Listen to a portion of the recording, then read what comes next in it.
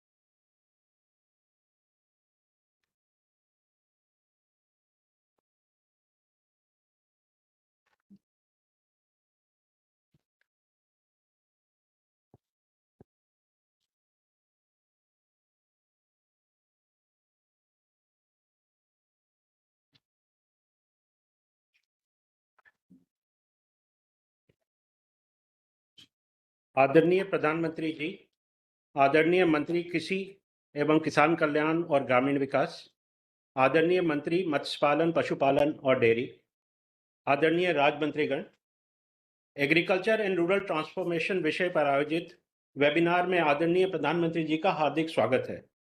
Sir, इस webinar में सभी स्टेक होल्डर्स, किसान, पशुपालक, मत्स्य पालक, स्वयं सहायता समूह की दीदियां, experts, scientist, processors, traders, startups, industry, institutions और कॉपरेटिव्स के प्रतिनिधि जुड़े हैं।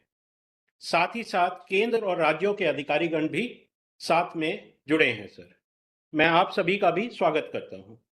सर, भारत सरकार ने कृषि और संबद्ध क्षेत्र के विकास और संवर्धन को सर्वोच्च प्राथमिकता दी है और हमारे किसान, पशुपालक, मत्स्य पालक भाई बहनों का कल्याण सभी नीतिगत निर्णयों के केंद्र में रहा है।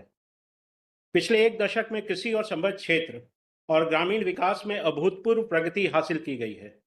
सरकारी और निजी निवेश में वृद्धि, रिकॉर्ड उत्पादन, मॉडर्न इंफ्रास्ट्रक्चर का विकास, मार्केट और एक्सपोर्ट्स में उल्लेखनीय वृद्धि, टेक्नोलॉजी का इंटीग्रेशन, सैचुरेशन अप्रोच के साथ आवास, शौचालय, सड़क, बिजली, पानी जैसी बेसिक एमिनिटीज की अवेलेबिलिटी इसके मुख्य कंपोनेंट्स रहे हैं।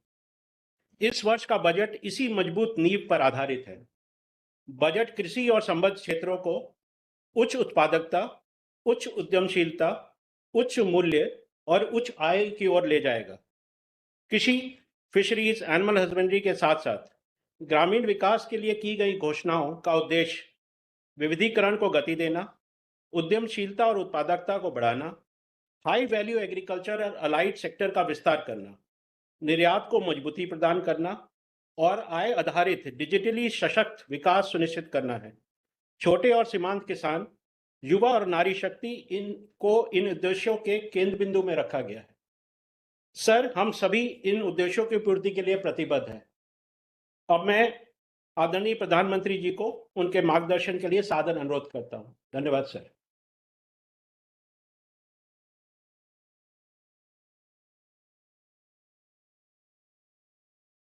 नमस्कार। बजट वेबिनार सीरीज के तीसरे वेबिनार में मैं आप सभी का अभिनंदन करता हूं। इससे पहले टेक्नोलॉजी, रिफॉर्म्स और इकोनॉमिक ग्रोथ जैसे अहम विषयों पर 2 वेबिनार हो चुके हैं। आज रूरल इकोनॉमी और एग्रीकल्चर जैसे अहम सेक्टर पर चर्चा हो रही है। आप सभी ने बजट निर्माण में अपने मूल्यवान सुझावों से बहुत सहयोग दिया और आपने देखा होगा बजट में आप सबके सुझाव रिफ्लेक्ट हो रहे हैं, बहुत काम आए हैं। लेकिन अब बजट आ चुका है। अब बजट के बाद उसके फुल पोटेंशियल का लाभ देश को मिले, इस दिशा में भी आपका अनुभव, आपके सुझाव और सरल तरीके से बजट का सर्वाधिक लोगों को लाभ हो, बजट का पाई पाई पैसा जिस हेतु से दिया गया है उसको परिपूर्ण कैसे करें, जल्द से जल्द कैसे करें। आपके सुझाव ये वेबिनार के लिए बहुत अहम है।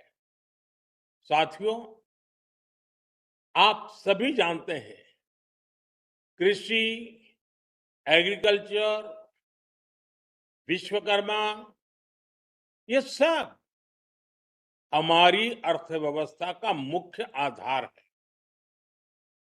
एग्रीकल्चर भारत की लॉन्ग टर्म डेवलपमेंट जर्नी का स्ट्रेटेजिक पिलर भी है और इसी सोच के साथ हमारी सरकार ने कृषि सेक्टर को लगातार मजबूत किया है।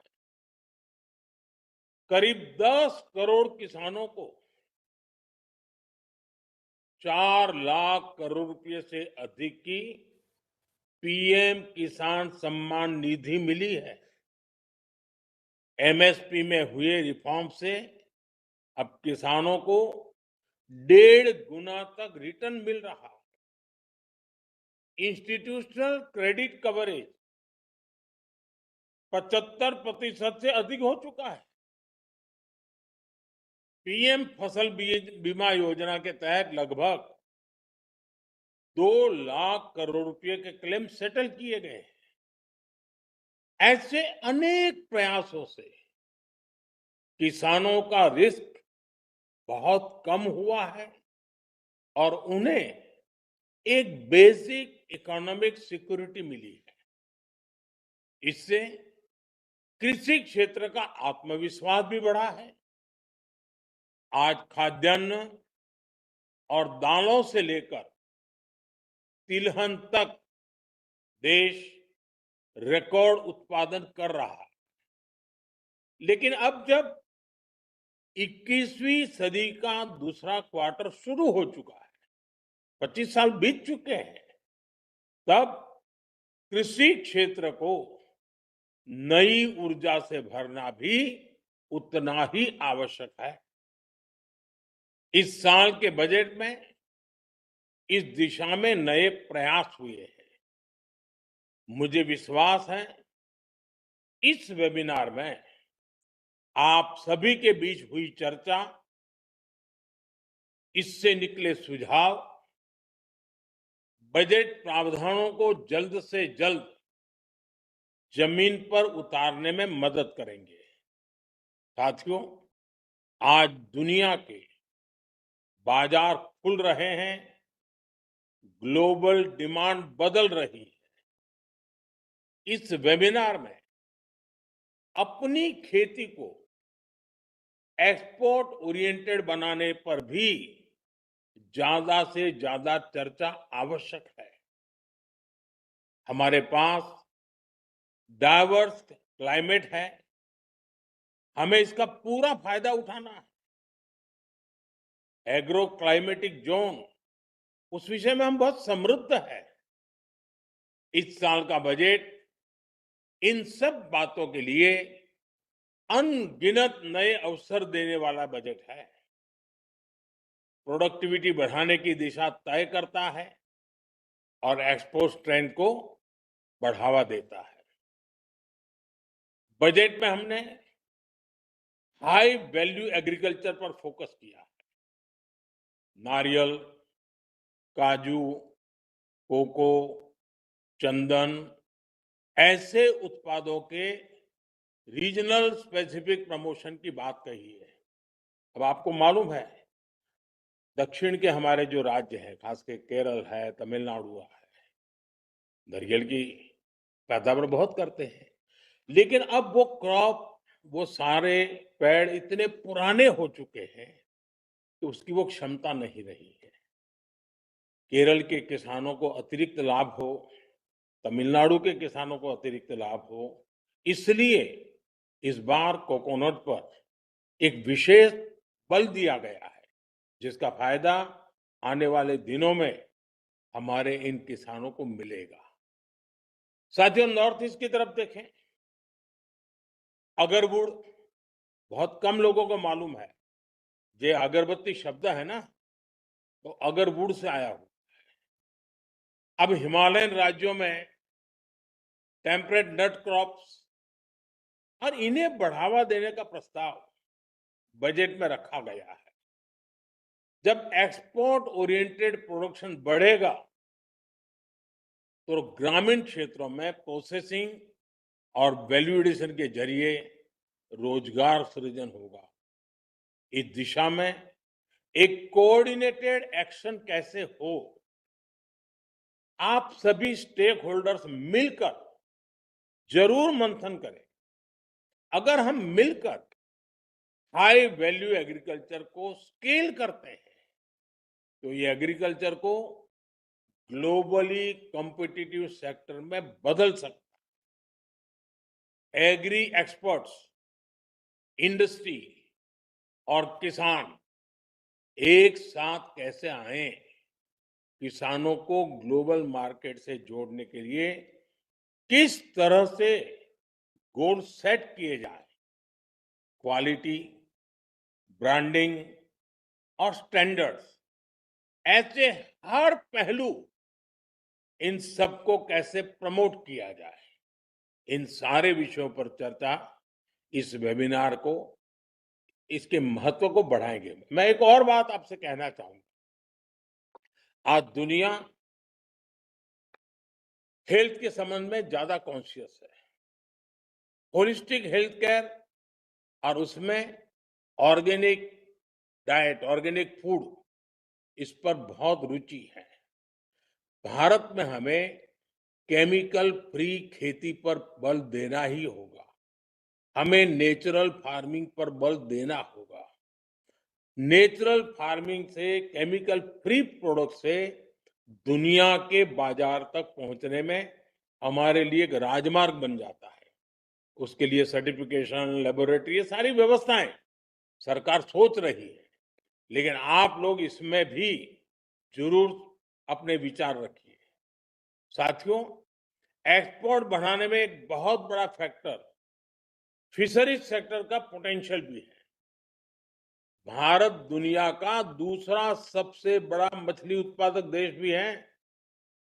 आज हमारे अलग अलग तरह के जलाशय, तालाब, ये सब मिलाकर लगभग 4 लाख टन मछली उत्पादन होता है, जबकि इसमें 20 लाख अतिरिक्त उत्पादन की संभावना मौजूद है।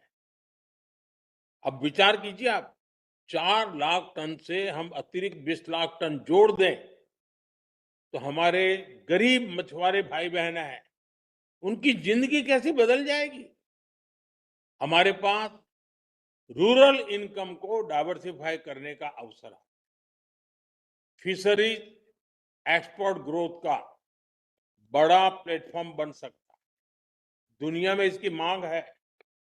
इस वेबिनार से अगर बहुत ही प्रैक्टिकल सुझाव निकलते हैं तो कैसे रिजर्वायर, उसके पोटेंशियल की सटीक मैपिंग की जाए, कैसे क्लस्टर प्लानिंग की जाए, कैसे फिशरीज डिपार्टमेंट और लोकल कम्युनिटी के बीच मजबूत कोऑर्डिनेशन हो, तो बहुत ही उत्तम होगा। Hatchery, feed, processing, branding, export, उसके लिए आवश्यक लॉजिस्टिक, हर स्तर पर हमें नए बिजनेस मॉडल विकसित करने ही होंगे। ये रूरल प्रॉस्पेरिटी, ग्रामीण समृद्धि के लिए वहां की high value, high impact factor के रूप में परिवर्तित करने का एक अवसर है हमारे लिए। और इस दिशा में भी हम सबको मिलकर काम करना है। और आप आज जो मंथन करेंगे उसके लिए, उस कार्य के लिए रास्ता बनेगा। साथियों, पशुपालन सेक्टर ग्रामीण इकोनॉमी का हाई ग्रोथ पिलर है। भारत आज दुनिया का सबसे बड़ा मिल्क प्रोड्यूसर है। एग्स प्रोडक्शन में हम दूसरे स्थान पर हैं। हमें इसे और आगे ले जाने के लिए ब्रीडिंग क्वालिटी, डिजीज प्रिवेंशन और साइंटिफिक मैनेजमेंट पर फोकस करना होगा। एक और अहम विषय पशुधन के स्वास्थ्य का भी है। मैं जब वन अर्थ वन हेल्थ की बात करता हूं तो उसमें पौधा हो या पशु, सबके स्वास्थ्य की बात शामिल है। भारत अब वैक्सीन उत्पादन में आत्मनिर्भर है। फूट एंड माउथ डिजीज, उससे पशुओं को बचाने के लिए 125 करोड़ से अधिक डोज पशुओं को लगाई जा चुकी है। राष्ट्रीय गोकुल मिशन के तहत टेक्नोलॉजी का विस्तार किया जा रहा है। हमारी सरकार में अब पशुपालन क्षेत्र के किसानों को किसान क्रेडिट कार्ड का भी लाभ मिल रहा है। निजी निवेश को प्रोत्साहित करने के लिए animal husbandry infrastructure development fund की शुरुआत भी की गई है। और आपको ये पता है हम लोगों ने गोवर्धन योजना लागू की है। गांव के पशुओं से निकलना वाला मलमूत्र है, गांव का जो वेस्ट है, कूड़ा कचरा है, हम गोवर्धन योजना में इसका उपयोग करके गांव भी स्वच्छ रख सकते हैं। दूध से आय होती है, गोबर से भी आय हो सकती है और एनर्जी सिक्योरिटी की दिशा में गैस सप्लाई में भी ये गोवर्धन बहुत बड़ा योगदान दे सकता है। ये मल्टीपर्पज बेनिफिट वाला काम है और गांव के लिए बहुत उपयोगी है। मैं चाहूंगा कि सभी राज्य सरकारें इसको प्राथमिकता दे, उसको आगे बढ़ाएं। साथियों, हमने पिछले अनुभवों से समझा है कि केवल एक ही फसल पर टिके रखना किसान के लिए जोखिम भरा है। इससे आय के विकल्प भी सीमित हो जाते हैं। इसलिए हम क्रॉप डाइवर्सिफिकेशन पर फोकस कर रहे हैं। इसके अलावा national mission on edible oils and pulses, national mission on natural farming, ये सभी एग्रीकल्चर सेक्टर की ताकत बढ़ा रहा। साथियों, आप भी जानते हैं एग्रीकल्चर स्टेट सब्जेक्ट है, राज्यों का भी एक बड़ा एग्रीकल्चर बजट होता है। हमें राज्यों को भी निरंतर प्रेरित करता है कि वो अपना दायित्व निभाने में हम उनको कैसे मददरूप हो, हमारे सुझाव उनको कैसे काम आए। राज्य का भी एक एक पैसा जो गांव के लिए, किसान के लिए तय हुआ है, वो सही उपयोग हो। हमें बजट प्रावधानों को जिला स्तर तक मजबूत करना होगा, तभी नई पॉलिसीज का ज्यादा से ज्यादा फायदा उठाया जा सकता है। साथियों, ये टेक्नोलॉजी की सदी है और सरकार का बहुत जोर एग्रीकल्चर में टेक्नोलॉजी कल्चर लाने पर भी है।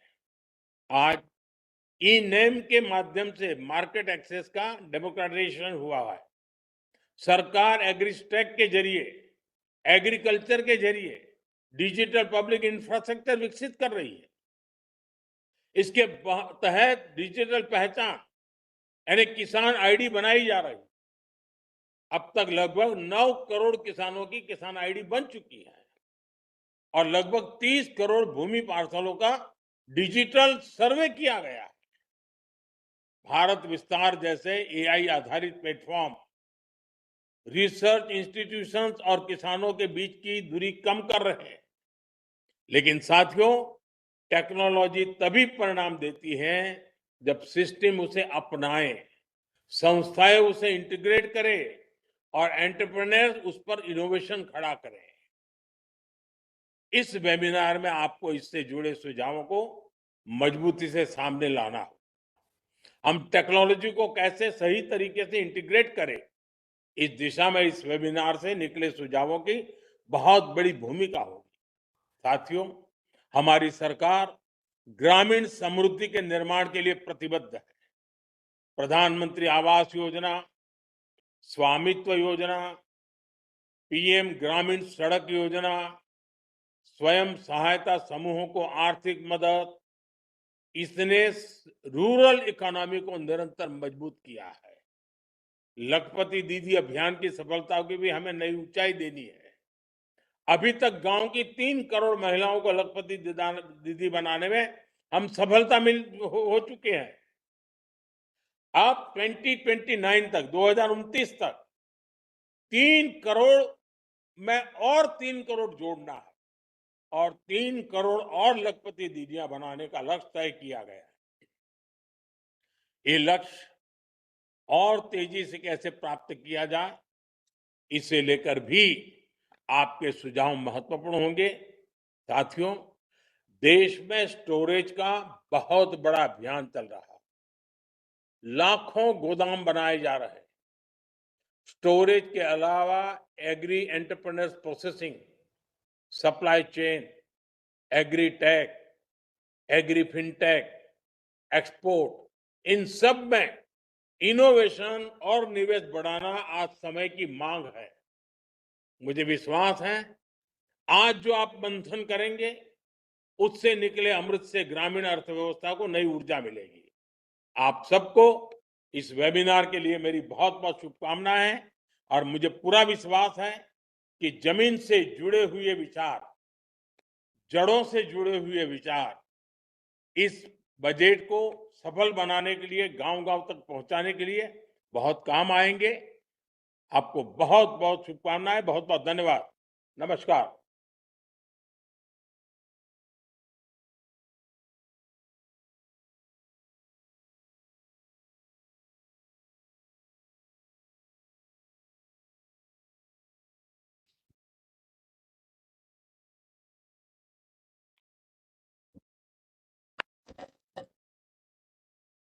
Can we now have the presentation, please, regarding the outline of the budget announcements?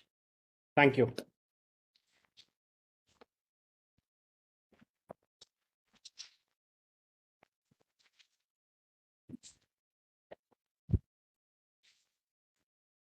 I welcome all the participants who are joined us in the post-budget webinar on agriculture and rural transformation.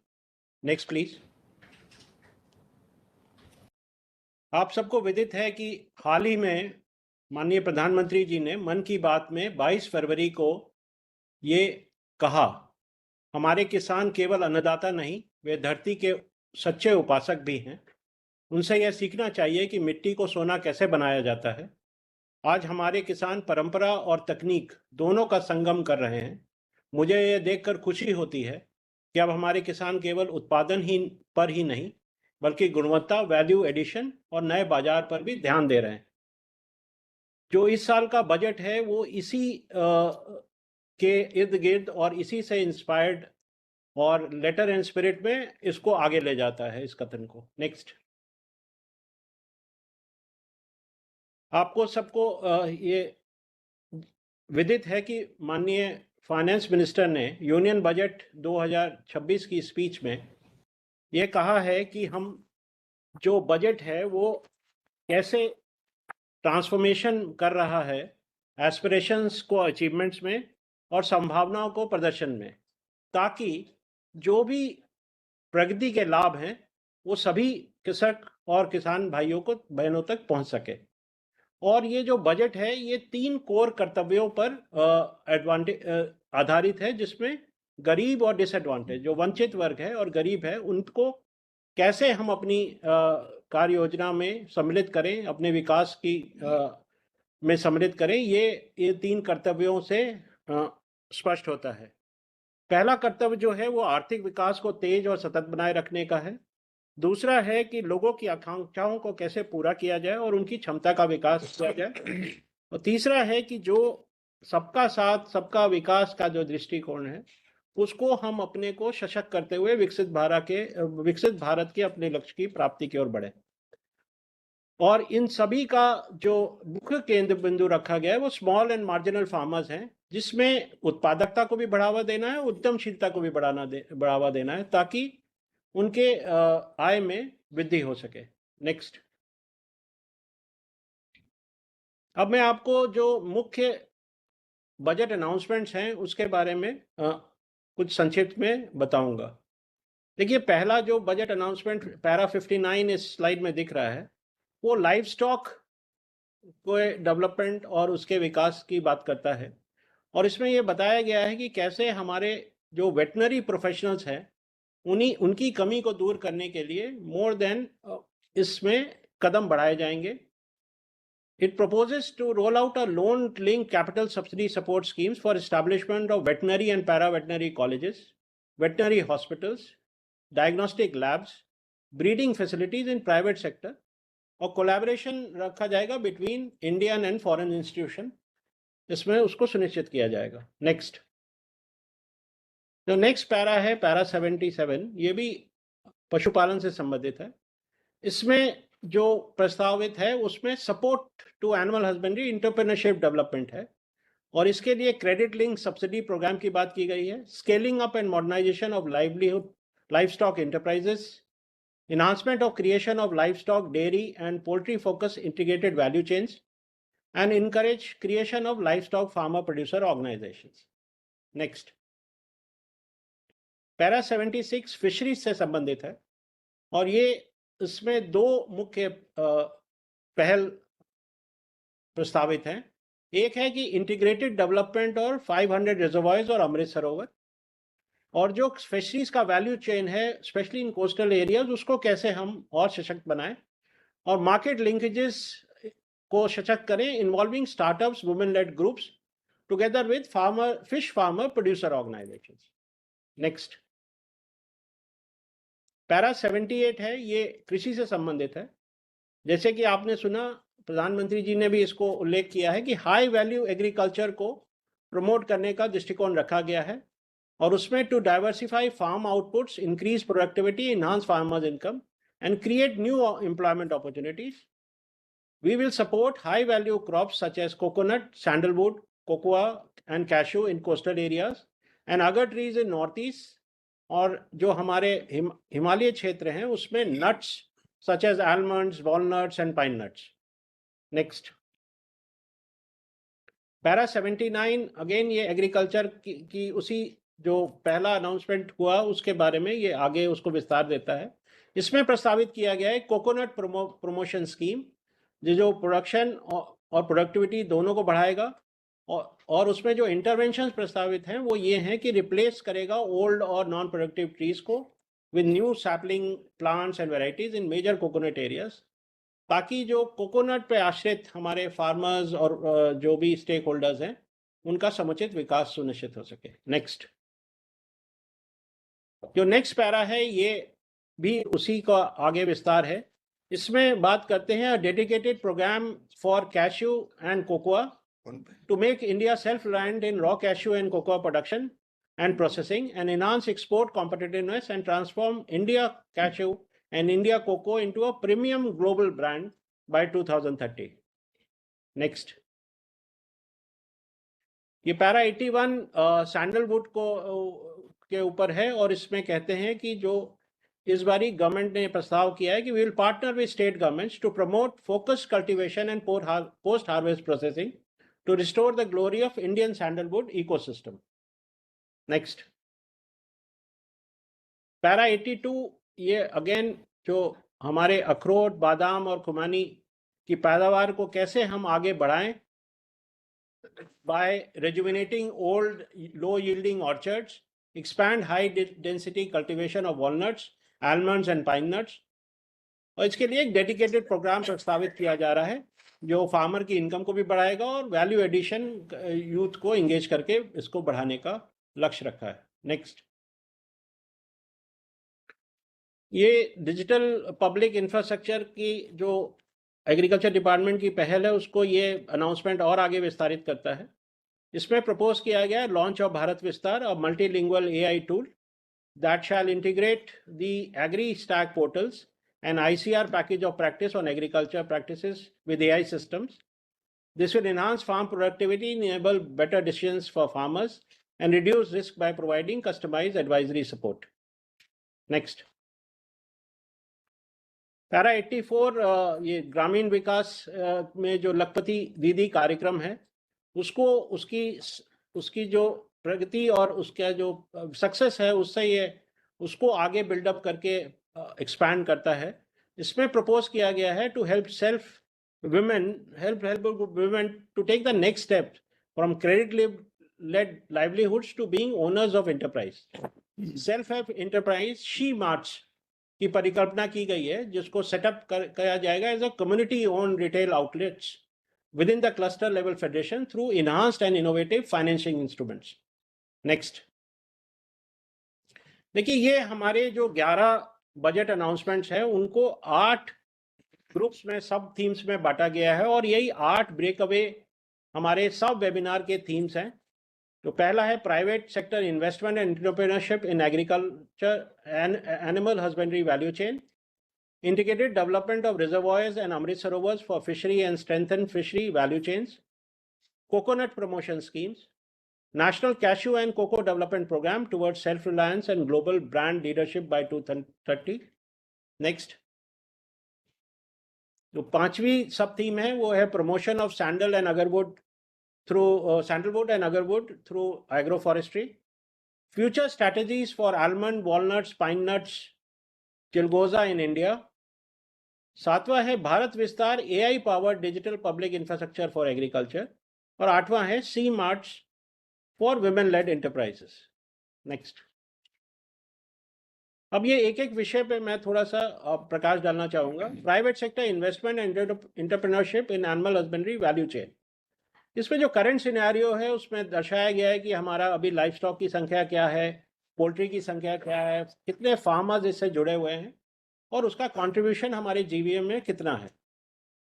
इसमें जब आप इस विषय पे चर्चा करेंगे तो इसमें जो चैलेंजेस हैं हमको लगता है उस पर जरूर विचार होना चाहिए, जिसमें shortages of veterinary and paravet professionals, limited private sector participation है और खासकर वेटनरी एजुकेशन, एनिमल हेल्थ और ब्रीडिंग सर्विसेज में इसकी काफ़ी कमी देखी जाती है। अनऑर्गेनाइज वैल्यू चेन है और खासकर स्मॉल रुमिनेंट्स में डेयरी और पोल्ट्री वैल्यू चेन्स का भी विस्तार की आवश्यकता है, और क्रेडिट और रिस्क कवरेज को भी हमारा उसका एक्सेस, उसकी पहुंच को सुदृढ़ करना है। इस सेक्टर में अभी प्रोड्यूसर ओन इंस्टीट्यूशंस की कमी है और स्पेशली नॉन डेयरी सेक्टर में, तो उसको भी कैसे हम एड्रेस करें, ये इस सब थीम का मुख्य चैलेंजेस के रूप में प्रस्तुत किया गया है। नेक्स्ट।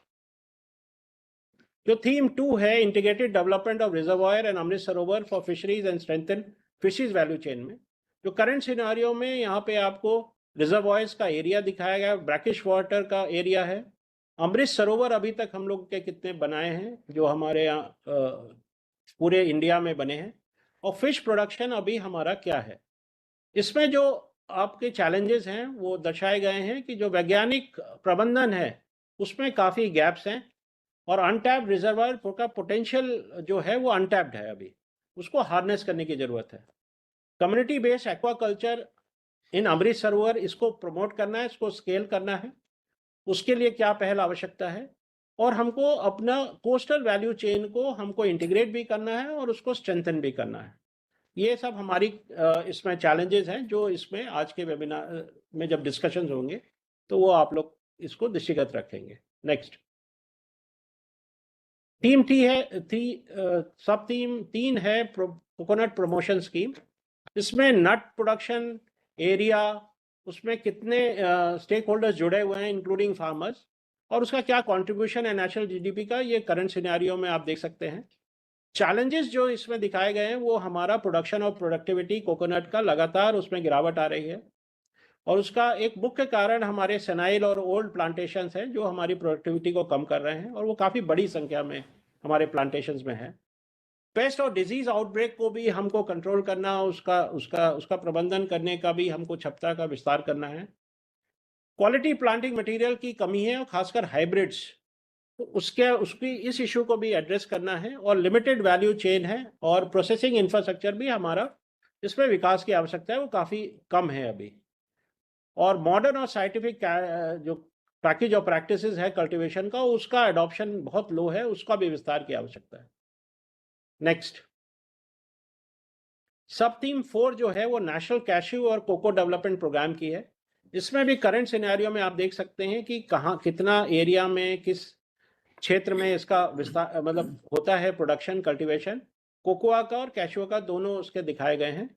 जो चैलेंजेस हैं वो काफ़ी सिमिलर हैं जो हमारे कोकोनट के भी चैलेंजेस थे, कि हमारे इसके भी प्लांटेशन सेनाइल हैं, प्रोडक्टिविटी काफ़ी लो है और हम काफ़ी इंपोर्ट पे डिपेंडेंट हैं हमारी आवश्यकता की पूर्ति के लिए। Small semi mechanised units, weak farmer processor linkages, ये इसकी समस्याएं हैं। वीक पोस्ट हार्वेस्ट मैनेजमेंट और फ्रैगमेंटेड सप्लाई चेन है, तो इसको भी हम लोग को एड्रेस करना है going forward. Next. Sub theme 5 जो है वो promotion of sandalwood and agarwood through agro forestry है।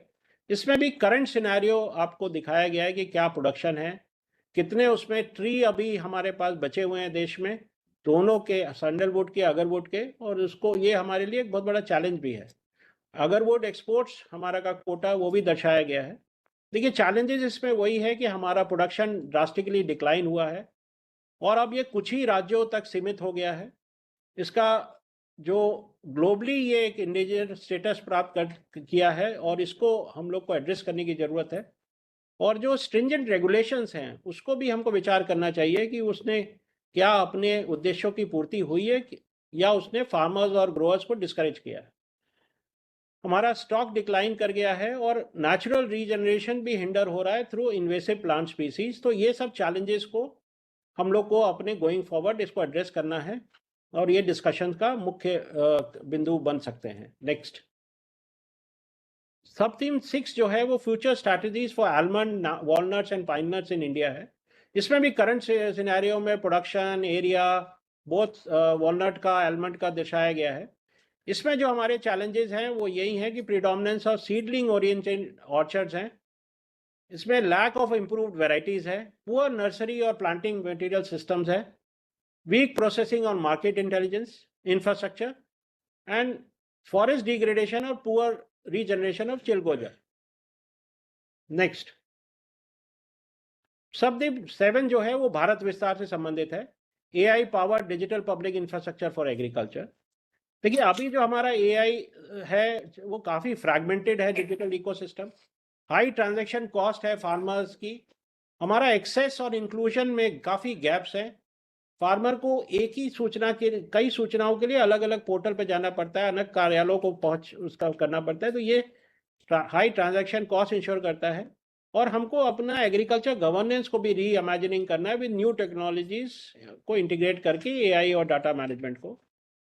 ये जो प्लेटफॉर्म है ये कंबाइन करता है स्कीम्स के इंफॉर्मेशन को, जो लाभार्थी है उसकी एलिजिबिलिटी को भी दर्शाता है, benefit status of tracking, ICR package of practice, weather forecast, mandi prices and grievance redressal. तो ये सब सूचनाओं का आदान मतलब उनको एक्सेस होगा जो भी फार्मर हैं हमारे क्षेत्र में, और उसका ये उपयोग करके वो अपनी कृषि को और बेहतर बना सकते हैं और लाभकारी बना सकते हैं। नेक्स्ट, थीम 8 है she marts for rural women enterprise. इसमें जो हम लोग का अप्रोच है वो community owned operated retail outlets at cluster level विकसित करना है, business to consumer retail hub और business to business supply hub. Enterprise को इंटीग्रेट करना है बायर से, जिसमें प्रोड्यूसर ग्रुप्स, प्रोड्यूसर इंटरप्राइज और एफपीओस अहम भूमिका निभा सकते हैं। Livestock and non farm enterprise और क्लस्टर्स का विकास और डिजिटल और फिजिकल रिटेल इकोसिस्टम को मजबूत करना है। एग्रीगेशन, ग्रेडिंग, वैल्यू चेन को इंफ्रास्ट्रक्चर प्लस प्रोसेसेस दोनों पे काम की आवश्यकता है। Quality, regulation, compliance and affordable और एडुकेट फाइनेंसिंग। देखिए इसमें चैलेंजेस जो हैं, अभी हमारे लिमिटेड एक्सेस है टू ऑर्गेनाइज इंस्टीट्यूशनल मार्केट्स, हमारी जो दीदियां हैं या जो ग्रामीण क्षेत्र में हमारे उत्पादक हैं उनके लिए, और लिमिटेड लोकल मार्केट विजिबिलिटी है, लास्ट माइल रिटेल प्रेजेंस बहुत कमज़ोर है, inadequate access to timely and affordable finance की भी कमी है। तो इसको भी एड्रेस करने की ज़रूरत है। नेक्स्ट, देखिए यही जो 8 ब्रेकअवे सेशंस हैं, सो अपेक्षा ये है कि ये अभी जो हम लोग इस प्रेजेंटेशन के बाद ब्रेकअवे करेंगे तो it will 8 parallel breakaway sessions होंगे ऑफ 2 आवर्स 12:30 to 2:30 PM। और इसमें जो मुख्य उद्देश्य है वो ये है कि जो स्टेक होल्डर्स का प्रैक्टिकल एक्सपीरियंस और एक्सपर्टीज है उसको हम कैसे उपयोग करें स्कीम की डिटेलिंग में और time bound implementation road map में, और जो उनके सजेशन मिले उनको एक एक्शनेबल कैसे बनाएं, क्योंकि इसमें बड़ी संख्या में expert, practitioner, stakeholders involve हैं और हमारे जो एक्चुअल प्रोडक्शन प्रोसेसेस और ट्रेड पार्टनर्स, वैल्यू चेन का उनके पास बहुत अनुभव है। तो वो अनुभव यूज करके हम अपनी डिफिकल्टीज को कैसे दूर करें, ये भी एक उद्देश्य इस वेबिनार का है। और चूंकि हमारा जो पार्टिसिपेशन है पूरे देश से है, सभी रीजन से है, तो हमको अच्छा फीडबैक मिल सकता है फ्रॉम अक्रॉस ऑल ज्योग्राफीज। जब आपका ब्रेकअवे सेशन होगा तो उस समय जो भी वहाँ पे कोऑर्डिनेटेड प्रेजेंटेशन होंगे एक एक सब थीम पर, उसमें आपके एक ईमेल आईडी भी शेयर किया जाएगा। तो जो लोग इसमें एक्टिव और या पैसिव मोड में पार्टिसिपेट करेंगे उनके पास एक ये भी अवसर रहेगा कि उनके अगर कोई सुझाव है तो वो लिखित रूप में भी इस ईमेल आईडी के थ्रू हम लोग को भेज सकते हैं, जिन पे उचित विचार होगा।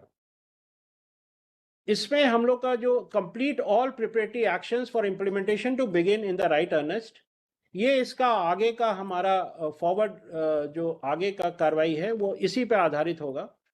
और शाम में 3:30 बजे से कंक्लूडिंग सेशन होगा, जिसमें टाइम बाउंड रोड मैप का इम्प्लीमेंटेशन की जो कार्यनीति बनी है उसको प्रस्तुत करेंगे और हमारे माननीय मंत्रीगण के मार्गदर्शन भी हमको उस दौरान प्राप्त होंगे। मुझे आशा है कि ये जो माननीय प्रधानमंत्री जी ने भी उल्लेख किया है और जो इसका उद्देश्य है, हम लोग सब मिलकर एक अच्छी कार्यनीति जो इम्प्लीमेंटेबल है और स्कीमेटिक जो गांव तक हमारी सारी उद्देश्य पहुंचे, ये हम बनाने में सफल होंगे। बहुत बहुत धन्यवाद। Thank you. ठीक है, अब आप लोग ब्रेक करेंगे। ब्रेक करेंगे। Thank you sir.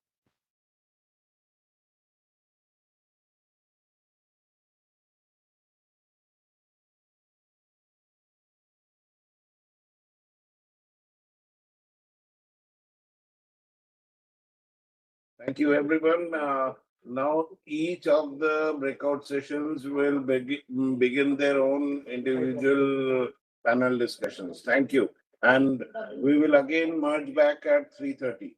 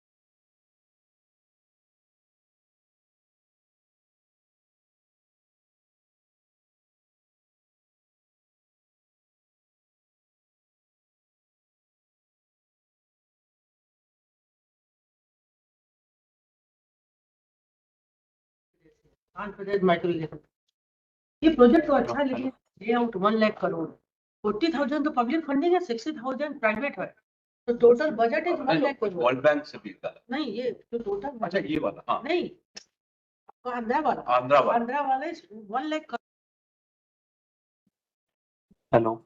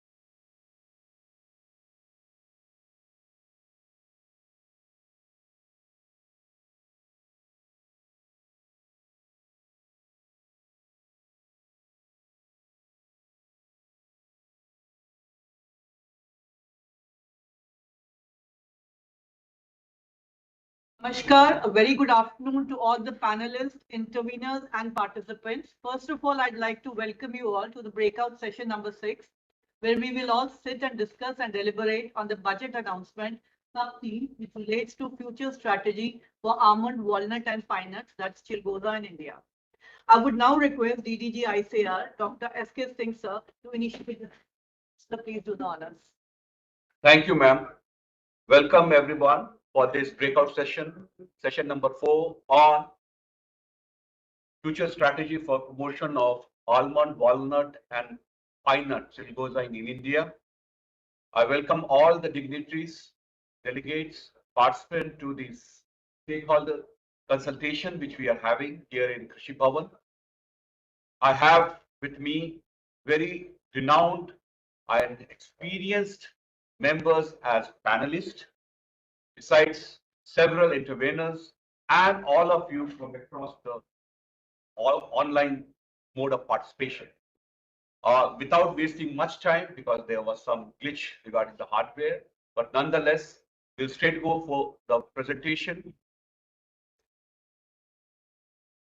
As we know, the budget announcement in Para 82, it was given to us to rejuvenate old low-yielding orchard and expand high-density cultivation of walnut, almond, and pine nuts, to support a dedicated program for enhancing farmers' income and in bringing value addition by engaging youth in the Himalayan states.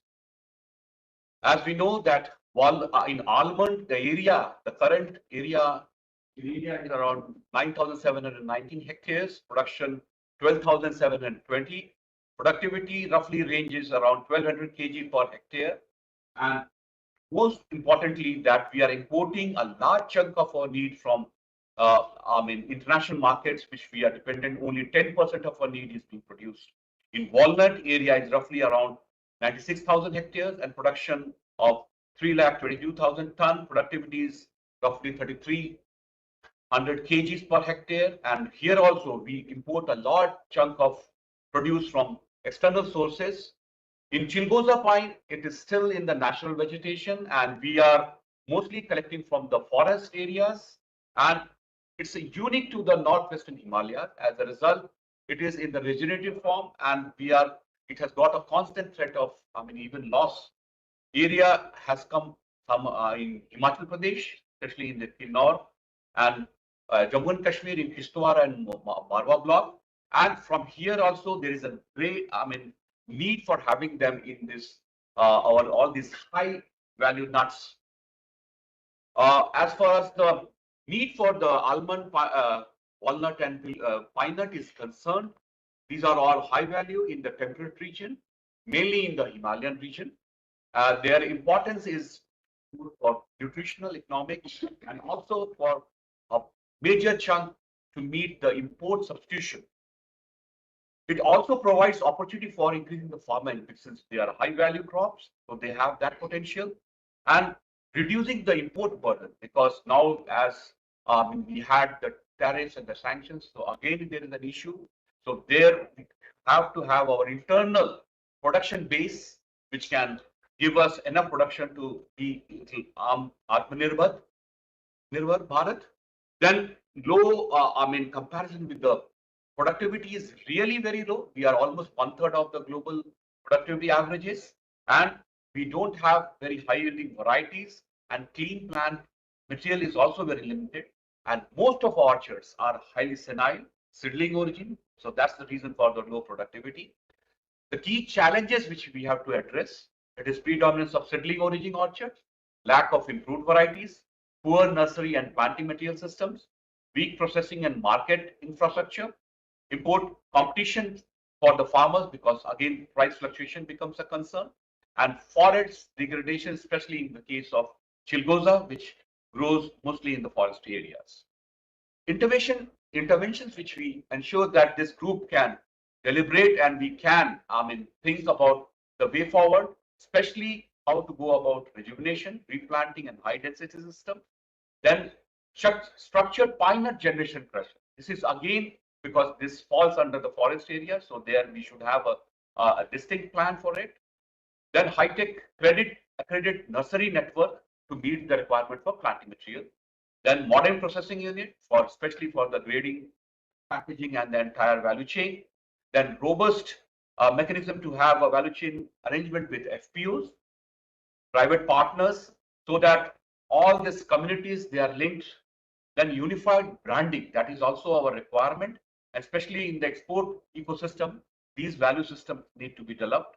Then suitable technologies and import cultivars, which is also a need, because pine nut, it is all of settling origin, and we do not have much to contribute as a very, high yielding or clusters should be there so that they can propagate and promote them.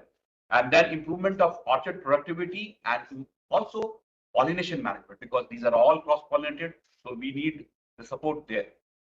What are the expected outcomes we are envisaging after deliberations?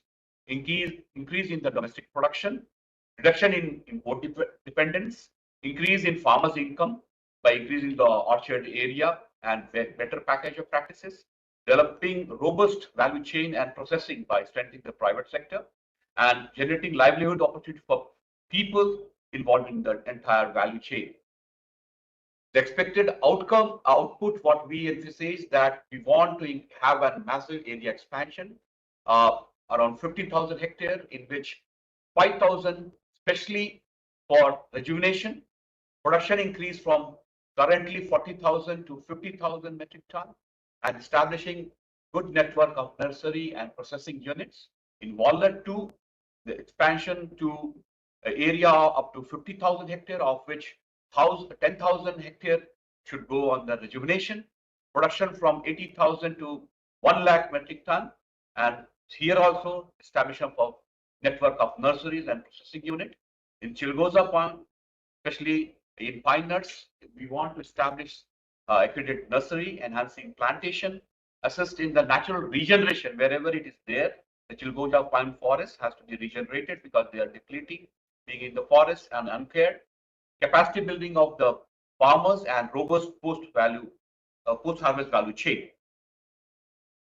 These are some of the key questions to be discussed and questions to be asked with what are the bottlenecks in the program implementation of these high-value nut crops?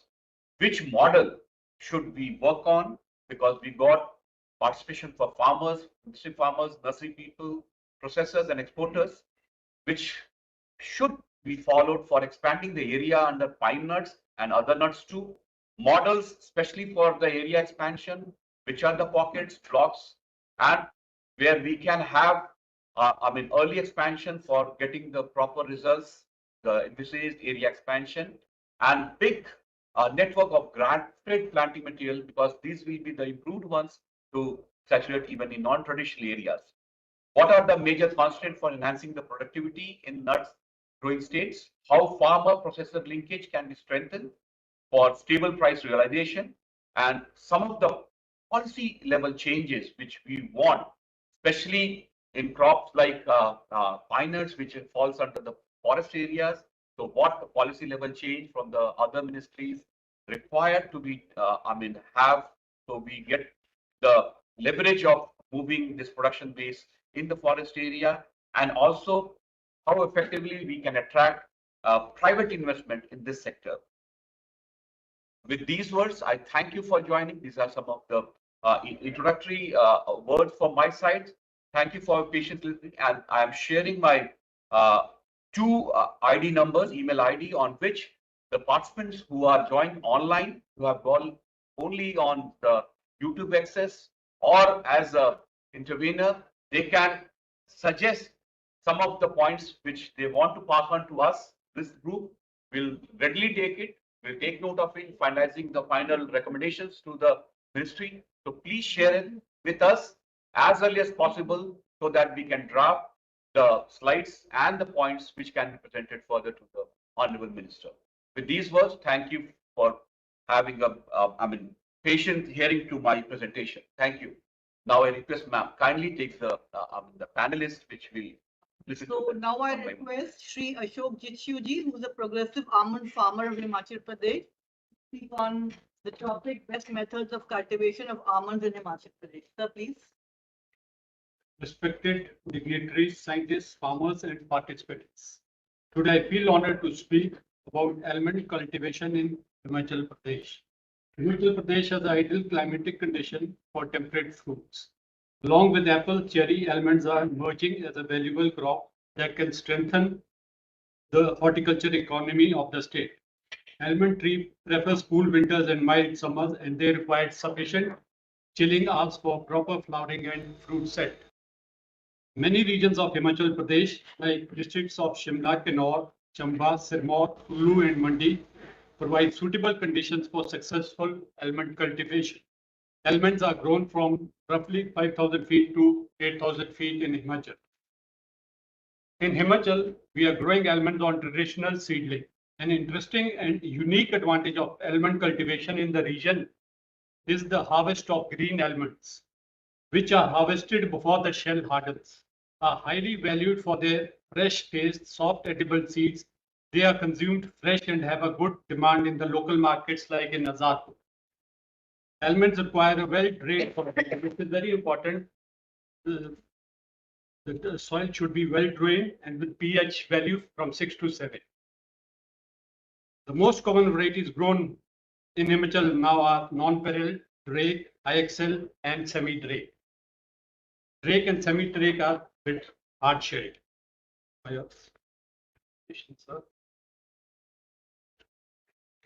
Traditionally, almond orchards were planted with wider spacing and lower plant density, which often resulted in moderate productivity. However, in recent times, significant advancements have taken place in horticultural practices. One of the most promising innovation is the adoption of high-density plantation. High-density plantation involves planting a great number of trees in a per unit area, using improved varieties like non-peril, Carmel, Wood Colony, and Yorizena, which is self-fruitful.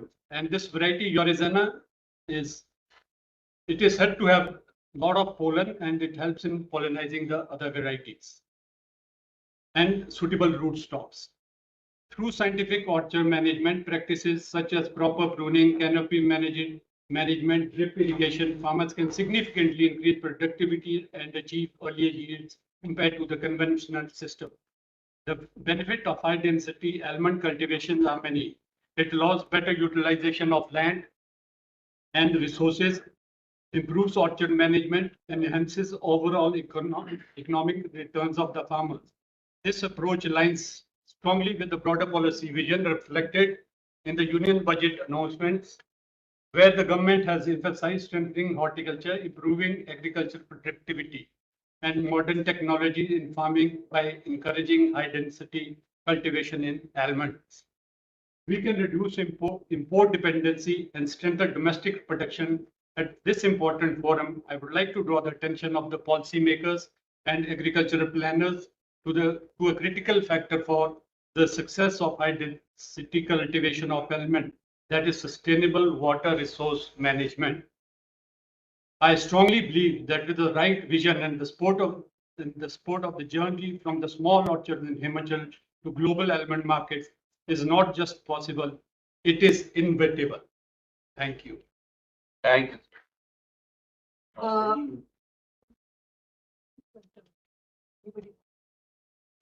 I now request Shri Deepak Singlaji, who's also a progressive nurseryman from Himachal Pradesh. So please. Namaskar, dear farmers, policymakers, and scientists. My name is Deepak Singha, and I'm the founder and president of Stone Fruit Growers Association of Himachal Pradesh, and we deal with the entire prunus family, and almond forms part of that vertical.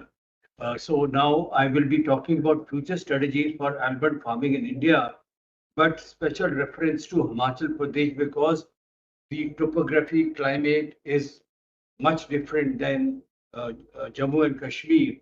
So my discussion will be specific to challenges, what is happening in Himachal Pradesh. To give a background, if we look at the geographical and land use context, the total geographical area in Himachal Pradesh is 5.57 million hectares. And the irony is that the forest land is 67%, which is 3.8 billion hectares. So most of the land comes under the Ministry of Forest and Environment, and very less left for the farming. The area under horticulture is approximately 3.8 lakh hectares, which is only 7% of the total land area. The balance, of course, is part of the urbanization, housing, roads, etc., etc. Now coming to Himachal Pradesh, the state is divided into three agri-climate zones: the subtropical, temperate, and cold temperate zones. The temperate and cold temperate zones have suitable chilling hours and ecological conditions for almond cultivation. So now coming, what are the key challenges we are facing? The first key challenge is low productivity due to seedling-based orchards.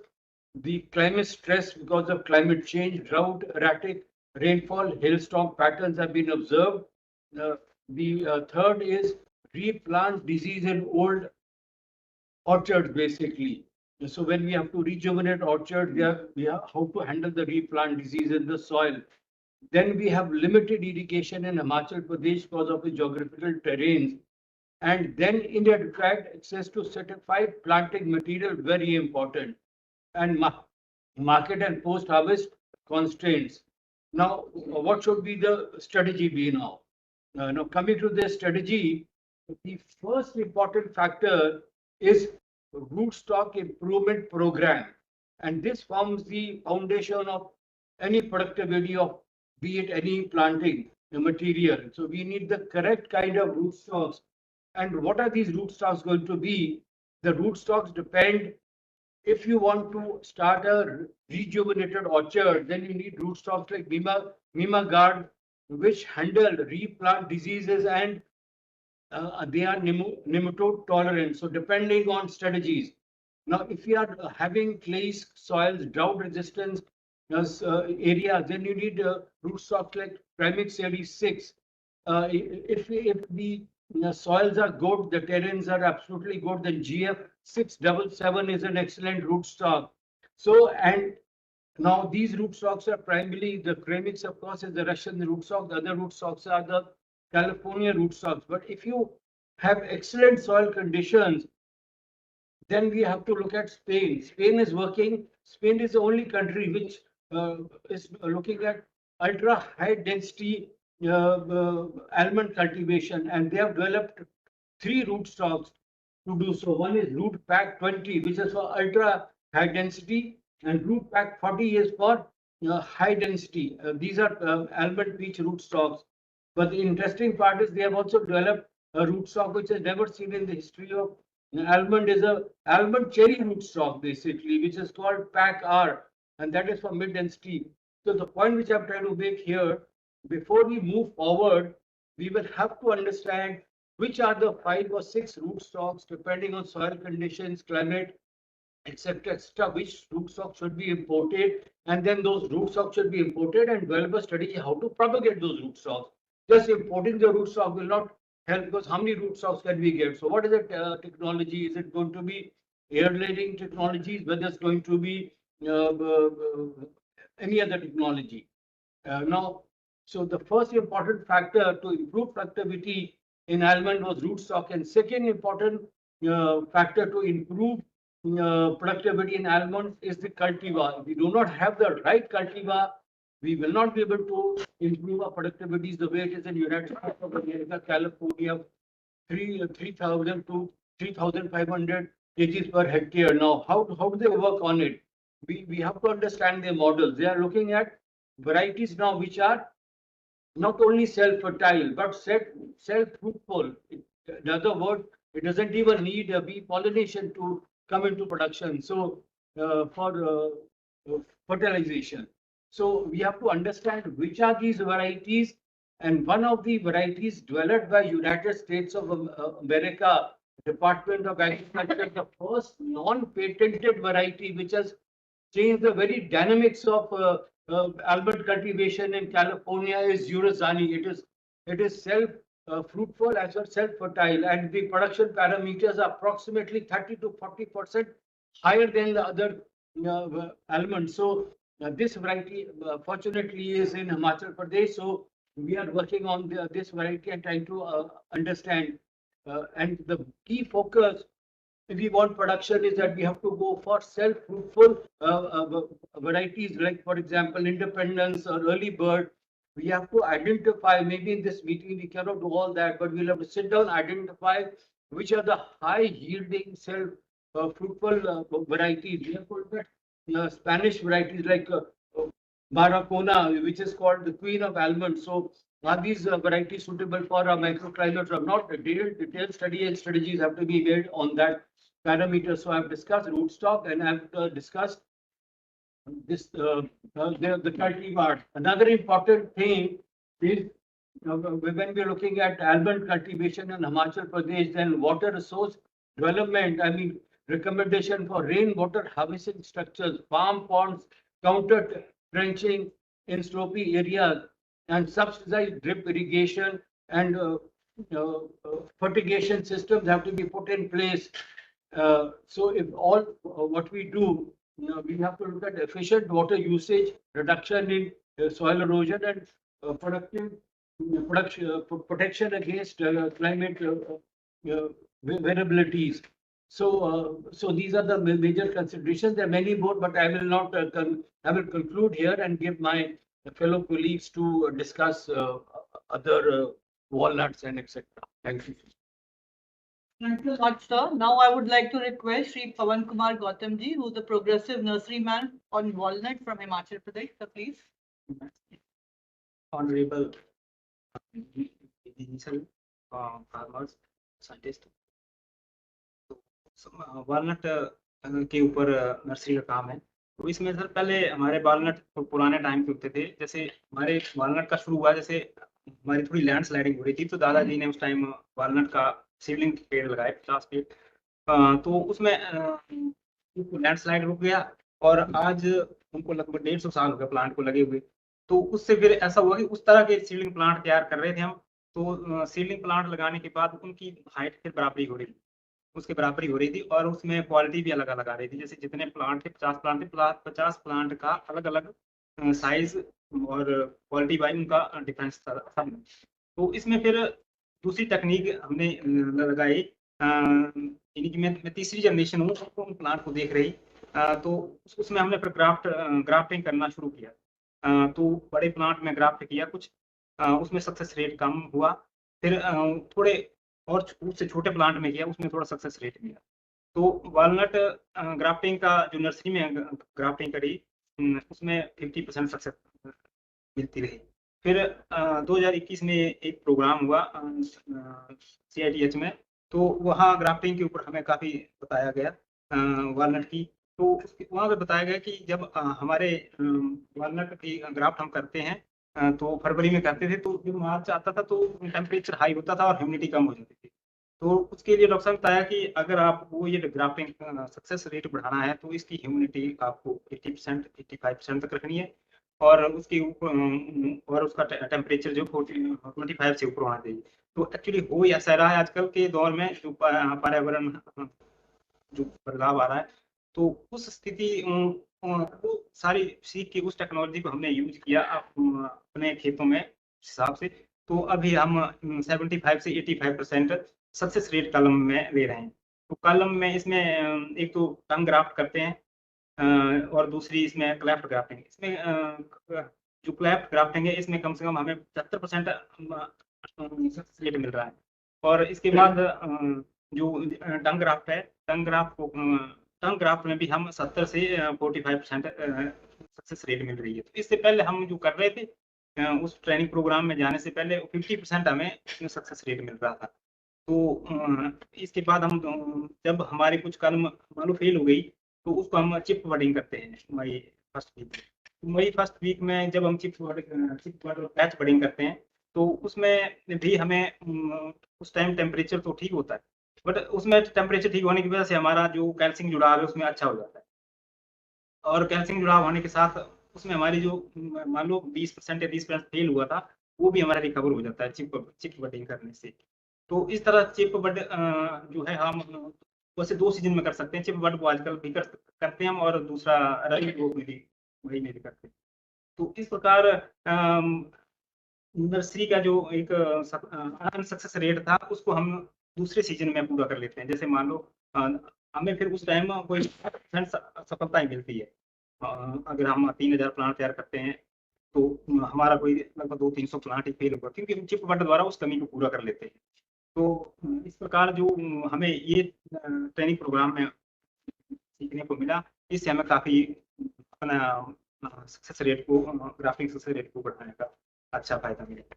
और इसके साथ जो हमने बड़े पेड़ों में कुछ graft किया था, तो इसके लिए हमने एक जीन बैंक प्लांट का जो आइडेंटिफाई हमने की प्लांट कि इनमें शेल अच्छा है, टूटने में अच्छा है, देखने में साफ शेल है उसका। तो हमने उन वैरायटियों का एक छोटा सा बैंक बनाया है, और उस बैंक से हम फिर वो कल में यूज करते हैं। तो उसको करने का हमारा मकसद ये है कि इससे एक तो हमारे प्लांट की ग्राफ्ट करने से प्लांट की ग्रोथ कम हुई, और जो फ्रूट में यूनिकता आ गई, यानी कि एक सा फ्रूट हमें हार्वेस्ट करने पे मिलने लगा। तो नर्सरी के लिए एक बहुत जरूरी है कि बडवुड बैंक होना बहुत जरूरी है। तो इस प्रकार से बडवुड बैंक के साथ हमने तैयार किया और कामों को यूज करना शुरू किया।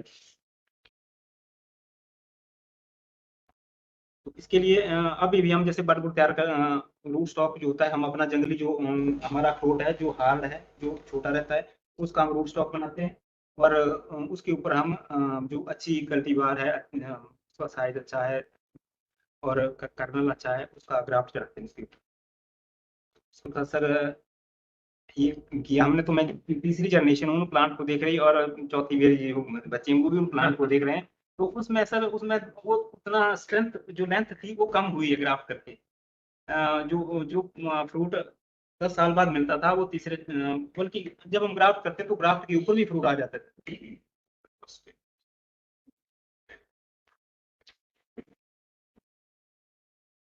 थैंक यू सर, बहुत ही इंफॉर्मेटिव इसके लिए, सेशन के लिए सर। अब हम डॉक्टर आसिया नजीर को बुलाएंगे। He is a progressive farmer and walnut from Jammu and Kashmir. Madam.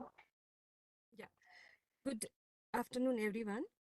My name is Dr. Asia Nazir. I am the CEO of Athwas Hortifed Producer Company Limited. It is a FPO based in Kopara. Our funding agency is NAFED, and our implementing agency is ISAP, New Delhi. I'd like to say big thanks to the Department of Horticulture, Kupara, and Director Sir also, who give me chance to speak out here in front of you people. Department always support and helped our farmers. They conducted the awareness programs regarding the schemes and subsidies as well. Our FPO has completed 5 years, as we have around 500 women farmers in our FPO. The main product of our FPO is walnut. Our FPO has given a boost to the farmers, especially women farmers. With the help of FPO, their income has been generated. We have 2 walnut processing units at our FPO. We have solar dryers, a lavender unit, distillation unit, and a vacuum packing machine at the FPO. This is because of the support provided by the ISAP New Delhi, that is the CBBO. Through our FPO, farmers are able to sell their product to the different parts of the India. We are working with the several companies like HFN, Desai Foods, Miners, Innoterra, etc. So our aim is to empower the women farmers and help them to get better value for their produce. As the topic is, as you know, the hybrid varieties versus traditional varieties, respect of the walnut, need for trend change and talents and solutions of walnut sector in J&K. Hybrid varieties versus traditional varieties in walnut, we need to change the trend, need the cultivation of walnut more and more. Like walnut is an important temperate fruit crop. District Kupara produce most of the India's walnut in Jammu and Kashmir. It's an important source of income for the farmers as well. Traditional varieties in Kashmir include, that is the Kagzi walnut, Vont, Barzul. These mostly grew from seed and very old trees. The characteristics of the traditional walnut varieties are like this. The trees are very tall. It has a long lifespan. It gives late fruit and irregular production as well. Limitations of the traditional varieties are it bears to give the fruit after 10 to 15 years.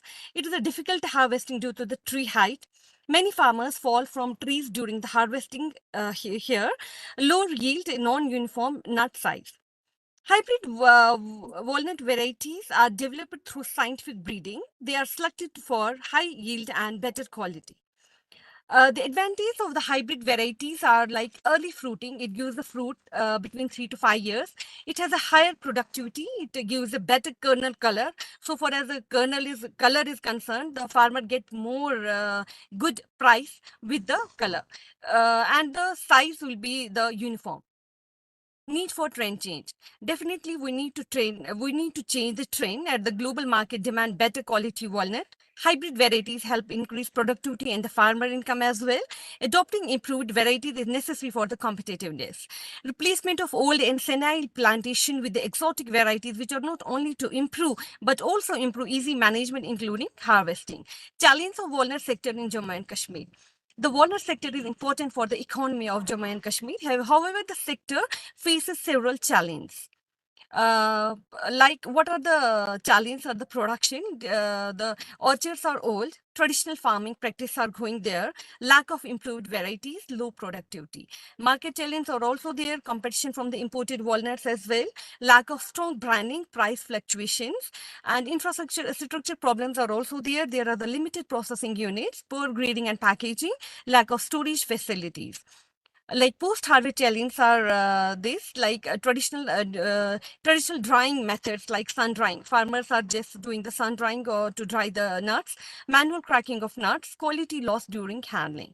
Solution for walnut sector: adoption of hybrid varieties. There should be the adoption of hybrid varieties, exotic rootstock to develop quality material by establishing walnut nurseries. Farmer training programs should be there, modern orchard management should be there, and infrastructure solution is also need to establish there. We should establish walnut processing units. We should improve packaging and grading. Branding of Kashmiri walnuts as well. Better export strategies should be given to the farmers. Government support for farmers as well. So lastly, I'll just conclude this. To improve the better varieties, better infrastructure and strong marketing strategies can improve the walnut sector in Jammu and Kashmir. Thanks a lot. Thanks a lot, madam. Now I'll request Ms. Neelam Patel, Senior Advisor, Agriculture and Allied Sector of NITI Aayog.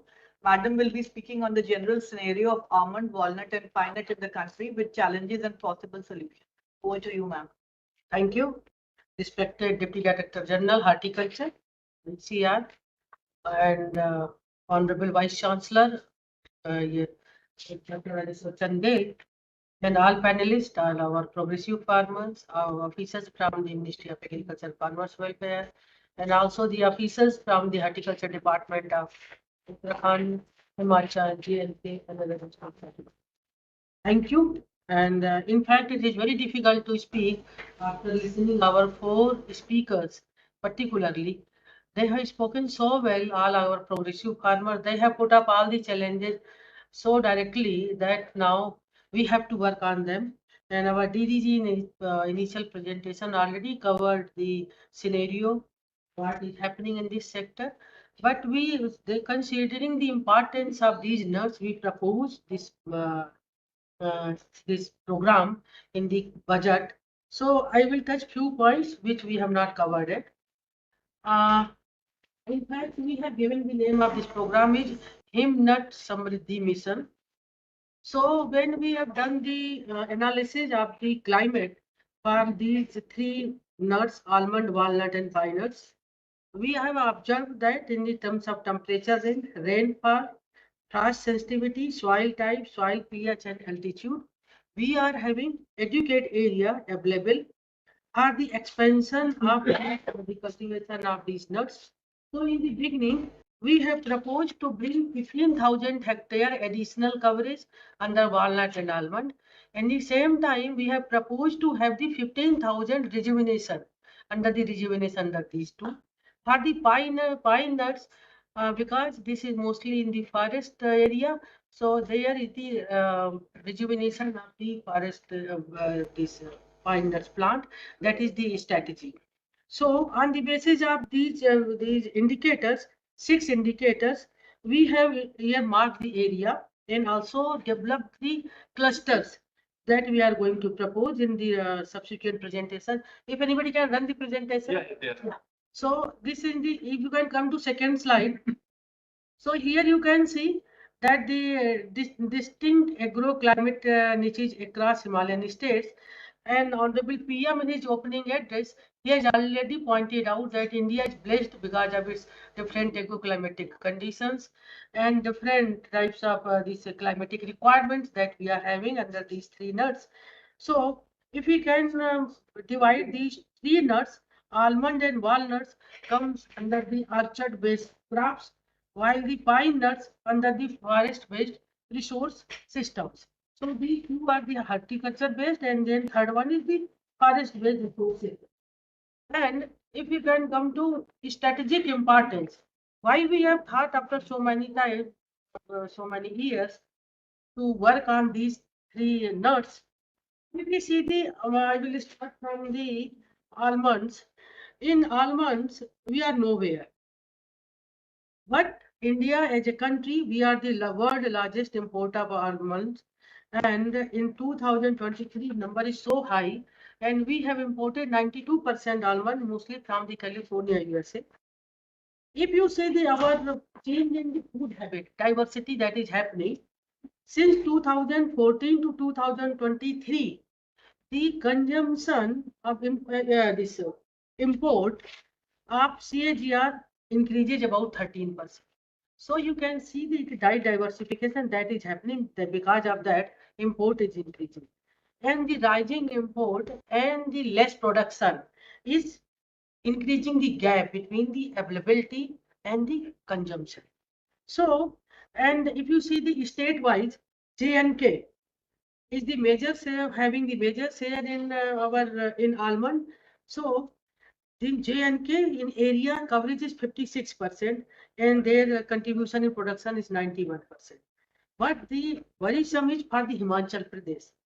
Himachal Pradesh is contribution 44% area, but their contribution in the production which is 9%. So here is something that I would like to bring attention to the farmers and also J&K officers. If the best practices of J&K can be replicated in Himachal, forget about learning from the outside. If what is the J&K is doing, if the Himachal Pradesh can replicate those, then also the production can increase significantly. So in fact, first we have to have the competition in between these two states. Forget about to learn something from USA or other things. Your neighboring state is doing so well, and with the 56% area, 44% area, your contribution is 9%. These three, one in almond. If you can the walnut, in walnut we are at the 5th place globally, and but production is about 0.3 million tons. And these three countries, China, US, and Iran, they are supplying 67% globally. They are share in the supply. So here, again, if you see the J&K dominates in walnut production, accounting for 89% area with 96% of the total production. So here you can see 96% is concentrated in walnut in J&K only. But when we conducted the studies in the considering the 6 indicators which are responsible for the production, we found that we are having suitable area for growing the almonds in other states also. But the productivity difference is there in the walnut also in J&K. So they can learn in Romania. Romania is having 16.18 ton per hectare yield, where in India we are having 3.26. Romania is not such a big country. If they can do such well, why can't we do that? So we have to learn from these countries which do where they are doing very well. If you can this now the strategic importance of almonds, walnut, and pine nuts. So we have seen that in the almond and walnuts. Now we come to Chalgoja. In Chalgoja, this IUCN, they have kept in the red list in 2013, highlighting conservation concern. And Chalgoja mostly found in the forest area in Kinnaur, but the area under the Chalgoja had decreased significantly. It was 3,278 hectares in 1993, but now the recent data which we are having, it is only 2,040 hectares. So means area is decreasing in Chalgoja. So we have to have the regeneration focused strategy and also in collaboration with the forest department to revive the pine nuts in the India. If we talk about the consumption, why these things are becoming important. So our consumption is very low than the global average. Spain, they are consuming 2.8 kg per capita per year. Almond consumption is there. You can run the slides. You are not able to see. Otherwise, I have done in last 5 years how this consumption is increasing in India. And although we are below the global average, even then our consumption is increasing. That is showing the diversification that is happening in our country. Similarly, if you can come to walnut, walnut is also we are consuming less than the world average. But since our plan is we would like to develop this country as a developed country by 2047, so then this again consumption will increase. So we have to have increase our production also. But in 2019 to 2023, in last 5 years, the walnut consumption has increased more than 3-4 times. Similarly, it is happening in the pine nut. Similar trend we have observed. So, considering these 3 states in the primary analysis, J&K, Himachal, and Uttarakhand, we have identified the clusters which are highly suitable, moderately high suitable, moderate low, low not suitable. So here we can start our work considering these very high and moderate high clusters, so that the cluster based approach and then convergence of these clusters with the high yielding varieties, then development of infrastructure, primary processing, secondary processing, tertiary certification, packaging, and branding. So everything in place of doing in scattered manner, will be appropriate. We can start the cluster based approach. So these all the clusters are prepared for these both the crops. And while we are preparing the clusters, we have done the SWOT analysis for the both the crops. What are our strengths, weakness, opportunities, and threats. And so I told you that we have given the name Him Nut Samriddhi Mission, and this mission is having few aims. Number 1, promote orchard rejuvenation and high density plantation for walnut and almond. Our DDG has covered. Strengthen regeneration and sustainable harvesting system for pine nuts. Expand certified nursery infrastructure, means use of blockchain technology in cluster based approach, so that we can have the access to quality planting material. Develop modern processing and high value addition infrastructure. And these are things, should all these initiatives should be cluster based, so that we can assess the impact of these initiatives after 3 years, what is happening. And then we have to have with us FPOs, PACs, and private sector partnership. And we can have the special brand like Himalayan nut something, so that it should have the unique positioning in the world. These things, and for this, these components of these missions which we have initiated, that number is production enhancement and orchard modernization, strengthening nursery and germplant system, value chain integration and processing, branding and export promotion. So these 4 will be the pillars of this mission. And so with these things, thank you, Chairman sir, for giving me this opportunity. And so this is very big presentation because it's total mission. So, but we would like to listen from you how we can improve it further. We have done something, we have done stakeholder consultation, but your experience and expertise can add quality to this, so that we can bring out one successful mission to address the challenges of these 3 nuts. Thank you very much. Thank you, Dr. for your awesome. You were there for this program. I mean, it's an excellently drafted program, but you could get the insight now. Yes, ma'am. Thanks a lot, ma'am. Now I would like to request Secretary Horticulture and Agriculture from Government of Himachal Pradesh to give the perspective of what Government of Himachal Pradesh proposes to do and how they are planning to go about it. Thanks a lot. Over to you, sir. Good afternoon, Chair. Good afternoon, panelists and progressive farmers who have joined for this panel discussion. Sir, I was hearing like, the Neelam Patel madam was also saying just now, like, in almond, Himachal has a scope, like when we compare to Jammu and Kashmir. So we have more area, but in production we are just very, very, I would say very meager. So even our farmer colleague from Himachal, he was also speaking about that almond. So recently we have imported a large number of, the new varieties, that is your rootstock varieties. So which we are trying to, promote among the farmers by shifting from seedling varieties. But I would like to intervene at one major level. Now we have heard, the issues at a ground level. I mean, the micro issues we have heard, like the varieties in issue, like the farmer, from Jammu and Kashmir has stated the issues like branding is not happening, and the post-harvest issues are there that is to be handled and all. So that way also we are making intervention. We are so our farmers are not equipped like the Jammu and Kashmir farmers, where they have farmed into an FPO. So that is also one theme where we are working. But I would like to, address, because our northeastern Himalaya, these three states are only the major producer, where we have a scope also. Well, we can go for an import substitution. Like, I mean, instead of importing more, these nuts from outside, how we are going to, increase our production and cater for the local demands.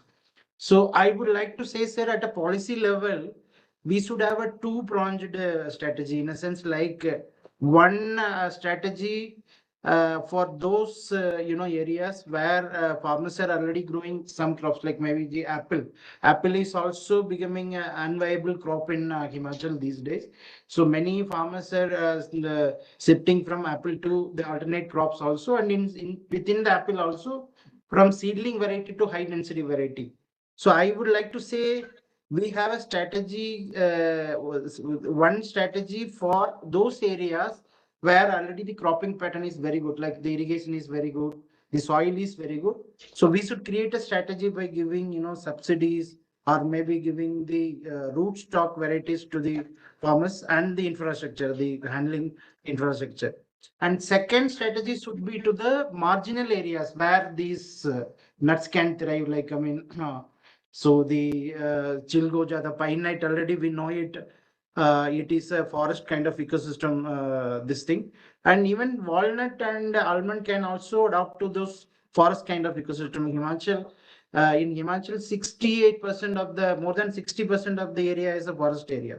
So our forest department doesn't allow for any kind of intervention. So in Himachal, if we, if with some kind of a policy intervention to work with the forest department in reviving those, pine nut areas, like, madam was also telling in a detailed presentation, the area under pine nut is also coming down very drastically. That should be one area where we should be, trying. And regarding varieties, many of the farmers have spoke, like, the new varieties are only the, the idea, maybe, that is only first intervention. We should try from seedling varieties to the rootstock varieties that the department is already doing. But with this mission, definitely we'll work together wherever, gaps are there. We will try to, So our strategy in Himachal will be two fronts. One, these walnut and walnut, at least walnut, not almond. Walnut is an alternative crop to apple ecosystem that we are trying to work. And second, in the marginal areas where these nuts can be penetrated. Thank you very much, sir. I'm also getting a lot of points, like, the farmers, what Jammu and Kashmir is doing, what our farmers are facing issues. We'll work together, sir. Whatever additional inputs are needed, also we'll share it with your email ID which you have given. Thank you very much. Thanks a lot, sir. So before we proceed with the presentations, I'd like to request all interveners, anybody who wants to speak, can unmute their mic and speak and intervene. And so now proceeding with the presentations, I'd now like to request Dr. Ratan Kumar from Government of Uttarakhand to give their perspective. Good afternoon ma'am, सभी को नमस्कार। हम लोग का presentation हम लोग ने उसमें दे रखा हुआ है, लेकिन अगर स्क्रीन शेयर नहीं हो पा रहा तो कोई उसमें बात नहीं है। हम लोग का जो मेन एम्फेसिस था कि हमारे पास जो अपना 1000 से 1500 मीटर अबव सी लेवल का एरिया है, वो जो एल्टीट्यूड है वो सुटेबल होगा आलमंड कल्टीवेशन के लिए। और जो हमारा 1500 मीटर से अबव का जो 2400 मीटर अबव सी लेवल का एरिया है, लोकेशंस है, वो हमारा मिड हिल्स और हाइल्स का एरिया, वो वॉलनट के लिए सूटेबल हो सकता है। और जो हमारा चिलगोजा पाइन की बात हो रही है, चिलगोजा पाइन चूंकि फॉरेस्ट का उसमें आती है जुरिस्डिक्शन में, और आपको सबको मालूम भी है कि हमारे 71% एरिया जो है फॉरेस्ट से कवर होता है, तो चिलगोजा पे उस प्रकार का प्लान अभी काम नहीं हुआ है। और जो हमारा अभी जो 11 हिली डिस्ट्रिक्ट्स हैं, उनमें जैसा एल्टीट्यूड हमने बताया उसमें वॉलनट हो रहा है, और केवल जो आलमंड है वो बहुत ही माइनर पॉकेट्स में है, उस पर अभी हम लोग का ज़्यादा उस पर फोकस नहीं हो पाया है। इसके नेक्स्ट नेक्स्ट नेक्स्ट सर, अभी जो हमारे प्रोडक्शन क्लस्टर्स हैं उसमें और भी फूड कॉस्ट कवर हो रही हैं, पर चूंकि हमारा जो वॉलनट है वो अल्मोड़ा, देहरादून, चमोली, टिहरी, उत्तरकाशी में इसका एरिया है। नेक्स्ट सर, ये प्रेजेंट प्रोडक्शन है हमारा जो अभी 5641 हेक्टेयर्स का एरिया है, और 8994 मैट्रिक टन्स का उत्पादन है वॉलनट का। नेक्स्ट सर, अभी जो हम लोग के पास क्वालिटी प्लांटिंग मेटेरियल की अवेलेबिलिटी है वो काफ़ी कम है, क्योंकि अभी हमारे कुछ जो लोकल कल्टीवार्स हैं वो उनको उस पर हम लोग कर रहे हैं, और कुछ कागजी जो कल्टीवार्स हैं उन पर हम लोग करते हैं। कुछ लिटिल ब्रिंग वैराइटीज पहले आई थी तो उनमें भी थोड़ा बहुत काम हुआ है, जैसे चैंडलर और लैरा। और अभी हम लोगों ने मुख्यमंत्री राजकृषि विकास योजना में भी 1 करोड़ का प्रोविजन इसमें किया किया है, ताकि क्वालिटी प्लांटिंग मेटेरियल को हम लोग जनरेट कर सके राज्य में। और हमारे पास जो अपना आलमंड का है उसका बहुत कम मटेरियल उत्पादन होता है, तो उस पर हमने ज़्यादा अभी काम नहीं कर पाए हैं। नेक्स्ट सर, ये जो मेजर कंस्ट्रेंट्स हैं वॉलनट कल्टीवेशन में, उसमें सबसे महत्वपूर्ण चीज़ ये है कि जो हमारे वॉलनट का ग्राफ्टेड प्लांट्स हैं, इनका सर्वाइवल रेट बहुत कम है, मॉर्टिलिटी बहुत हाई होती है। बहुत अच्छा अगर हम लोग कर भी ले जाते हैं तो हमारी सक्सेस रेट 35-40% या 45% के करीब ही रहती है। तो इसमें, और चूंकि टाइम टेकिंग भी है, और थोड़ा सा प्रोपोगेशन टेक्निक्स का जो हमारा वो है स्टैंडर्डाइजेशन, वो बहुत आवश्यक है। इसी प्रकार से हमारा जो आलमंड है उसमें भी ऐसी होगा।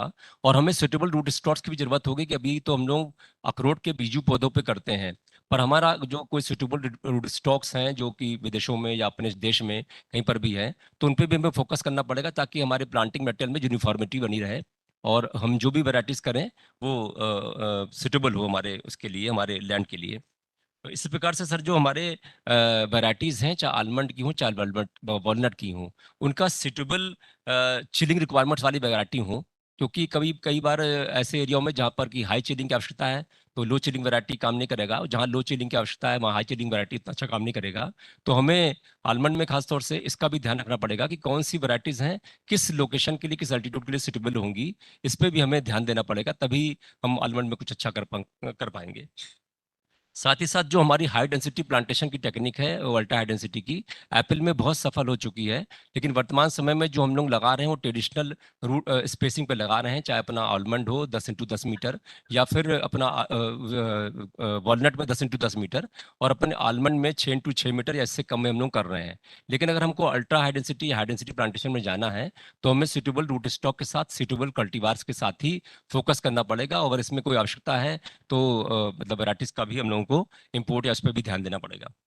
दूसरी सर महत्वपूर्ण चीज़ ये है कि जो हमारे पॉलिनेशन की प्रॉब्लम है, कई बार जो हमारे ये जो वॉलनट की कल्टीवार हैं वो प्रोटोगाइनस हैं या प्रोटोएंड्रस हैं, तो सिंक्रोनाइजेशन नहीं हो पाता है, तो हमें सूटेबल पॉलिनाइजर वैरायटी को भी साथ में रखना पड़ेगा, और उसके परसेंटेज पे भी ध्यान देना पड़ेगा, कि जो ब्रांड वे में अगर हम क्लस्टर अप्रोच में इसको करते हैं वॉलनट कल्टीवेशन और आलमंड कल्टीवेशन को, तो हमें ये ध्यान रखना पड़ेगा कि हम सूटेबल पॉलिनेटर वैरायटीज, जो पॉलिनाइजर वैरायटीज हैं, उनको लेके उनके निश्चित अनुपात में उसको हमें फोकस करना पड़ेगा, और ये टेक्नोलॉजी हम लोग को देनी पड़ेगी, क्योंकि इसमें जुवेनाइल पीरियड काफ़ी लॉन्ग है, और Apple ultra high density plantation और कीवी के कंपैरिजन में हमारा जो वॉलनट है उसमें थोड़ा सा टाइम ज़्यादा लगता है।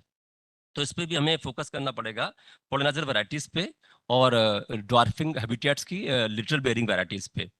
तो और आलमंड में पहले इंट्रोड्यूस किया गया था उत्तराखंड में, तो पुतरागढ़ के लोकेशन में और कुछ लोकेशन में हो रहा था, लेकिन वहाँ पर क्या था कि जिस समय इसकी मैच्योरिटी होती है तो हमारा मानसून पीरियड से पूरा कोइंसाइड करता है, तो उसमें जहाँ पर हाई रेनफॉल के एरियाज हैं वहाँ गमोसिस की बहुत प्रॉब्लम आई है। तो ये जो पिछले वर्षों का जो हम लोगों का एक्सपीरियंस रहा है, तो आलमंड में खास तौर से गमोसिस की प्रॉब्लम बहुत रही है, तो हमें गमोसिस रेजिस्टेंट कल्टीवार्स या गमोसिस टॉलरेंट कल्टीवार्स पे भी फोकस करना पड़ेगा, ताकि आलमंड को थोड़ा सा अच्छा स्पेस मिल सके और हमारा अच्छा सक्सेस हो सके। और शेष बात जो चिलगोजा की रही पाइन नट, उस पर चूंकि ये हमारे फॉरेस्ट डिपार्टमेंट के अंतर्गत ही आता है, और इसमें जो हमारे 2000 या 2500 मीटर अबव सी लेवल के एरियाज हैं उन्हीं के सुटेबल होगा, तो उसको फॉरेस्ट के साथ मिलकर हम लोग कर सकते हैं। नेक्स्ट सर, ये कुछ हमारे इंटरवेंशंस हैं जो हम लोगों ने प्रोपोज किए हैं, कुछ हमने वैसे भी बता दिए हैं। तो हमें सबसे पहले क्वालिटी प्लांटिंग मेटल पे अपना फोकस करना पड़ेगा, और कैसे हम सुटेबल वैरायटीज को सुटेबल चिलिंग रिक्वायरमेंट के साथ और क्लस्टर अप्रोच में इसको हम कर पाएंगे, तो बेहतर हम इसको कर पाएंगे। और यही सर हमारी तरफ से, उत्तराखंड की तरफ से ये हमको कहना था सर।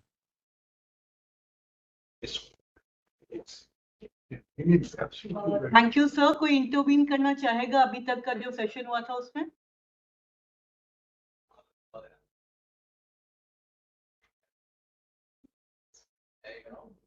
Actually, इंट्रोडक्शन भी दे दीजिएगा doctor Javed Iqbal Mir, principal scientist, centre for temperate horticulture. 3 मुद्दे आए यहाँ पे। एक मुद्दा आया था हिमाचल प्रदेश में low productivity of almond with respect to J&K, जिसमें सबसे बड़ा फैक्टर है प्लांट डेंसिटी, क्योंकि वहाँ की जो प्लांट डेंसिटी है स्पर्स है और J&K की है, कम से कम वहाँ पे प्लांट स्टैंड पर हेक्टेयर ज्यादा है। That is one of the factor for high. और जो अगर जैसे दूसरे रोमानिया की बात होगी, दूसरी कंट्री के हाई यील्ड है, they are using more than 30% later bearing varieties. अगर हम बात करेंगे चांडलर की, Chandler has a productivity of 10 tons per hectare. तो अगर हम चांडलर ही वैरायटी लाएंगे, लेटर बेयरिंग वैरायटी, पहले मिशन में सबसे पहले लेटर बेयरिंग इंक्लूजन रखेंगे, मे बी 20 to 30%। मैं ये नहीं कह रहा हूँ सारा रखेंगे, क्योंकि उसका ड्रॉबैक होता है क्या है, उसमें नट साइज ओनली 14 ग्राम्स है। तो हमारा नट साइज है CITH वैरायटीज यार हमने जो किया वो 28 ग्राम्स है, double the nut size, but overall productivity is almost 3 times higher. That's why other countries are getting higher produce. लेकिन हमें सोचना क्वालिटी, जो क्वालिटी इंडिया के नट में है वो कहीं नहीं है वर्ल्ड में। India has got the largest nut in the world which is 30 gram. आप लिटरेचर ढूंढो कहीं पे भी जाओ, nowhere will find. We have to promote our own varieties, but productivity का भी हमें सबस्टिट्यूट करना है, उसके लिए लेटर बेयरिंग इंक्लूजन जरूरी है। और ये अभी कह रहे थे वॉलनट के रूट स्टॉक, वॉलनट में जितने भी रूट स्टॉक बने हैं दे आर अ ब्लैक वॉल। अब जब हम ब्लैक वॉलनट रूट स्टॉक यहाँ लाते हैं, उसमें आती है इनकम्पैटिबिलिटी, जिससे ब्लैक लाइन डिजीज होती है, जो चेरी लीफ रोल वायरस से होता है बेसिकली। उससे ब्लैक लाइन डिजीज से बचने के लिए हम रूट स्टॉक इंट्रोड्यूस नहीं रिकमेंड करते वॉलनट में अभी तक, because most of the root stocks are a black walnut which is resistant to cherry root stock. जब हम उस पे ग्राफ्ट करते हैं, इनकम्पैटिबिलिटी की वजह से वो ब्लैक लाइन होती है। तो in order to get rid of that we recommend seedling root stocks for वॉल। अब आलमंड की हाई डेंसिटी अगर हम ज्यादा जाएंगे, जो अभी बात कर रहे थे उत्तराखंड से, उसमें हमने खुद ही कहा कि किसी लेवल से ज्यादा जब हाई डेंसिटी बढ़ती है, वहां पे ह्यूमिडिटी का ज्यादा वो हो जाता है, उससे फिर हमने भी देखा है कि गमोसिस की प्रॉब्लम्स आ जाती है बहुत सारी। तो वो चीजें हमें मद्देनजर रखते हुए हमारा मिशन आगे बढ़ना। But we at the present I will say that we are extremely ready for operating this mission. The reasons are four. The pillar of this mission is the variety. We do have our own varieties in walnut and almond. चाहे CITH है, सुकास्ट है, we have developed more than 15 varieties. जो अभी तक अब आप कहेंगे varieties का मतलब ब्लॉक कहां से मिलेगा? अभी जो वैरायटीज हम CITH की बात करेंगे, 600 हेक्टेयर में ऑलरेडी स्पैन हो गया अपने पूरे उत्तराखंड J&K में। तो वहां से हम ट्रेस बैक करके we can collect the plywood back, we can have a sufficient sandwood। हो गया एक वैरायटी का। दूसरा technological support. We have already evaluated these crops and all the varieties under high density mission. SDP में they are performing well, और हमने walnut में 3 tons per hectare achievement under research field में लाया है, और almond में अभी सर दिखाएंगे आपको 4 ton per hectare आ चुका है। That means we have reached a level जहां पे हमें बहुत अच्छी yield मिलेगी। तो और तीसरा जो सबसे important factor that is called declining material production. जिसके लिए हमें नर्सरी नेटवर्क बनाना है, जैसे कह रहे थे सारे, nursery network is the prerequisite for this. अगर हम देखेंगे, जैसे हमने कहा 15,000 हेक्टेयर्स, 15,000 हेक्टेयर्स को आलमंड में कितना चाहिए? आप 15,000 इंटू 625 कर लो, 4 इंटू 4, या 1600 करो, 2.5 इंटू 2.5, या 1000 कर लो 3 इंटू 3 मीटर पे। और वॉलनट में 15,000 हेक्टेयर के लिए हमें 6 से 7 लाख प्लांट चाहिए पर ईयर, 4 से 5 लाख पर ईयर। अगर हम 50 नर्सरी आइडेंटिफाई करेंगे, हमें कम से कम 10,000 प्लांट पर नर्सरी हमें प्रोड्यूस करना है। दैट मीन्स जितने भी नर्सरीज हम आइडेंटिफाई करेंगे, we have to strengthen them so that they can produce at least 10,000 plants per year. वो हमें रख के ऐसे करना है बात। But I want to add one point. The first situation is on evaluation of productivity of a particular variety. Say, suppose I speak of almond basically. Now you might have CITs must have developed certain almond varieties, as you said it. Now we have to benchmark the varieties developed by CITH and international high producing cultivar. Once we do a benchmark strategy, then only we can say whether we in India are getting better varieties, or already in Spain, Australia, or in California, they have better high yielding varieties. So we have to go at a twin strategy, because if we say, sorry, we will not try California, Spain, or Australia, we might suddenly go wrong at some point of time. So valuation strategies have to be done. I in my orchard have already evaluating on productivity norms between crossbreeding, I mean not crossbreeding, cross pollinations. So somewhere down the line, we have small people, I mean you are big. So आप लोगों को भी कहीं ना कहीं हमें support करना पड़ेगा. So let us work on a joint strategy and let's not close eyes towards X and Y. Doctor साहब आपने ग्रोमोसिस की बात की है, ग्रोमोसिस का प्रैक्टिकल नॉलेज जो मीडिया में काम, ग्रोमोसिस वहां पर होती है on clay soil. If you have well drained soil, बिल्कुल नहीं होगी. And dry. Moisture. Thank you, sir. Now I'd request my last panelist, Dr. M.K. Verma ji, Director ICR CITH, to present on scenario, prospects and strategy for enhancing production and productivity of almond and nuts. Over to you, sir. Okay, thank you, ma'am. Respected chair of this session, all the distinguished panelists. So the discussion for today's meeting is really we wanted to work on the walnut, almond and pine nut, which are mainly grown in trans-Himalayan region. So we are listening since afternoon that what must be the ideal ecological condition. First we have to understand, because we are considering these three crops: walnut, almond and chilgoja, or that is the pine. So first I will come to the almond, because the mainly almonds are being grown specifically for the dry nuts only in case of Kashmir Valley. There is a reason, because in the Kashmir Valley we are not getting the monsoon rains. But in the rest of the areas, including your Jammu, Himachal, Uttarakhand, or the part of northeastern state, Himachal, all parts are receiving a lot of monsoon rains. Because the majority of us are generally coinciding in the last week or mid of the, so during that period we have a lot of monsoon rains, and we are not able to get the right. So we have to restrict, and I think that advantage has already been shown by the state of Himachal Pradesh. We were discussing just now with the panelists from the Himachal Pradesh that yes, they are having their own USP. The green almonds, they are getting very handsome returns. So I think first we have to restrict only the dry almonds. We may go only for the Kashmir Valley, but only for the rest of the area, except few areas which are not getting the oxygen, they can be recommended for the cultivation. One more thing, because there are one or two more queries were coming, that the chilling requirement specifically for almonds. Most of the almond varieties are requiring hardly 400 to 700 chilling units. So we can grow it very easily, maybe around 1200, 1500, 1600, 1700. So there is no much problem. Even sometimes we can grow it up to the Punjab conditions. Yes. So I think all these variety, either it is our indigenous variety or the exotic varieties. And we have tried the exotic varieties as well as the indigenous varieties, including your non-peril, Merced, IXL, your Pranias, Primroscris, California paper cell, and some of the new varieties which we wanted to introduce. That I will come to that one. So as far as this walnut is concerned, I think we can grow where the altitudes is ranging from 1500 to the 1800 or above 1500. There is no much problem because the maturity of walnut is, I think it is coming in the month of October when we don't have the monsoon rains. So we are getting dried nut in case of the walnut. But pine nut is very, very restrictive areas. It is completely suitable in the areas which we are having around, I think, the jerry condition.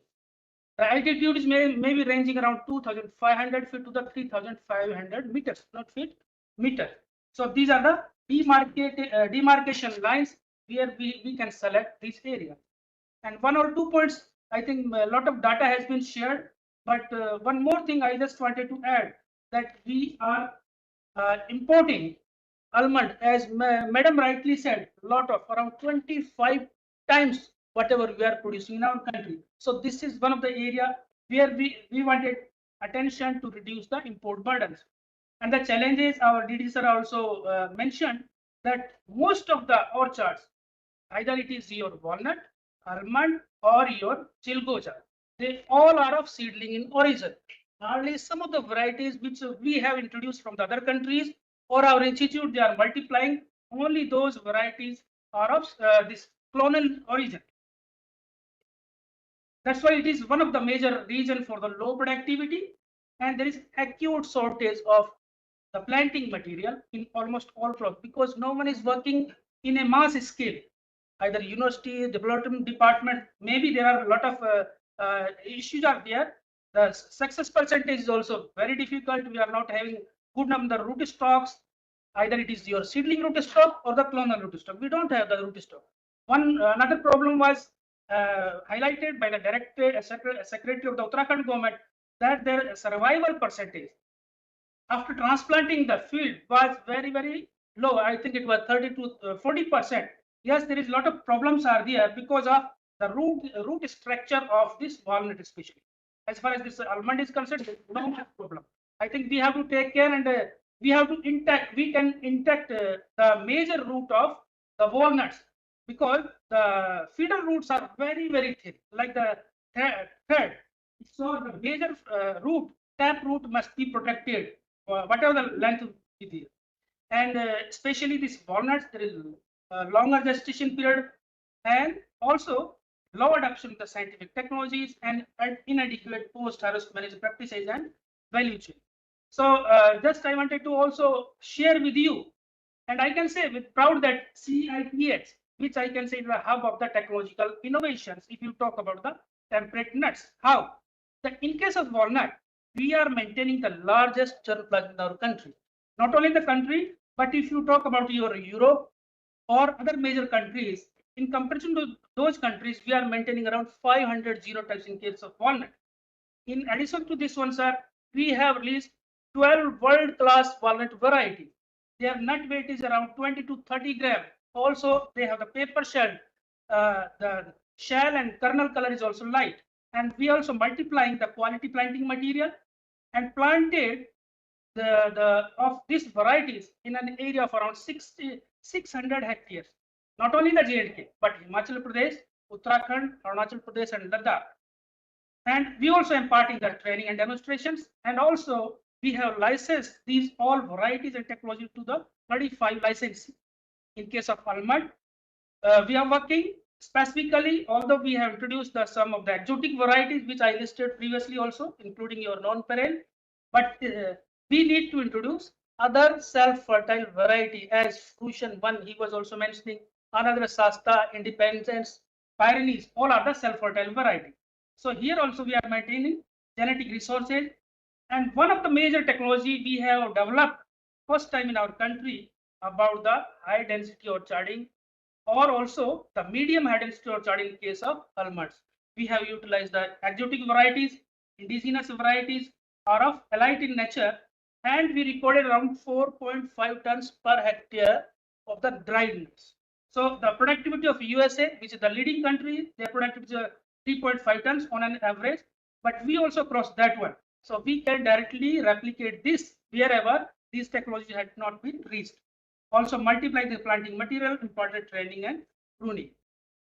So if you talk about the strategies, what we have to done through this research and development activities. So my first priority will be that we have to go or address the climate resilience issue. So there is need to develop the variety specifically because it is sensitive for the spring frost. So there is urgent need to develop a late blooming almond varieties which can mitigate the spring frost, and the productivity can be enhanced or doubled. And also the pollination stability, because all other self-incompatible varieties, although there is no particular pollinator variety, we have to make the intermixing of the variety. But now the self-fertile varieties are available. In case of US, specifically in the California, around 60 to 70% now area is under the self-fertile. Mainly Shasta, Independence, Pyrenees. Now this is the fruition one is the new one. Although these three varieties are dominating worldwide, and their productivity is now increasing more than 3.5 times. Then high density, again, it is a very, very important. We can't ignore this technology, so it must be replicated at the farmer's field. Then productivity gap, although we have come out with the solution that productivity gap in the Jammu Kashmir and the Himachal, because they are cultivating only for the green almonds, so there is no data for the dry nuts. That's why the productivity is low in case of Himachal Pradesh, and we need the substitution for the imports. Likewise, in case of walnuts, yes, one of the issue that most of our varieties are terminal bearing. Because of that one, the productivity of walnuts is little bit low, although we have the higher nut weight. But yes, use of this lateral bearing variety can develop the yield potential. So there is need to develop the hybrid at our own level in our country. Also, we have to introduce the lateral bearing varieties from the other countries, like we are all already introducing Chandler, Lara, all those varieties. Then there is need to transition from clonal seedling to the clonal lineage, because each and every tree in case of our country, mostly around 99% are seedling in origin. So the produce is also heterogeneous. There is difficulty in the processing also. There is difficulty in the marketing. So we need to transition from the seedling to the clonal variety, so that we can grow the compact block of these varieties. Then productivity enhancement by precision horticulture practices, including our soil nutrient mapping, because we are not applying any nutrients, and optimized pollinizer planning. This is, I think, someone has also observing this one, but I think no one is observing precisely in case of walnut, like in case of almond.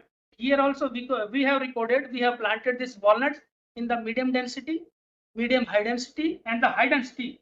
Because of this high density, because these pollens are here, the wind pollinated one.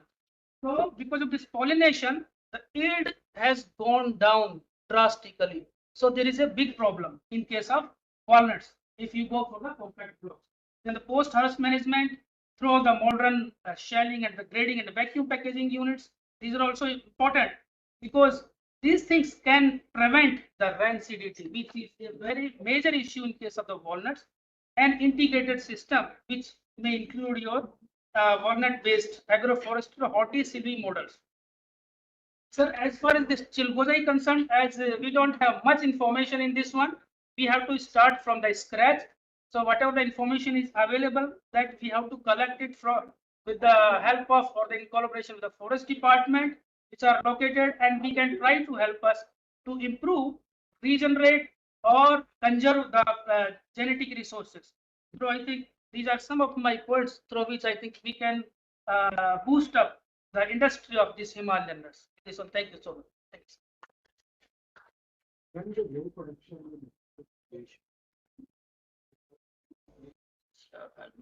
You already said green and that is where yeah. Anything on the Mamra type juice? Mamra is misnomer. No, medicinal. I'm not talking about edible. That is basically used for the health and cosmetic. Yes. So you also introduce that so that it will be a gainer for the farmer. Actually, some farmers or traders, they are using this word Mamra double kernel. But it is not Mamra. It's just a misnomer, and they have created this their own thing. Which has double. Double kernel. That's why their structure is like this. And they are selling. Outside, it looks like a. When there is no variety like in walnut, we don't have any variety. So we have groups. One is Kalsi, one is semi-drake. We have. Similarly, in almond, we have two groups. One is kernel, one is it is not twin kernel. So twin is known as Mamra. That's the problem. When variety will come, they will be known by the variety. Health and medicinal points for body pain and all the kids massage and all. So it is having Oil bitterness. That's what I feel. bitterness. Yeah. How much area do we have on that? All Almonds. No, under this wild one. Wild. Almost. This Mamra. Huh? This is not report about. No, Whatever the tree they are getting it, only double kernel they are separating it as a Mamra. Okay. All trees are different. But We don't have data. no data. तो massage करते हैं चीजें करते हैं मैं तो वही सुना हुआ था मामरा बेस्ट no इसका है medicinal है. It's not that it is just a hearsay. They say that bitter principle itself causing that relaxing effect of. Is there. मैं तो पहली बार ही सुना. That's how we have connect the data record. हाँ. Because if data we are not getting, then we can have that too. About Mamra. We have omega-3 and melatonin in walnut, which is responsible for good sleep and brain. Yes. And we have this neosporin in almond, which is responsible for bone health and Bone health, yeah, especially for joint pain. So this was the last of the very enlightening and informative presentations. So I would now like to request all interveners, whoever wants to speak, they can unmute. So in the first line, I've come to know Asadullah ji wants to speak. So sir, please unmute. Apna thoda introduction dekar, all of you can speak one by one. Sir, please. Yes, madam, I was also supposed to speak, but Sir, I please, think आप भी now बोल सकते हैं, sir. आप one by one, sir. अभी list में है Chandel sir. I'm required to speak और तुम भी बोल सकते हो. Hello. आप बोल लीजिए सर. बोल लीजिए सर, बोल लीजिए. Thank you very much, Honorable DDG, Dr. Neelam, all distinguished panelists. Sir, much has been spoken about the future of these nuts from two important states of the country. And yes, we all know that there are a number of the constraints in terms of the varietal availability, in terms of the soil, in terms of the farmer trainings. But I think we do have sufficient advantages with us. Dr. Verma spoke well about our strengths. I would say the first of all, we need to have the change in mindset, need to shift the priority. For example, in Himachal, the earlier priority was the apple. The university, the Department of Horticulture, they have shown much of its progress in terms of taking the median yield up to the 30 to 40 metric ton per hectare. So nuts had never been the priority of the states and institutions also. So now I think the policy is in place. There is a budget announcement, and the Honorable DDG has taken a lead. Dr. Neelam has presented the overall expectation of the budget announcement from different states. I would say we need to initially focus on our own planting material. Generally, the SIT, the university, the department, there's the sufficient material available with us. And during the last 10 years, because the strength of the Himachal farmer is, although there is no comparison, we appreciate the efforts of Kashmir farmers for having more productivity in case of apple and for nuts also. But Himachal farmers, they are working on 60 to 70% slopes. Soil depth is very less. 80% area is dryland. Even then, they are very receptive to a new technology and new varieties, new crops. The Department of Horticulture is very progressive. So in Himachal, the priority, less priority, I think should be on for the rejuvenation, because we have very few systematic orcharding on for these nut trees. But the recent HPHDP, which is a World Bank supported project, it has shown that the youth, they have shown that their priority to come back on their land with the high density plantation of the apples. So if we replace, because the idea has now gone into the minds of the growers that look beyond apple. So now they are demanding the alternative. Mr. Singha, who spoke very well here, he has taken a lead to promote again the cultivation of the stone fruits beside apple. Now, nuts are also very important. If we start doing from the research and whatsoever material available with us, the best out of it, we have the Sith varieties, we have the local selections from the Himachal, which were imported long back in the performing well due to the, they have taken the backstage. So we can start from that. And another issue is because the multiplication is a typical process in case of walnut. And although some farmers spoke about the 80% success, but we could reach only up to 60%, and tissue culture has also been started. So we are still not able to get more than 5 plants per shoot, but this is in progress. So if I propose that some center of excellence on these nuts, if it can be a part of the budget to prioritize the research and simultaneously the expansion and having the good elite nursery material with the help of the Department of Horticulture, I think this would be the first way to enter into the new venture of having the nuts with the farmers. So this is all from my side. Initially, to start with the having the elite nursery planting material with the institutions and involving some of the farmers, as Mr. Gautam spoke very well about his own nursery initiative. And for the first year, if we focus on having 100 to 150 or 200 hectare of the land to be incorporated with these nuts trees, this is very important. And for this Nyoja, for Chilgoja, I think first we need to convince the farmers, because these all Nyoja trees, they are in very restricted area, and those are the forest areas. So the ownership is with the local farmers. So the auction is on the basis of the community, they auction it.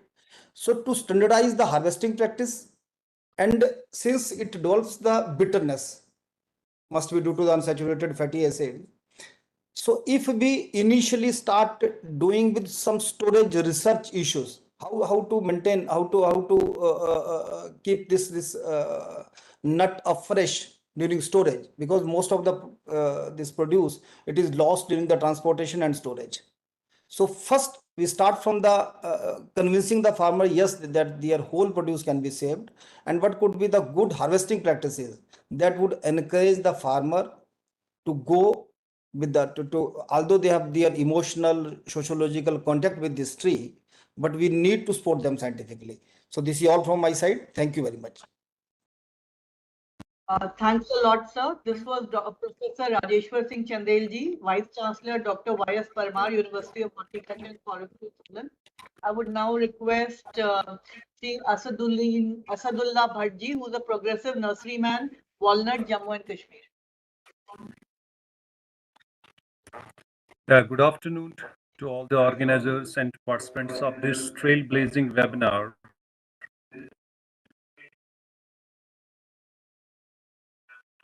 I'm from Badgam, JNK, working on Walnut Nursery in Badgam. As my counterpart, Dr. Asya, has already discussed on the walnut management in Kupwara, she had shared various thoughts on walnut management in J&K. But from my side, I have a couple of points for you. We have conducted some trials on walnut in past 4 years on different variety walnut here in Srinagar, Badgam. This is Sith, first one Sith variety developed by then Hamadan, and one imported variety Chandler. उनका video बंद करा देंगे तो हो जाएगा. The surprising thing was this, that we have Asad ji, grabbed Asad, can you success off rate your was video? 80%. Then we can listen to your audio. You are not audible. That's I'm not. video is Am I audible, sir? You can off your video. We can listen to your audio then. The speed is the problem. Internet speed. Series हो जाता है ना. कह दे कि he can send his points. नहीं उधर से wait कर. अच्छा. Now you can speak. Muted तो नहीं. सर आपकी आवाज भी नहीं आ रही है.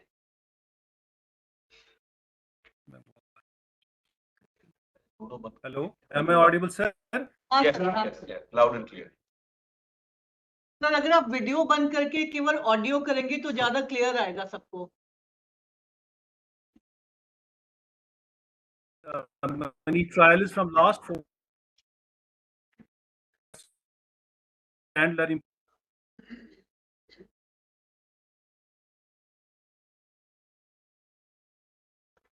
Success at 3 level is outstanding. It's 80%. That's I think I must appreciate to the all experts of our district. We can say at this directorate level.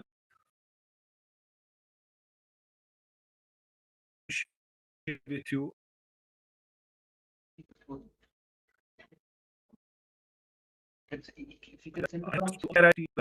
Other than also, and lastly, I'm not taking too much of time.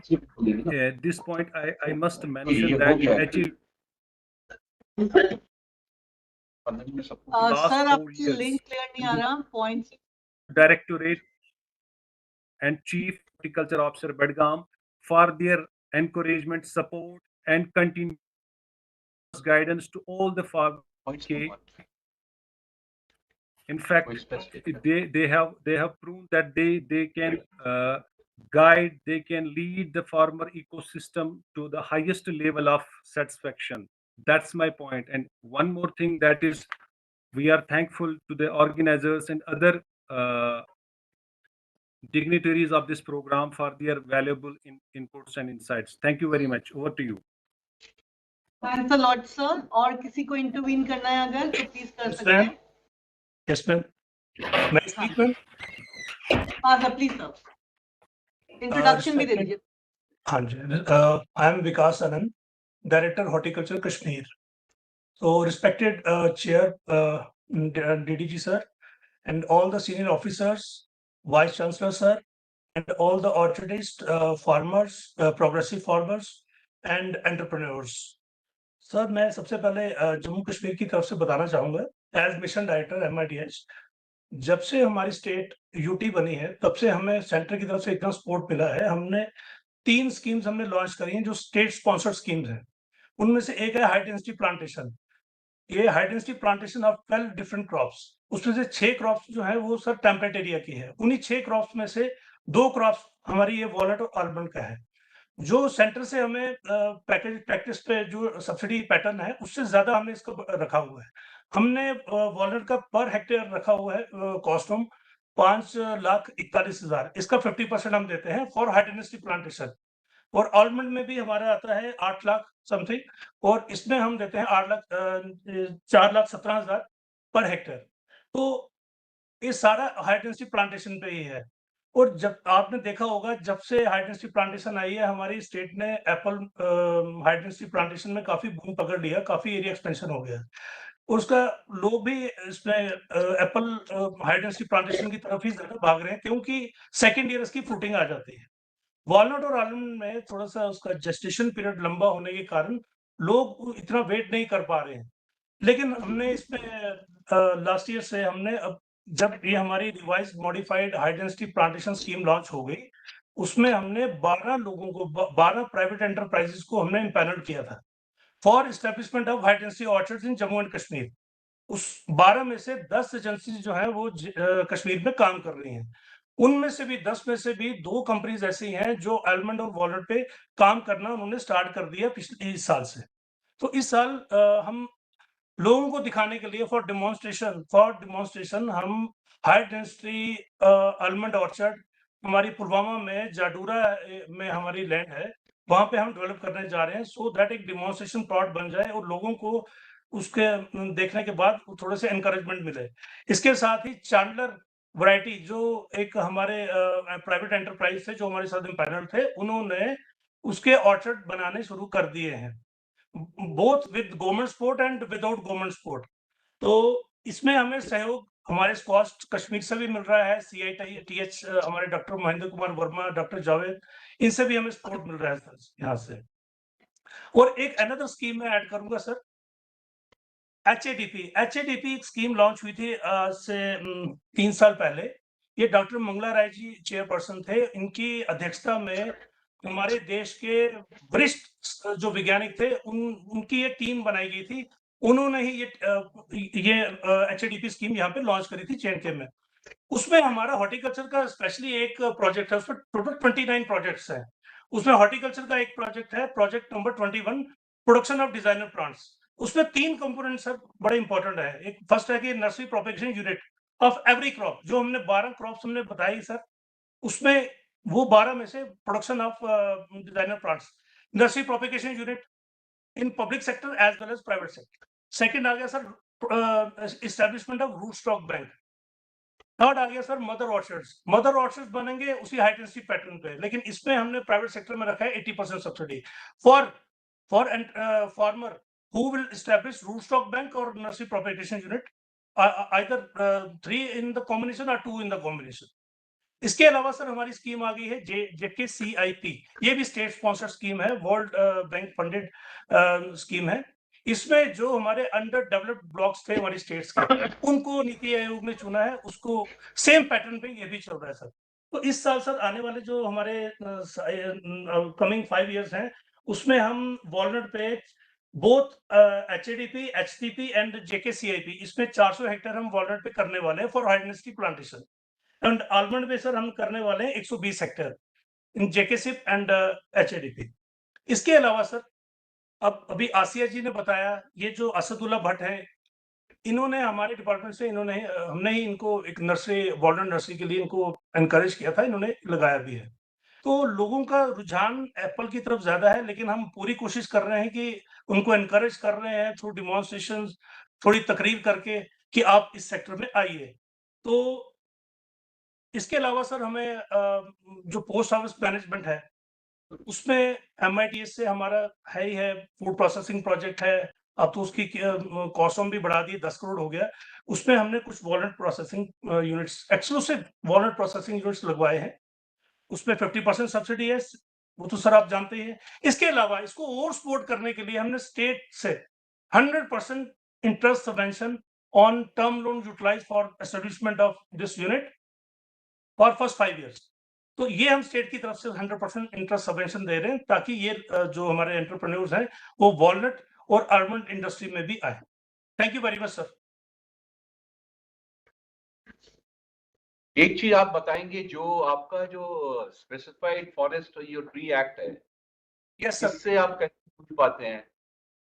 जो sir state इससे का इसी आपका में act, problem आ रही है, ये JNK preservation of specified tree act 69, या स्पेसिफाइड ट्री इसमें एक्ट, इसमें थोड़ी सी सर ना हम फाइलिंग कर सकते हैं, इवन अवर प्राइवेट लैंड भी होगी हमारी, उसमें ना फाइलिंग कर सकते हैं, ना हम प्रूनिंग कर सकते हैं वॉलनट की। लेकिन एक पिछली असेंबली में हमारे एक ऑनरेबल MLA ने एक ये क्वेश्चन रेज किया था कि अगर हमें वॉलनट इंडस्ट्री को बढ़ाना है, वॉलनट इसको बढ़ाना है, तो हमें क्या करना चाहिए। तो डिपार्टमेंट की तरफ से हमने प्रपोज किया था कि हम इसमें अगर एक प्रोविजन हमने दिया था इनको कि अगर हम किसी फार्मर को अलो करें, क्योंकि इसकी फाइलिंग के लिए तो हमें वो लेना है, परमिशन लेनी है रेवेन्यू अथॉरिटीज से, और डिविजनल कमिश्नर कश्मीर और डिविजनल कमिश्नर जम्मू, ये इसके लिए अथॉराइज्ड है सर। तो इसमें जाने के लिए पेड़ काटने के लिए फार्मर को बहुत सारी फॉर्मेलिटी से गुजरना पड़ता है, इससे वो डिस्करेज हो जाता है। तो हमने ये प्रपोज किया था कि हम अगर गवर्नमेंट अलो करे फार्मर को अलो करे कि वो जितने पेड़ वो काटेगा उतने पेड़ वो लगाएगा। ऐसा ना हो कि कल वो वॉलनट ऑर्चर्ड को काट के एप्पल लगाना शुरू कर दे तो वो नहीं माना जाएगा। तो ये हमने सर प्रपोज किया था, ये अभी गवर्नमेंट के पॉलिसी डिसीजन है, गवर्नमेंट के लेवल पे ही है पॉलिसी सर। का है ये, इंटर डिपार्टमेंटल पॉलिसी। या thank you, yes ma'am. Sir और कोई इंटरवीन करना चाहेगा तो प्लीज।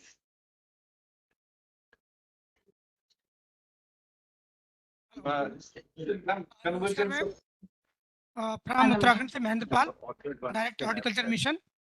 मेरा 2 सबमिशन है, बाकी तो हमारे डॉक्टर रतन कुमार सर ने बता दिया था।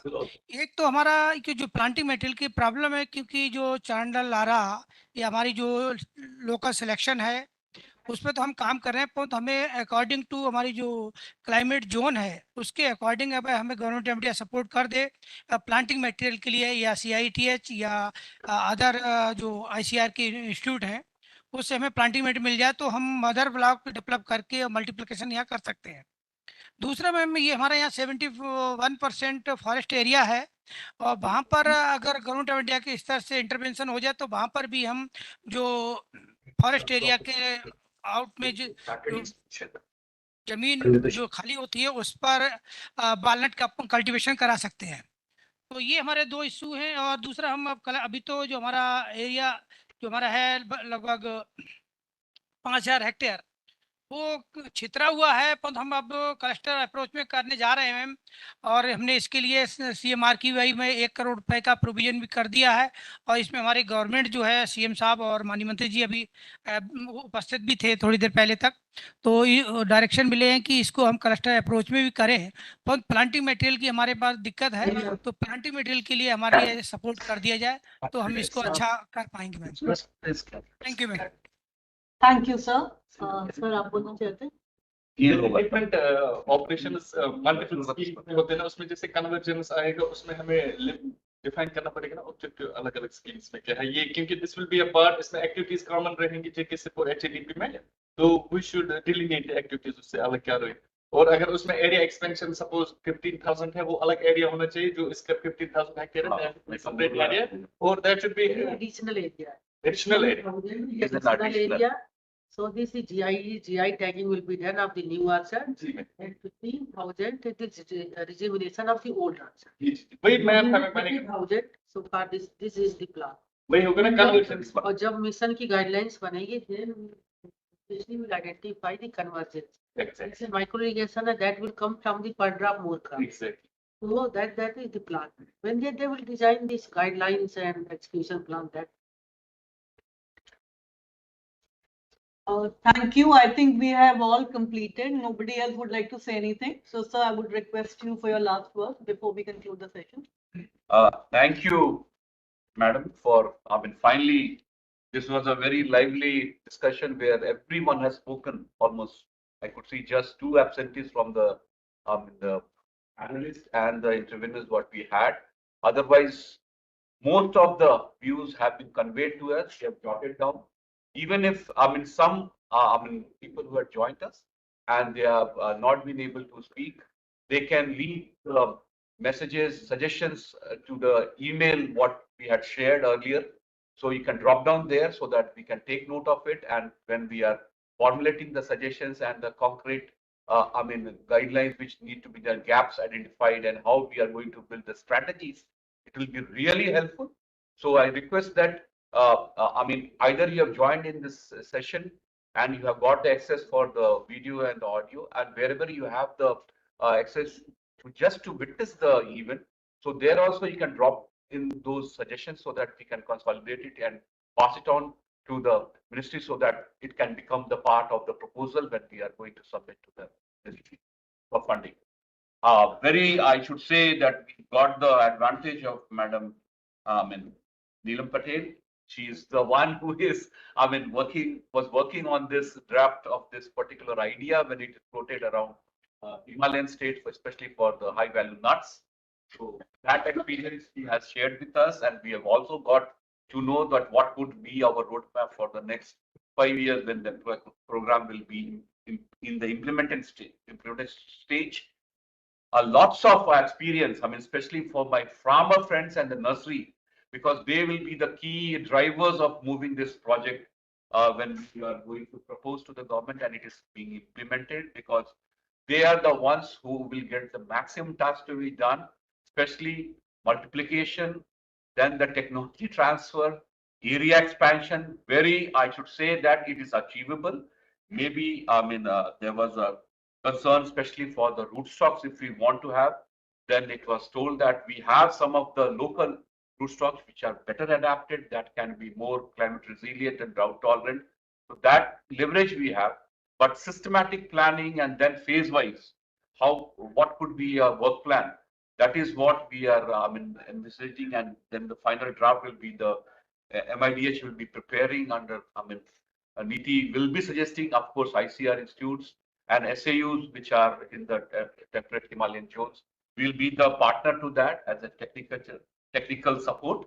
But very important that mention was made that was in the budget announcement, that we have to involve the youth, especially in this zone where already, we have got lot of effect of climate change, and several of the crops and shifting of the crops in the upper reaches because of the erratic weather pattern and the behavior which is happening. So I think that these crops, luckily, they don't have very high, except for the chilgoza, very high chilling hours.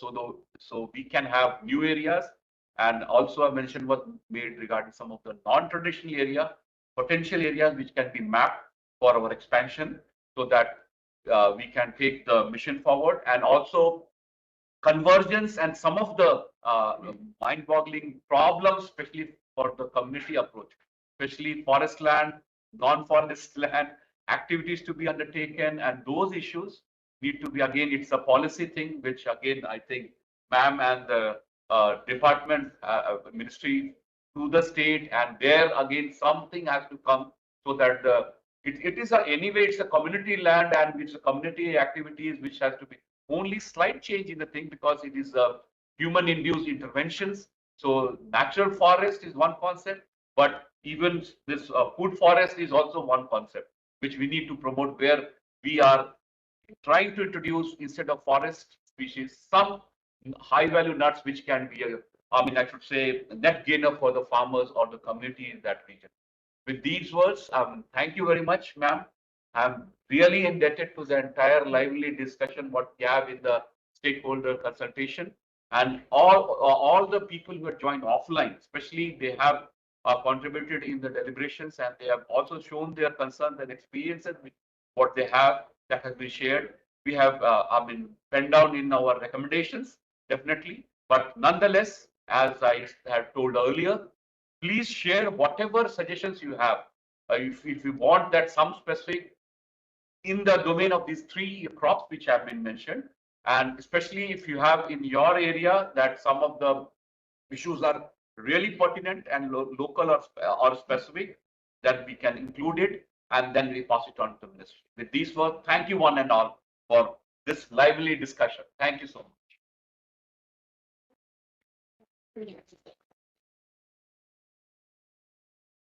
Now we have, there are three.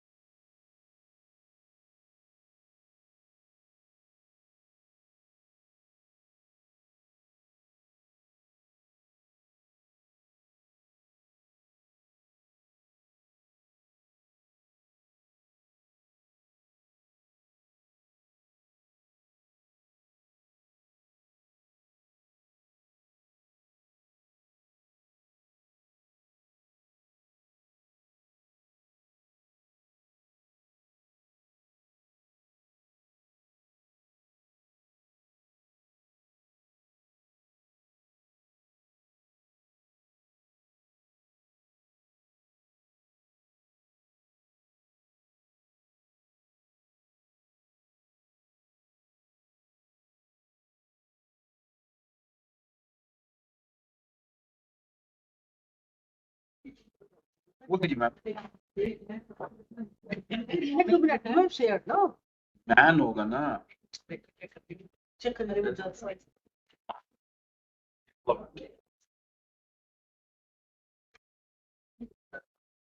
Pawan Kumar. And high volume production भी तो बोला तुम।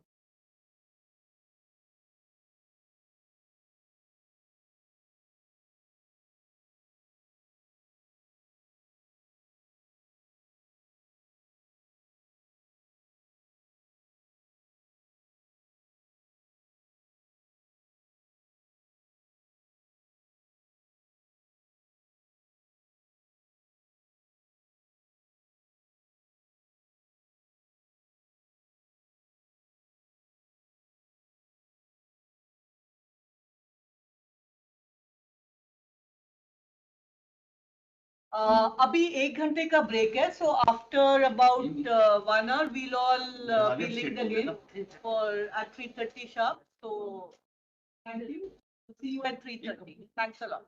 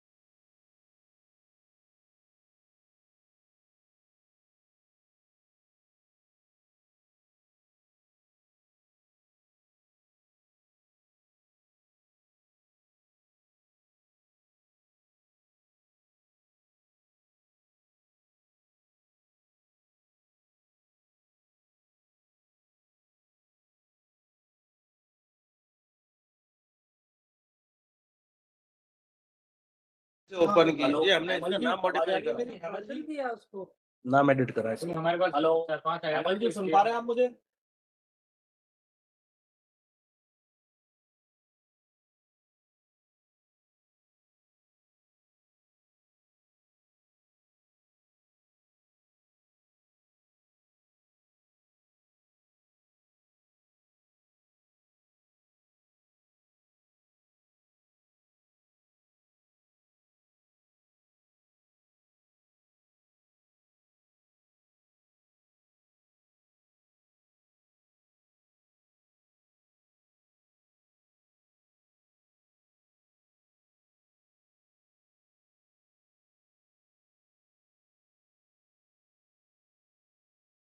Hello hello mic check 1 2 3 hello आवाज आ रही है Rahul sir, आवाज आ रही है? आ रही है, आपकी आवाज आ रही है?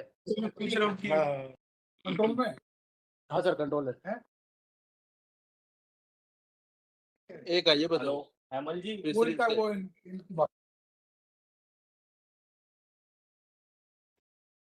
कुछ बोल रहे हैं ना? आवाज आ रही है मेरी? हाँ हाँ बिल्कुल परफेक्ट आ रही है सर।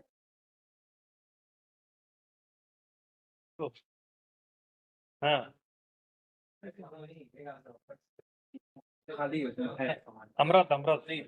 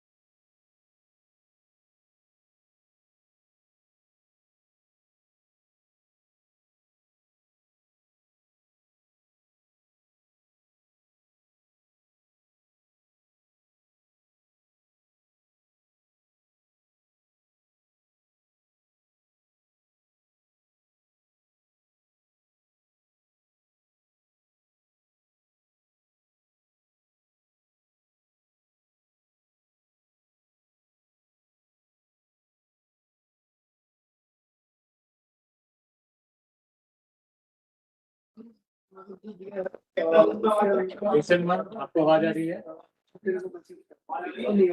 ऑडियो चेक कर ले कभी हम लोग यहाँ आवाज आ रही है? मनोज सर आप चेक कर लीजिए एक बार ये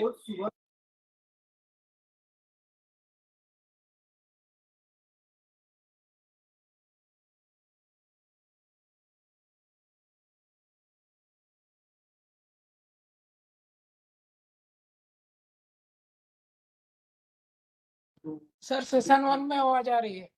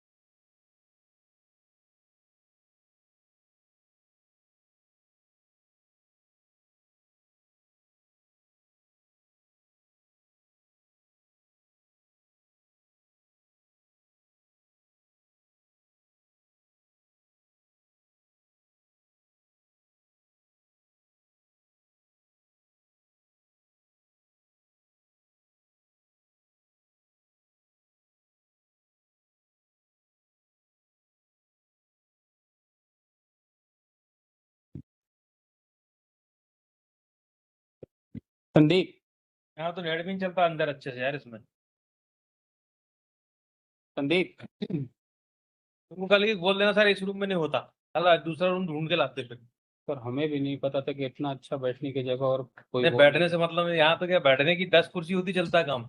अरे जय, माइक ऑफ करो अपना, माइक ऑफ। नहीं नहीं सर, हम थोड़ा सा ऑडियो वीडियो टेस्टिंग करवा रहे हैं। संदीप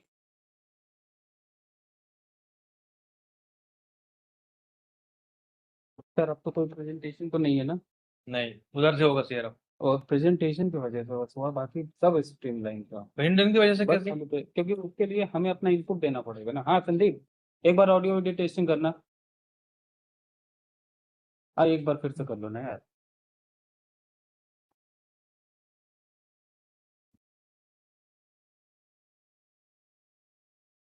नहीं निकल, वो जो लीड लेके आया ना, बता रहा है, वो लीड मिल जाती तो लैपटॉप यहाँ रख देते। उसमें नहीं लगता सर।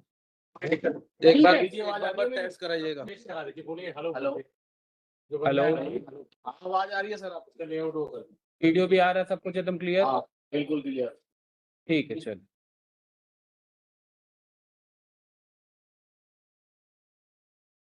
सर सर इसमें यो स्टैंडिंग लगा देते ना, फूड दिखाई दे रहा है आपका सर, आपके बैकग्राउंड में बैकड्रॉप में फूड दिखाई दे रहा है। जाहिद, फूड दिखाई दे रहा है, बैकड्रॉप में फूड दिखाई दे रहा है। सर ये फूड का ही हॉल है, डिपार्टमेंट ऑफ फूड। लेकिन एग्रीकल्चर का वो बैकड्रॉप जो है वो स्टैंडिंग लगा दो ना, वो है नहीं क्या स्टैंडिंग? मैं बोलता हूँ उनको स्टैंडिंग लगा दो, स्टैंडिंग लगा दो, स्टैंडिंग एग्रीकल्चर का। अशोक जी, ये स्टैंडिंग लगाओ ना फूड में, फूड कैबिन हॉल में। हस्बेंड्री आवाज आ रही है तो बोलिए सर। अभी एक ठीक है, ठीक। अभी ठीक है? कुछ आवाज नहीं आ रही सर, अभी सही है? हाँ ठीक है, ठीक है।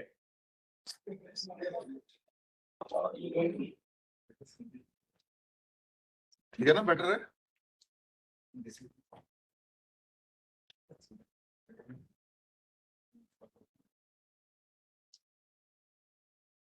वो भी दिखाई दे रहे हैं, टीम भी दिखाई दे रहे हैं, प्रेसिडेंट भी दिखाई दे रहे हैं, सही है।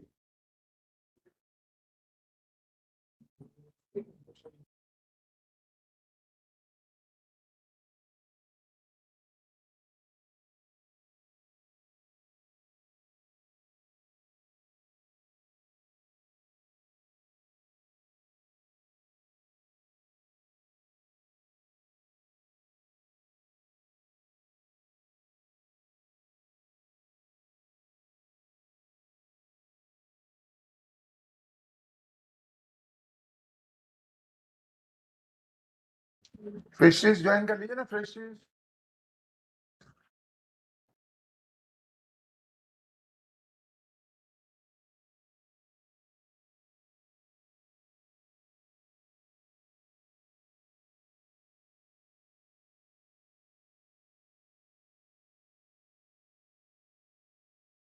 हेलो सर, सर वॉइस आ रही सर? यहाँ से सेक्रेटरी साहब बोलेंगे। ठीक है सर वॉइस आ रही sir? Department sir. Thank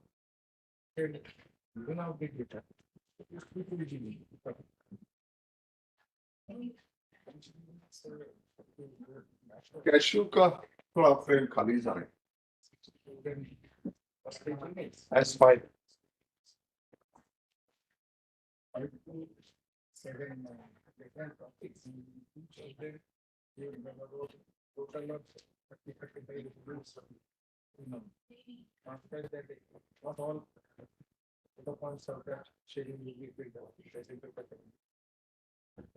time है, मैं थोड़ा पढ़ लूंगा, इनको समझ में नहीं आएगा। वर्षा तुम इधर बैठ जाना, फिर मुझे समझना भी तो पड़ेगा, अगर कुछ समझ नहीं आएगा।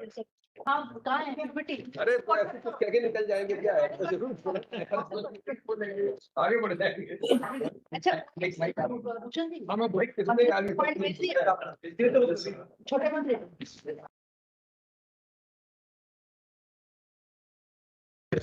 Hello We are from 243 animal husbandry. यहाँ पे एक मिनिस्टर एनिमल हस्बेंड्री में स्टूडियो में आवाज आ रही है हमारे। मंत्री लोग भी मतलब 243 स्टूडियो में आवाज आ रही है क्या? हेलो, हाँ जी आ रही है। ठीक है ठीक है। ये ग्रीन होगा कहेगा। Okay thank you.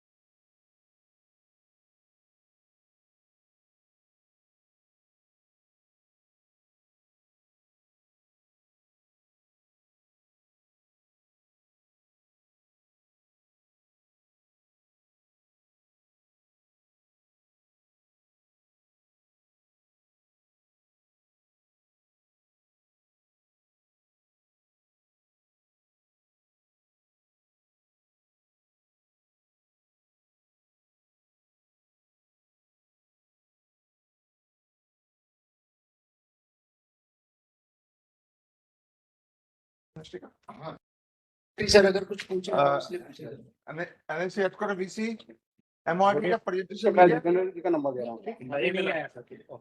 मिल गया? अभी नहीं है। नहीं आया मेरे कॉपी। मैडम छोटी मैडम है, आप उनको भेज दीजिए। यही लिखा हुआ है,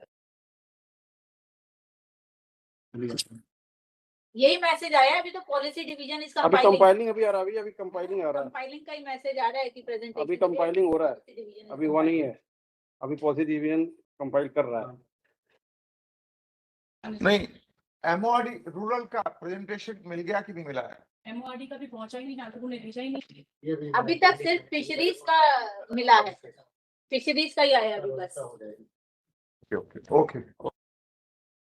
नहीं अटैच बाद में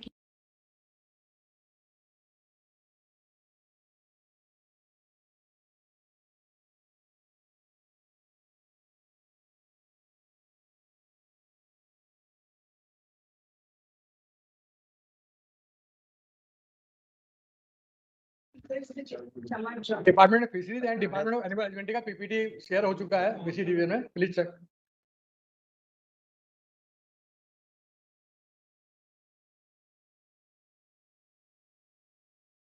बोलो बोलो या तो तुम्हारा डिपार्टमेंट का पूछना है क्या?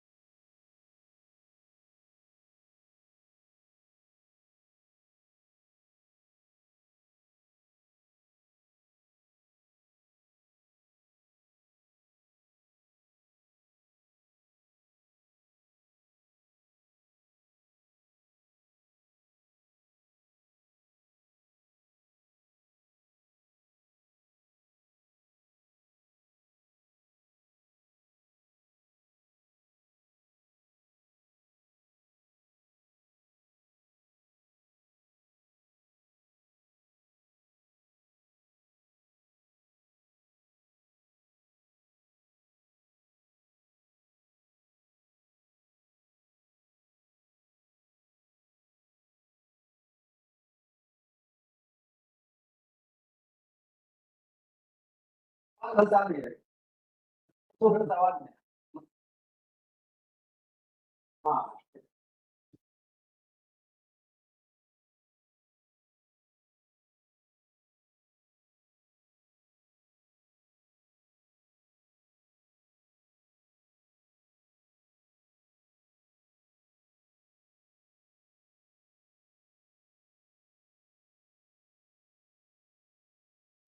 सर बोल देंगे तो अच्छा रहेगा ना।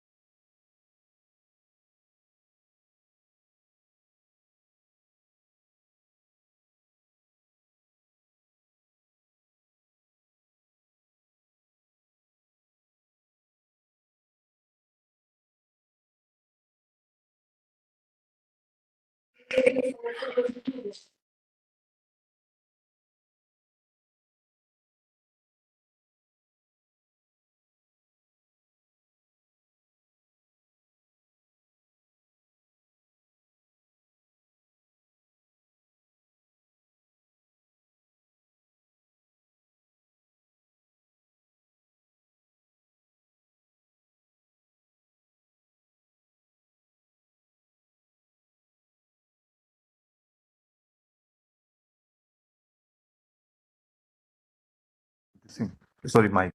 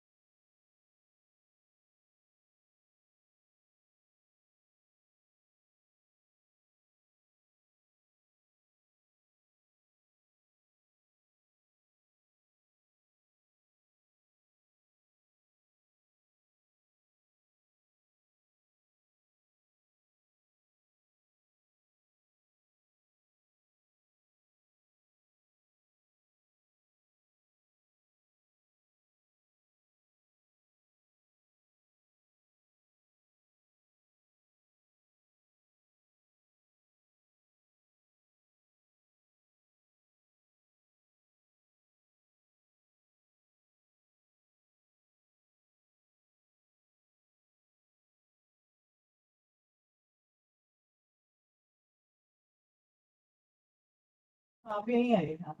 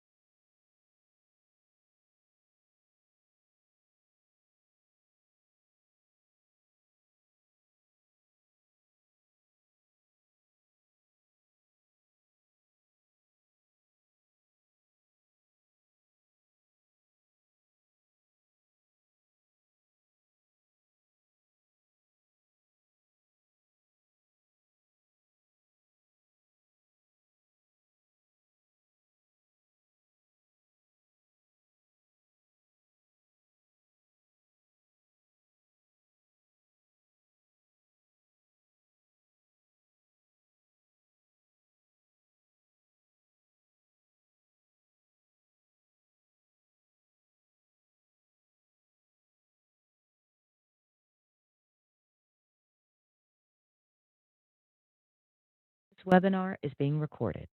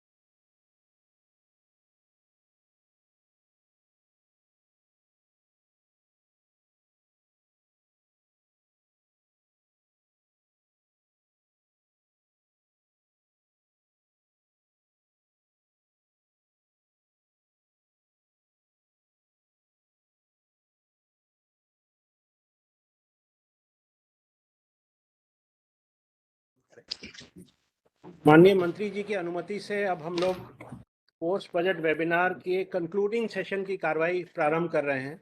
सर्वप्रथम जो हमारी सब थीम में डिस्कशंस हुए हैं उसको लेकर हम लोग प्रेजेंटेशंस करेंगे एक एक करके। तो सर्वप्रथम एग्रीकल्चर करेंगे, उसके बाद फिशरीज, उसके बाद एनिमल हस्बेंड्री और उसके बाद रूरल डेवलपमेंट। तो हम लोग यही क्रम फॉलो करेंगे। तो मेरा अनुरोध है कि जो कृषि का प्रस्तुतिकरण है उसको लगाया जाए प्लीज। Sir next. सर कृषि में हम लोग ये सब थीम वाइज 5 प्रस्तुतिकरण मतलब सब थीम वाइज डिस्कशन हुए हैं और उसमें हम लोग ने ये संख्या दर्शाई है कि कितने लोगों ने उसमें अटेंडेंस रहा है। सर कोकोनट प्रमोशन स्कीम में 18,000 से ज़्यादा अटेंडीज थे सर। उसी तरह से कैशू और कोकोआ डेवलपमेंट में 60,000 सर। कोकोनट से ज्यादा इसमें हाँ जी सर। और प्रमोशन सैंडलवुड और अगरवुड में करीब 3 लाख से अधिक sir. Future strategies for animal walnut में करीब 2,000 और भारत विस्तार में 40 लाख, क्योंकि सर इसमें पीएम किसान के सारे लोग जुटे थे सर। और सर अभी ये फिगर में और भी इजाफा होगा, क्योंकि अभी हम लोग को लास्ट में जब कंक्लूड होके हमको जो वेब कास्टिंग हुआ है सर उसके भी फिगर्स आएंगे तो ये फिगर्स बढ़ जाएंगे सर। तो जो ये सेशन खत्म होगा तो सर ये सब फिगर्स में फिर इंक्रीज होने की संभावना है। नेक्स्ट सर, अब थीम वाइज जो सजेशंस आए हैं मैं उस पर आता हूँ सर। कोकोनट प्रमोशन स्कीम में सर जो सजेशंस रहे, एक तो सर कोकोनट प्रोडक्शन के को बढ़ाने की ये सुझाव आए हैं, जिस ताकि जो हमारी फ्यूचर डिमांड है सर कंजम्पशन की और प्रोसेसिंग इंडस्ट्रीज की, वो दोनों हम मीट कर सकें अपने ही संसाधनों से सर। जो हमारे देश का उत्पादन है उसी से मीट कर सके। तो सवेरे भी ये बात हुई थी कि ओल्ड सेनाइल और अनप्रोडक्टिव प्लांट्स हमारी बड़ी संख्या में हो गए हैं, उनको एक सिस्टमैटिक और फेज्ड मैनर में सर उनको बदलने की ज़रूरत है, उनको रिप्लेस करने की ज़रूरत है। तो ये एक बात आई कि कम से कम जो भी टारगेट रखे तो 50% ऐसे प्लांटों का मतलब प्लांटेशंस को हम लोग रिवाइव कर सकें, उसका लक्ष्य रखना चाहिए सर। प्रोडक्शन हाइब्रिड सीडलिंग्स और क्लाइमेट रेजिलिएंट वेराइटीज़ की सर आवश्यकता पे जोर दिया गया है सर।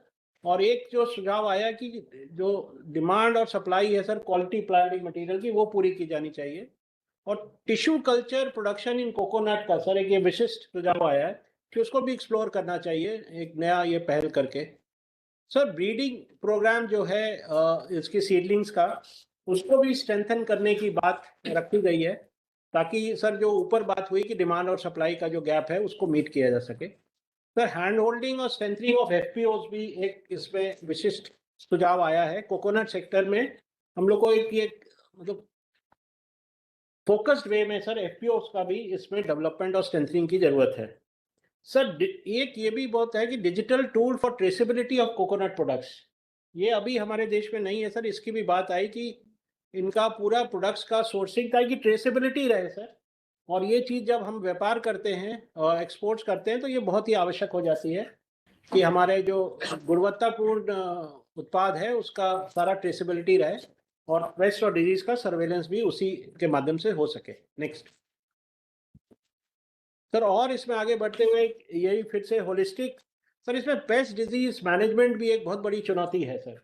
बहुत सारी ऐसी बीमारियां हैं जिसको टैकल करने की क्षमता अभी विकसित होनी है सर, क्योंकि उसमें कुछ कमजोरी रही है, प्लांट्स बहुत बुरी तरह से प्रभावित होते हैं, तो उसको भी स्ट्रेंथन करने की बात आई है sir. Soil based integrated nutrient management, जो बैलेंस यूज ऑफ फर्टिलाइजर्स है और न्यूट्रिएंट्स है, और इंटरक्रॉपिंग को भी बढ़ावा देने की जरूरत इसमें आई है, ताकि मतलब सर प्रोडक्शन भी अच्छा हो सर, हेल्थ ऑफ प्लांट्स भी अच्छा हो और किसान की भी आय बढ़े sir.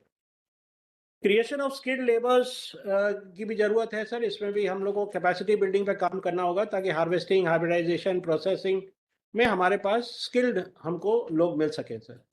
Sir zero waste industry है ये सर, इसका हर अंश उपयोग होता है जो ये प्लांट है सर, तो उसको सर पूर्ण रूप से हमको एक सर्कुलर इकोनॉमी टाइप में डेवलप करना होगा, ताकि जो भी आदमी इसमें इसका उत्पादन करे उसको पूर्ण उसका लाभ मिल सके सर, हर उसके अंश का सर। सस्टेनेबल पैकेजिंग की भी बात हुई है, जो उसके वेरियस प्रोडक्ट्स हैं, और उसमें भी मॉडर्नाइजेशन और मशीनरी की भी जरूरत एक आई है सुझाव में सर। ये सब बहुत विशिष्ट सुझाव हैं सर, जो हमारे दृष्टि में अभी तक इंटरनल डिस्कशंस से बियॉन्ड भी हैं सर। इस एक्सपोर्ट कॉम्पिटिटिवनेस को इम्प्रूव करने की बात है, इनोवेटिव कोकोनट प्रोडक्ट्स को भी प्रमोट करने की बात आई है सर। नेक्स्ट सर, अब इन सब का वे फॉरवर्ड एक ये देखा आ गया है ग्रुप के द्वारा कि हमको ग्लोबल लीडर बनना है कोकोनट और कॉयर प्रोडक्ट एक्सपोर्ट्स में बाय 2030। ये एक लक्ष्य रख के हम लोग को आगे बढ़ना है, और इसमें सारे लक्ष्य होने चाहिए। इन्हांसिंग फार्मर्स इनकम, जो इसका सतत ग्रोथ है वो होना चाहिए, प्रोडक्टिविटी पे ध्यान हो, वैल्यू एडिशन पे। तो एक होलिस्टिक और इंटीग्रेटेड डेवलपमेंट अप्रोच के साथ सर इसको अब हमको एड्रेस करना होगा, और जो हमारी अगर स्कीम बनती है तो उसमें ये सारे अवयव होने चाहिए सर, कंपोनेंट्स उसके ये रहने चाहिए। और स्टेक होल्डर्स, ये भी एक अच्छा सुझाव है कि इसमें जो स्टेक होल्डर्स हैं सर, चाहे फार्मर्स हो, नर्सरी मैन हो, प्रोसेसर, साइंटिस्ट, एक्सपोर्टर्स, प्रोड्यूसर्स, इन सबको सर एक प्लेटफॉर्म में लाने की जरूरत है, ताकि हम मतलब समय समय पर उनके विचार आदान प्रदान होते रहे, और जो भी हम काम कर रहे हैं, सब सेक्टर में जो लोग काम कर रहे हैं उनका हम लोग को लाभ मिल सके। नेक्स्ट सर, ये नेक्स्ट सब थीम है national cashew and cocoa development programme की टुवर्ड्स सेल्फ रिलायंस। इसमें भी सर जो मॉडर्न कल्टीवेशन प्रैक्टिसेस पे जोर दिया गया है, ताकि पोस्ट हार्वेस्ट टेक्नोलॉजीज को बेहतर बनाना, ताकि प्रॉफिटेबिलिटी बढ़ सके सर। कोकोआ और कोकोआ क्लस्टर्स को major producing states integrated facility of production, processing, storage और मार्केटिंग की बात की, ये इंटीग्रेटेड फैसिलिटी डेवलप किया जाए जहाँ पे ये स्टेट्स हैं, ताकि इसको स्ट्रेंथन किया जा सके सर, इसके पूरे वैल्यू चेन को। फिर कैश्यू और पॉली सीड्स गार्डन की बात हुई है सर, तो इसको भी हम लोग को इसमें आगे लेके चलना है sir. Quality standards, branding, certification, global marketing को इन्हांस करने की जरूरत है, ताकि ये एक हम इसमें लीडर बन सकें कैश्यू और कोकोआ प्रोडक्शन में। ICR and other research institutes should focus on developing improved varieties. Public private partnership की बात हुई है प्रोसेसिंग कंपनीज के साथ सर, ताकि मतलब इसको पूरे वैल्यू चेन को स्ट्रेंथन कर सके। और कॉम्प्रिहेंसिव क्रॉप इंश्योरेंस कवरेज की भी इसमें बात हुई है सर, तो इस पे काम करने की जरूरत हो सकती है। नेक्स्ट सर, इसमें वे फॉरवर्ड यही है कि हमको क्वालिटी प्लांटिंग मटेरियल का प्रोडक्शन, ताकि उसकी उपलब्धता सुनिश्चित हो सके क्षेत्र में। एरिया का एक्सपेंशन करना होगा सर, नए क्षेत्र को देखने होंगे कहाँ पे नॉन ट्रेडिशनल एरिया से भी आगे बढ़ के कहाँ पे इसका विस्तार किया जा सकता है। ये हमारे एक्शन प्लान का पार्ट बनना चाहिए सर। और प्रोडक्टिविटी इन्हांसमेंट है, high density plantation, use of hybrid varieties, INM integrated nutrition management, integrated pest management practices, तो ये पूरा पैकेज डेवलप हो सर। इन्हांस प्रोसेसिंग और PHM फैसिलिटीज की भी बात की गई है, प्रोसेसिंग और वैल्यू एडिशन की। और मार्केटिंग लिंकेज और फार्मर प्रोड्यूसर ऑर्गेनाइजेशन के माध्यम से इसका स्केलेबिलिटी हम लोग को अचीव करना है, और इसको मेजर प्लेयर बनना है सर इन दोनों क्रॉप्स में भी। नेक्स्ट क्रॉपिंग का भी अच्छा हाँ, इंटर क्रॉपिंग का भी इसमें अच्छा स्कोप है sir. Next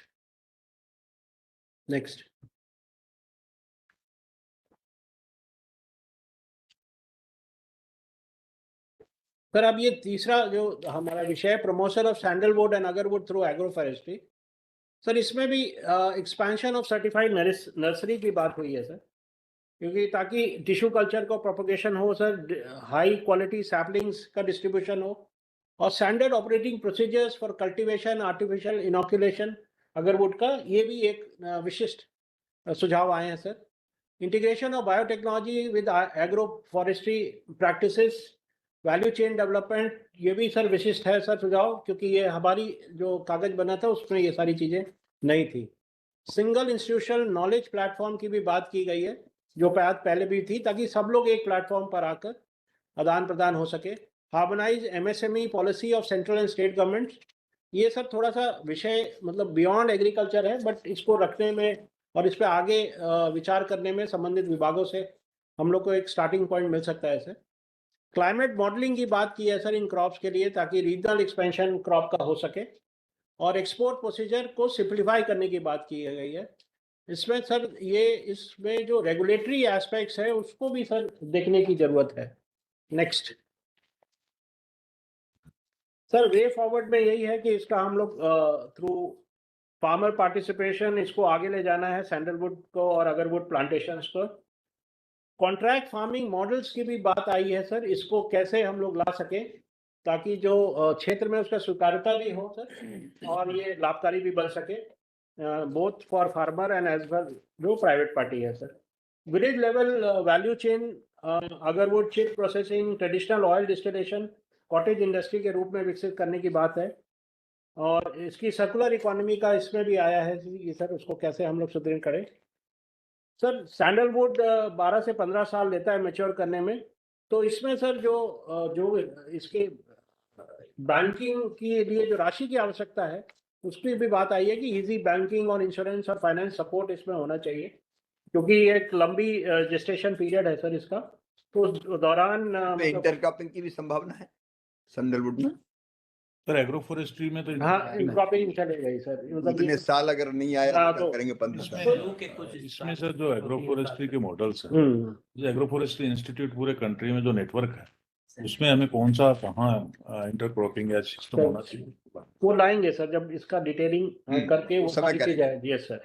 Assam agarwood promotion policy 2020 है सर, उसमें कुछ ईजिंग किया है रिस्ट्रिक्शंस को और पोजिशनिंग को सर, उसको भी अध्ययन करने की जरूरत है सर। और उसको एक मॉडल अगर उचित रहा तो उसको मॉडल के रूप में भी विकसित किया जा सकता है। Sandalwood agarwood grown in private lands में be treated as agriculture crops. Sir ये सब अगेन लीगल एस्पेक्ट्स हैं और रेगुलेटरी एस्पेक्ट हैं जिसमें राज्य की भी जो नियमावली है, नियम है सर, उनको भी देखने की जरूरत पड़ेगी। बट इस पे सर ये सारे विशिष्ट सुझाव हैं, इस पे काम करेंगे जब हम इसको आगे ले जाएंगे। रीजन स्पेसिफिक प्राइसिंग पॉलिसी भी मिनिस्ट्री ऑफ कॉमर्स और इंडस्ट्री को इसमें विचार आया है sir. Next sir almond, walnut, pine nuts के फ्यूचर स्ट्रैटेजी के रूप में इसमें एक sir creation of excellence, centre of excellence तीनों के लिए सर ये सुझाव है। आलमंड, वॉलनट, पाइन नट के लिए अलग अलग सेंटर ऑफ एक्सीलेंस क्रिएट करने में विचार की बात है। Capacity building, training of farmers for managing plantation, quality standards, branding, certification, global marketing, ये सब थीम जो है ये सभी टॉपिक्स में कॉमन चल रही है क्योंकि ये बहुत बड़ी आवश्यकता है सर। इम्प्रूव वेराइटीज़ की भी बात सर सब जगह आई है, इसमें भी वो बात है कि क्लाइमेट रेजिलिएंट है और हाई यील्डिंग वेराइटीज़ हम कैसे डेवलप करें और उसको उसकी उपलब्धता भी सुनिश्चित हो सर। नट जनरेशन क्लस्टर्स और इन पाइन नट्स का एरिया एक्सपेंशन ऑफ वॉलनट्स और आलमंड्स का, तो ये तीनों के लिए अलग सर, दो को एक संग रखा गया और development of nut tree generation pine nuts के बाद। रोबस्ट वैल्यू चेन और प्रोसेसिंग करना है सर, इसमें इन्वॉल्वमेंट ऑफ, इसमें इन्वेस्टमेंट आना चाहिए प्राइवेट सेक्टर से और एफपीओस को भी सर हम लोग इसमें प्रोत्साहित कर सकते हैं। ऑर्गेनिक फार्मिंग क्लस्टर, क्योंकि ये तो इस एग्रो फॉरेस्ट्री है तो इसमें यह स्वतः ही आता है सर। नेक्स्ट वे फॉरवर्ड में सर हमारा इंपोर्ट डिपेंडेंस को हमको कम करना है, फार्मर्स इनकम को बढ़ाना है, डेवलपमेंट ऑफ वैल्यू चेन और enhancement of export potential, generation of employment opportunities. तो जो भी हम रणनीति या योजना बनाएंगे सर उसमें ये सारी चीजों को हम लोग विचार करेंगे। नेक्स्ट भारत विस्तार sir, AI powered digital public infrastructure for agriculture. इसमें सर जो सुझाव आए हैं कि हमको लोकल डेटा जो है उसका भी उपयोग इसमें रखना चाहिए। Use of more diverse high quality local data for mandi prices, weather and crops. तो जो सर हमको जहाँ से डेटा मिल रहा है उसमें लोकल डेटा को और इसमें जोड़ने की बात है सर। ऑल फार्मर्स सर्विसेज, जो जितनी तरीके की सर सेवाएं हैं उसको इसके संग जोड़ना है, जो कि हमारी आगे की गोइंग फॉरवर्ड सर रणनीति भी है। Interconnected AI systems sir, inter operable होने चाहिए सिस्टम्स, और स्टेट्स और रिलेटेड सेक्टर्स में अगर सर हैं तो उनको भी कैसे हम कनेक्ट करें अपने सिस्टम से, तो एक पूरा व्यापक डिजिटल पब्लिक इंफ्रास्ट्रक्चर बन सके, इस पे बात है सर। कंटेंट सैंक्टिटी है सर, ट्रेन, क्योंकि सर हम जो उसमें जो भी कंटेंट डाल रहे हैं उसको एआई उपयोग कर रहा है सर, वो करेक्ट होना चाहिए सर, वेटेड होना चाहिए, ताकि किसी तरह से भी कोई ऐसा सुझाव फार्मर तक नहीं पहुंचे जो कि अनुपयोगी हो और गलत दिशा में ले जाए sir. Utilise feedback sir, develop auction oriented mechanism to implement feedback. ये सर फीडबैक मैकेनिज्म डेवलप करने की जरूरत है, क्योंकि जो भी फार्मर सेवाएं ले रहा है सर उसको वो कितनी उपयोगी है या उसके समस्या का समाधान हो रहा है कि नहीं सर, ये एक डायरेक्ट फीडबैक सिस्टम इसमें आगे हम लोग गोइंग फॉरवर्ड इसको डेवलप करना है। नेक्स्ट सर, जो इसका वे फॉरवर्ड है, हमको इंश्योर विजिबिलिटी इंश्योर करना है सर। इसका मतलब भारत विस्तार सर अभी मतलब फेज 1 लॉन्च हुआ है, तो इसकी मार्केटिंग और पॉपुलराइजेशन करने की जरूरत है और एक संस्थागत रूप देने की जरूरत है सर, क्योंकि जब तक इंस्टीट्यूशन इसको अडॉप्ट नहीं करेगा सर, तब तक फार्मर से अपेक्षा करना मतलब थोड़ा सा उसके लिए हम लोग को काम करने की जरूरत है। ऐड लोकल लैंग्वेजेस सर, आगे जाके तो सर ये अल्टीमेटली सभी भारतीय भाषाओं के लिए हम लोग को कोशिश करनी है, तो फेज वाइज इसमें आगे बढ़ेंगे सर। कैप्चर फीडबैक जो बात हुई सर कि बिहेवियरल पैटर्न्स और फीडबैक, तो हमको अपनी भी सेवाएं इंप्रूव करने में सहायक होंगे सर। सपोर्ट इनोवेशन सर और स्टार्टअप्स, रिसर्चर्स, कंपनीज को सर एक बार ये स्ट्रेंथन होता है तो उनके भी सर इसमें उनके भी इनोवेशंस को हम ला सकते हैं इसमें। शेयर डेवलप कंप्यूट इंफ्रास्ट्रक्चर, ये सर बहुत बड़ी आवश्यकता होगी कंप्यूट इंफ्रास्ट्रक्चर की इसमें, तो उसमें एक शेयर डेवलपमेंट का मॉडल डेवलप करने की आगे बात बनेगी सर। नेक्स्ट क्लाउड की भी। हाँ, थैंक यू सर। अब मैं फिशरीज विभाग से सर अनुरोध करता हूँ कि वो अपना प्रस्तुतिकरण प्रस्तुत करें। नमस्कार सर, मेरा नाम अभिलक्ष लिखी है, मैं सेक्रेटरी मत्स्य पालन विभाग हूँ sir. Can I have the presentation please?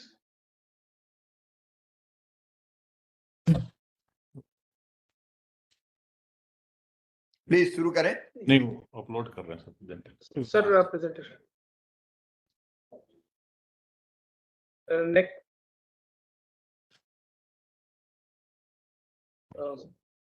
Sir, breakout session जो हुआ फिशरीज डिपार्टमेंट की तरफ से, उसका टाइटल था integrated development of reservoir and Amrit Sarovars for fisheries and strengthening coastal fisheries value chain.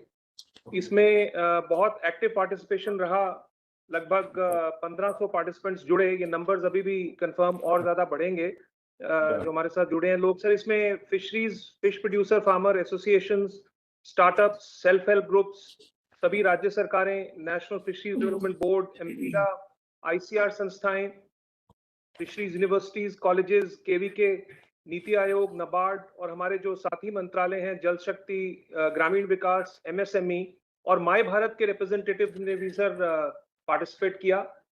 लगभग 20 स्पीकर्स ने अपने विचार रखे सर और 60 से ज्यादा रिकमेंडेशंस आई हैं। सभी रिकमेंडेशंस जो कंट्रीब्यूशंस की गई स्पीकर्स के द्वारा और इंटरवेंशनिस्ट के द्वारा, उनको एकत्रित करके हमने 4 भागों में बांटा है सर। प्री प्रोडक्शन, प्रोडक्शन और पोस्ट प्रोडक्शन, और चौथा है सर टेक्नोलॉजी, जो कि कॉस्ट कटिंग थीम है। नेक्स्ट।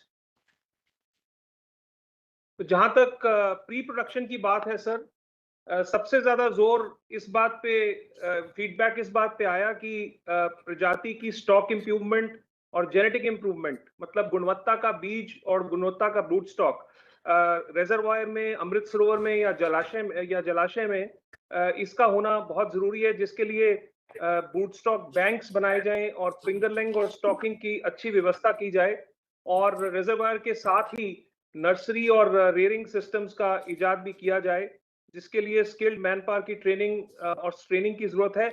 और साथ ही साथ फीड प्लांट, क्योंकि हमारे आज के दिन जितने भी जलाशय हैं सर या अमृत सरोवर हैं, फीड प्लांट उनसे बहुत दूर हैं, जिससे कॉस्ट में इजाफा होता है। तो फीड प्लांट को रिजर्वायर और अमृत सरोवर के पास रखने की बात की गई। जहां तक प्रोडक्शन, उत्पादन का सवाल है सर, सबसे बड़ी सजेशन ये आई कि केज और पेन कल्चर, जो आज के दिन की सबसे बड़ी टेक्नोलॉजी है किसी भी जलाशय में लगाने के लिए, उसको HDPE केजेस के साथ हमें प्रमोट करना चाहिए कमर्शियल स्केल पे। और उसके साथ साथ automatic feeding system, manual feeding से हटके ऑटोमेटेड फीडिंग सिस्टम्स पे हम आए। जो भी हम इंटीग्रेटेड डेवलपमेंट करें रिजर्वायर्स की, उसकी भी जरूरत महसूस की गई। और उत्पादन में जो महिलाओं के द्वारा बनाए गए सेल्फ हेल्प ग्रुप हैं, या हमारे जो FFPO हैं, या जो कोऑपरेटिव्स हैं, प्रॉपर लीज राइट्स के साथ, जो एक राज्य सरकार का इख्तियार है, उस सारी चीज को भी हम देखना चाहिए। इस संदर्भ में हमने रिजर्वायर की गाइडलाइंस भी निकाली हैं sir, national fisheries development board ने, उनको भी अमल में लाया जाएगा। और प्रोडक्शन स्टेज में हर तरह का फाइनेंशियल एक्सेस, चाहे वो KCC के माध्यम से हो या रिस्क कवरेज हो इंश्योरेंस के माध्यम से, उसका भी बहुत लोगों ने सजेशन दिया सर। और एक सजेशन जो लास्ट में जिसका आंकलन किया गया है कि अफोर्डेबल पावर सप्लाई, जो भी सारे सिस्टम को रन करने की या एक्वाकल्चर को करने की पावर सप्लाई की स्थिति है, उसको भी राज्य सरकार की मदद से बढ़ाया जाना चाहिए। नेक्स्ट, पोस्ट प्रोडक्शन और मार्केट से जुड़ी चीजों में सर बहुत सारे वक्ताओं ने कोल्ड चेन की व्यवस्था और सुदृढ़ करने की बात की। आज के दिन 21 रिजर्वायर प्रोजेक्ट्स हमारे यहाँ से 2000 करोड़ के ऑलरेडी क्रियान्वयन की स्टेज में हैं, कुछ बन चुके हैं, लेकिन कोल्ड चेन की व्यवस्था सुदृढ़ करना, ये एक जिसके अंदर मॉडर्न लैंडिंग सेंटर भी हो, प्रिजर्वेशन यूनिट्स भी हो और स्टैंडर्ड्स की बात आई। और एक बात उभर के जो आई पोस्ट प्रोडक्शन में कि जितने भी एफएफपीओज, महिलाओं के ग्रुप्स और जिनको भी हम लीज राइट्स के माध्यम से जलाशयों में, अमृत सरोवर में काम करने का मौका देंगे, उनको मार्केट के लिए ई प्लेटफॉर्म्स के साथ जोड़ा जाए, जैसे कि ONDC, open network for digital platform, और वो मार्केटिंग होगी तो आगे चाहे डोमेस्टिक मार्केट हो या एक्सपोर्ट मार्केट हो, उससे उनका जोड़ और भी ज्यादा बनेगा। और इसी में बात इस बात की आई कि ट्रेसेबिलिटी भी हमें बढ़ानी चाहिए। तो टेक्नोलॉजी की जहां तक बात है सर, क्रॉस कटिंग है, चाहे प्री प्रोडक्शन हो या पोस्ट प्रोडक्शन हो, टेक्नोलॉजी में end to end digital traceability. एक सुझाव बहुत अच्छा आया कि जलाशयों के अंदर अंडर वाटर सर्वेलेंस भी हमें करानी चाहिए ड्रोन के माध्यम से या और तकनीकें अप्लाई करके, ताकि हमें पता लग सके कि और क्या क्या रिसोर्सेज हैं जलाशय में जिसको और स्ट्रेंथन करने की जरूरत है। इसी के साथ एआई और आईओटी का एप्लीकेशन और पूरा जो हार्वेस्ट और लॉजिस्टिक्स का सिस्टम है उसको डिजिटाइज करने की भी बात आई। ये भी बात बहुत लोगों ने रखी और हमारे साथ मीटिंग में बहुत सारे स्टार्टअप्स भी थे। उन्होंने ये बात कहा कि स्टार्टअप्स जो अपने नए नए इनोवेशंस कर रहे हैं, रफली फिशरी सेक्टर में लगभग 300 स्टार्टअप्स आज के दिन काम कर रहे हैं सर, और इसमें से बहुत सारे कोस्टल एरियाज में, इनलैंड में हैं, तो उनको भी ऑन बोर्ड लिया जाना चाहिए पूरी की पूरी स्ट्रेटजी में। नेक्स्ट, इस सारी चीज का, इस बजट अनाउंसमेंट का क्रियान्वयन करने के लिए सर हमने कुछ टाइमलाइंस निर्धारित की हैं, जिनको ग्रामीण विकास मंत्रालय, जल शक्ति मंत्रालय, नाबार्ड और राज्य सरकारों की मदद से हम इसका क्रियान्वयन करेंगे। हमारी कोशिश रहेगी सर कि आइडेंटिफिकेशन और सिलेक्शन के बाद डीपीआर, जिसका हम एक मॉडल डीपीआर भी सर्कुलेट करेंगे, और राज्य सरकारों से प्रपोजल लेने के बाद और उनको चेक करने के बाद कब लगभग 30 सितंबर तक हम कोशिश करेंगे कि जो भी हमारे पास 400 जलाशय में और 100 अमृत सरोवर में जो भी प्रोजेक्ट्स हम कंसाइन करें, उनकी हम सितंबर के महीने में एडमिनिस्ट्रेटिव अप्रूवल दे दें सर। और इसमें हम 2000 एफएफपीओ, 50 स्टार्टअप, 400 फिशरीज कोऑपरेटिव्स और 200 महिलाओं के द्वारा चलाए गए सेल्फ हेल्प ग्रुप्स, इनको भी हम वैल्यू चेन में शामिल करेंगे।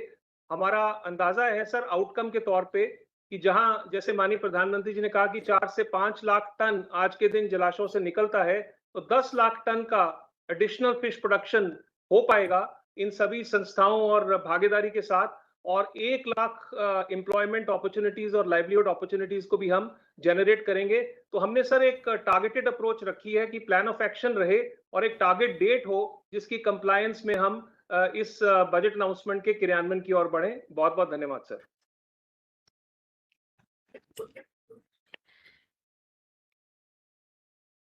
सर अब मैं अनुरोध करूंगा सेक्रेटरी एनिमल हस्बेंड्री या डेयरिंग से कि वो अपना प्रस्तुतिकरण करें। नमस्कार सर, मेरा नाम नरेश पाल गंगवार है सर, मैं secretary animal husbandry and dairying department हूँ सर। हमारे ब्रेकअवे सेशन का सर जो थीम था sir, private sector investment and entrepreneurship in animal husbandry value chain sir. Next slide please. Next sir, इसमें इस थीम से संबंधित सर 2026-27 के बजट में 2 पैरास पे में इनका मेंशन है सर। दोनों बहुत स्पेसिफिक हैं सर। एक तो सर प्राइवेट सेक्टर इन्वेस्टमेंट पर आधारित है वेटनरी इंफ्रास्ट्रक्चर में सर, और दूसरा पैरा एंटरप्रेन्योरशिप डेवलपमेंट पर है जिसमें क्रेडिट लिंक सब्सिडी प्रोग्राम का जिक्र है सर, और scaling up and modernisation of livestock enterprise का जिक्र है सर, और इसके साथ साथ इंटीग्रेटेड वैल्यू चेन को बढ़ावा देना और साथ में लाइव स्टॉक प्रोड्यूसर ऑर्गेनाइजेशंस को स्थापित करने के का जिक्र है सर। नेक्स्ट सर, 16वें वित्त आयोग, ये एक अनाउंसमेंट एक ऐसे टाइम पर आया है जब सर हम 15वें वित्त आयोग से 16वें वित्त आयोग के लिए अपनी योजनाओं को रिस्ट्रक्चर कर रहे हैं सर, और हमारा विभाग सर इस पर इन दोनों बजट अनाउंसमेंट्स पे काफी समय से इस रिस्ट्रक्चरिंग प्रोसेस में काम कर रहा था सर। तो सर हम लोगों ने जो हमारा सेशन था सर उसको 2 भागों में विभाजित किया सर, क्योंकि हम लोग काफी एडवांस स्टेज ऑफ प्रिपेयर्डनेस पे थे सर। तो हम लोगों ने डिपार्टमेंट की ओर से सबसे पहले जो 10 मेजर इंटरवेंशंस प्लान्ड हैं इन बजट पैरास को इम्प्लीमेंट करने के लिए, और उसको हम लोगों ने अलाइन किया है सर 2030 के टारगेट्स जो विकसित भारत के तहत हैं सर। उनका हमने सर एक बेसलाइन प्रेजेंटेशन डिपार्टमेंट की तरफ से हुआ सर। उसमें सर कुछ तो जो है हमारे ऑलरेडी चलते हुए इंटरवेंशंस हैं उनके रिफाइनमेंट और एक्सपेंशन करने का प्रस्ताव है सर, और कुछ नए इंटरवेंशंस इसमें हमने प्रस्तावित किए हैं जो क्रिटिकल गैप्स हैं इन दोनों बजट पैरास के चलते सर, उनको एड्रेस करने का हम लोगों ने किया है सर। इसके बाद सर 15 पैनलिस्ट ने इसमें भाग लिया सर, और जिसमें कि स्टेट गवर्नमेंट और सेंट्रल गवर्नमेंट के लोग थे sir, national dairy development board, veterinary institutions के लोग थे sir, private sector, cooperatives, banking institutions, producer organisations, इन सभी के लोग थे। इसके अतिरिक्त सर करीब 10 लाख से ज्यादा लोगों ने अभी तक जो सूचना आई है विभिन्न माध्यमों से इस प्रोग्राम में पार्टिसिपेट किया है सर। नेक्स्ट। तो सबसे पहले सर जो हम लोगों ने जो इंटरवेंशन प्लान किए जो हमने इस सेशन में प्रेजेंट किए थे उसके बारे में मैं ब्रीफली बताना चाहूंगा सर। इसमें सर एंटरप्राइज डेवलपमेंट में सर लाइव स्टॉक हेल्थ और डिजीज कंट्रोल का बहुत महत्वपूर्ण योगदान है सर, और खासतौर से productivity in live stock sector is also very important sir. हमारे ऑलरेडी चलते हुए प्रोग्राम्स हैं सर, उनको फर्दर बढ़ाने की बात थी सर। उनमें जो गैप्स थे सर जो पिछले हमने 15वीं वित्त आयोग की साइकिल में आइडेंटिफाई किए थे सर, इस 16th फाइनेंस कमीशन साइकिल में उन गैप्स को particularly strengthening of laboratory network और मोबाइल वेटनरी यूनिट्स को स्ट्रेंथन करने को भी हमने इसमें इंक्लूड किया है सर। एक सर आर्टिफिशियल इंसेमिनेशन जो मेजर प्रोडक्टिविटी एनहांसमेंट का टूल था, पिछले 10 सालों में सर इसके माध्यम से बोवाइन एनिमल में एआई जो है 20% से बढ़ के 40% हो गया, बट इसका अभी तक पूरी तरह से कॉन्सेंट्रेशन जो है सर बोवाइन एनिमल पे ही था। लेकिन जो स्मॉल लिमिनेंट्स हैं, खासतौर से पिगरी है, गोट है, शीप है, इसमें अभी सर ये मॉडर्न ब्रीडिंग टेक्नोलॉजीज नहीं आई है। तो अभी इसमें हम लोगों ने नए जो 16th फाइनेंस कमीशन साइकिल में एक तो बोवाइन एनिमल में इसका पेनिट्रेशन बढ़ाने का सर एक प्रस्तावित किया है सर 40 से 70% बाय 2030, और साथ ही नॉन बोवाइन एनिमल में भी पिगरी, गोट और शीप में इसको एक्सटेंड करने का भी एक प्रस्ताव किया है सर। सीड प्रोडक्शन का सर एक प्रोग्राम हम लोगों ने 15वें वित्त आयोग की साइकिल में चलाया है सर, उसको बढ़ाने का भी इसमें हमने प्रस्तावित किया सर। एक सर करीब 1.5 लाख कोऑपरेटिव सोसाइटीज विलेजेस हमारे कोऑपरेटिव सोसाइटी से कवर है। 1 लाख विलेजेस जो है अभी भी सर कोऑपरेटिव सोसाइटी से कवर्ड नहीं है सर। उसके कारण जो इंटीग्रेटेड वैल्यू चेन है सर डेयरी सेक्टर की, उसको वो एक्सेस नहीं कर रहे हैं और वो इनफॉर्मल सेक्टर में चल रहा है सर। उसको भी सर अभी हमारे जो वाइट रिवोल्यूशन 2.0 है सर, उसके तहत एक फेज्ड मैनर में अगले 3 साल में उन विलेजेस को भी मिल्क कोऑपरेटिव सोसाइटी से कवर करने का प्रस्ताव हम लोगों ने प्रस्तुत किया सर।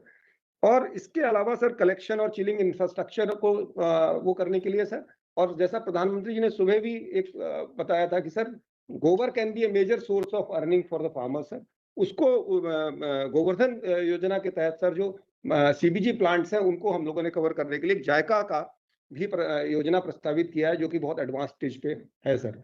इसके अलावा सर एनडीएलएम भारत पशुधन स्टैक जो है सर विभाग द्वारा स्थापित किया गया है, इसमें करीब 36 करोड़ पशु ऑलरेडी रजिस्टर्ड है सर, और करीब 8 करोड़ पशुपालक उस पर रजिस्टर्ड है सर। इसको basically vehicle of delivering all the services, चाहे वो वैक्सीनेशन सर्विसेज हो चाहे एआई सर्विसेज हो, उसको हम लोग को इस्तेमाल करने का भी हम लोग प्रस्ताव कर रहे हैं सर। और साथ ही सर इसको अन्य सर्विसेज की डिलीवरी के लिए थ्रू एआई टेक्नोलॉजीज उस पर भी विभाग फोकस करेगा सर काम करने के लिए सर। और सर कुछ बहुत अनसर्व्ड एरियाज है, नॉर्थ ईस्ट है, हिली है, ट्राइबल रीजन्स है सर, पीएमडीडीकेवाई के जो डिस्ट्रिक्ट्स और पंचायत, ग्राम पंचायत और पंचायत समितिज हैं, उन सब के लिए भी हम लोगों ने विशेष प्रावधान सर इसमें वहाँ हमने आज प्रस्तुत किया सर। नेक्स्ट एक सर नेक्स्ट सर ये जो पैरा 55 है जो पर्टिकुलरली प्राइवेट सेक्टर को इंसेंटिवाइज करने के बारे में है सर, उसको हम लोगों ने प्राइवेट सेक्टर का पार्टिसिपेशन बढ़ाने के लिए सर कुछ हमने लगभग 6 कंपोनेंट सर इंटरवेंशन इसमें प्लान किए हैं सर, जिसमें animal husbandry infrastructure development fund ये ऑलरेडी चल रहा है सर, इसमें 3% इंटरेस्ट सबवेंशन कुछ एक्टिविटीज के लिए जा जाता है, तो इसमें सर कुछ नई एक्टिविटीज भी जोड़ने का प्रावधान है, और साथ ही ताकि ये और अधिक गतिविधियों को इसमें हम ये 3% इंटरेस्ट सबवेंशन की व्यवस्था को लागू कर सकें सर।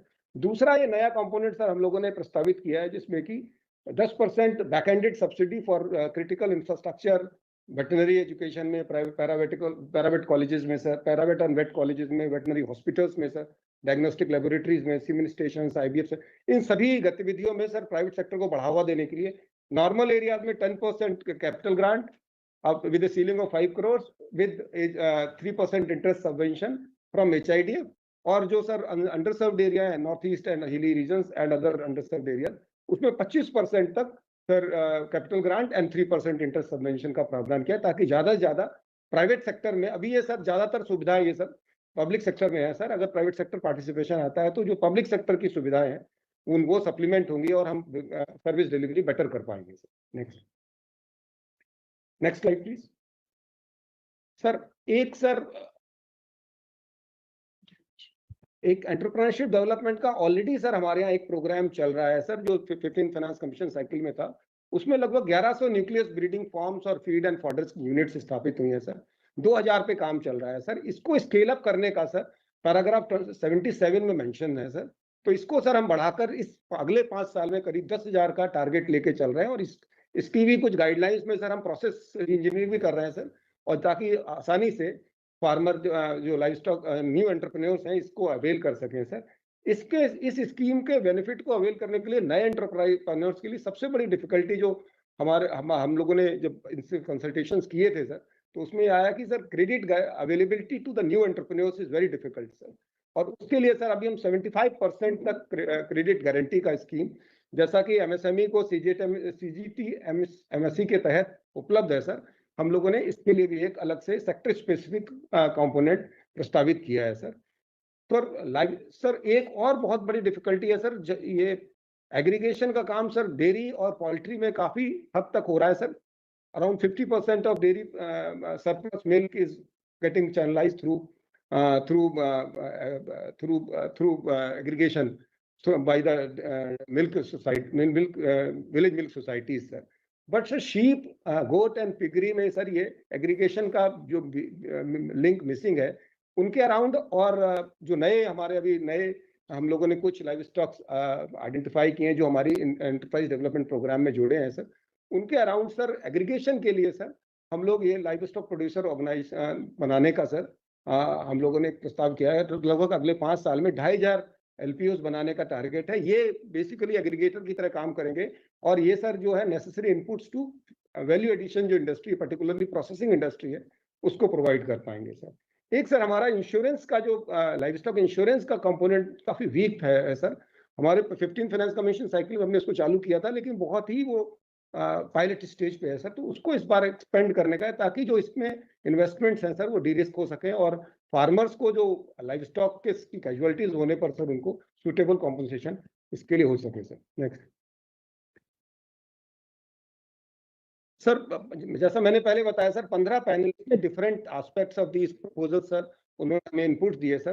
तो कुछ स्टेट्स से ये बात आई सर, स्टेट्स को अपनी PPP पॉलिसी फ्रेमवर्क बनाना चाहिए ताकि वो भारत सरकार की योजनाओं से लाभ लेके और कुछ एडिशनल बेनिफिट्स देके सर इन योजनाओं को लीवरेज करके प्राइवेट सेक्टर पार्टिसिपेशन बढ़ा सकें। दूसरा एक ये सुझाव आया था सर कि प्राइवेट सेक्टर इंस्टीट्यूशन जब बड़ी मात्रा में इसमें आएंगे सर, तो उनके स्टैंडर्ड्स को मेंटेन करने के लिए कुछ ना कुछ सर हमारे को रेगुलेटरी रिजीम्स को भी स्ट्रेंथन करना पड़ेगा, अदरवाइज उनके स्टैंडर्ड मेंटेन करने में दिक्कत आएगी। एक सर उनका ये कहना था कि जो फैसिलिटीज प्राइवेट सेक्टर में आ रही, खासतौर से कुछ लैब्स ऑलरेडी और कुछ फैसिलिटीज ऑलरेडी प्राइवेट सेक्टर में है, उनको गवर्नमेंट के लाइव स्टॉक प्रोग्राम्स के साथ भी लिंकेज प्रोवाइड करा जाए ताकि वो इंफ्रास्ट्रक्चर भी हमारे प्रोग्राम्स में यूटिलाइज हो सके sir. Particularly for educational institution sir ये कुछ सुझाव आया कि सेंट्रलाइज अटेंडेंस सिस्टम, कुछ IT डिप्लॉयमेंट का भी आया कि सर सेंट्रलाइज अगर हम IT सिस्टम्स डेवलप कर सकें तो इनमें काफ़ी सारी क्वालिटी इनकी सुधारी जा सकती है। साथ ही सर ये भी एक सुझाव आया था सर कि स्किल्ड फैकल्टी का बहुत कमी है सर, तो कैसे इन प्राइवेट इंस्टीट्यूशंस जब आएंगे तो इनको किस प्रकार से स्किल्ड फैकल्टी की व्यवस्था की जा सके, उसके बारे में भी हमको कुछ ना कुछ सोचना पड़ेगा सर। एक बहुत इंपॉर्टेंट सुझाव इसमें ये आया था सर कि जो हमारा वेटरनरी एजुकेशन का करिकुलम है ये बहुत पुराना है सर, और बहुत ही जो मॉडर्न टेक्नोलॉजीज पे के आते चलते सर AI और बहुत सारी टेक्नोलॉजी इसमें नई आ गई, बट हमारे करिकुलम अभी भी पुराने टेक्नोलॉजीज पे आधारित है। तो ये था कि हमारे पूरे के पूरे जो वेटनरी एजुकेशन के करिकुलम को भी हमको देखना पड़ेगा, उसको रिवैम्प करना पड़ेगा, और पूरा का पूरा VCI का जो आर्किटेक्चर है सर उसको भी हम लोगों को एक बार रिवैम्प करना पड़ेगा sir.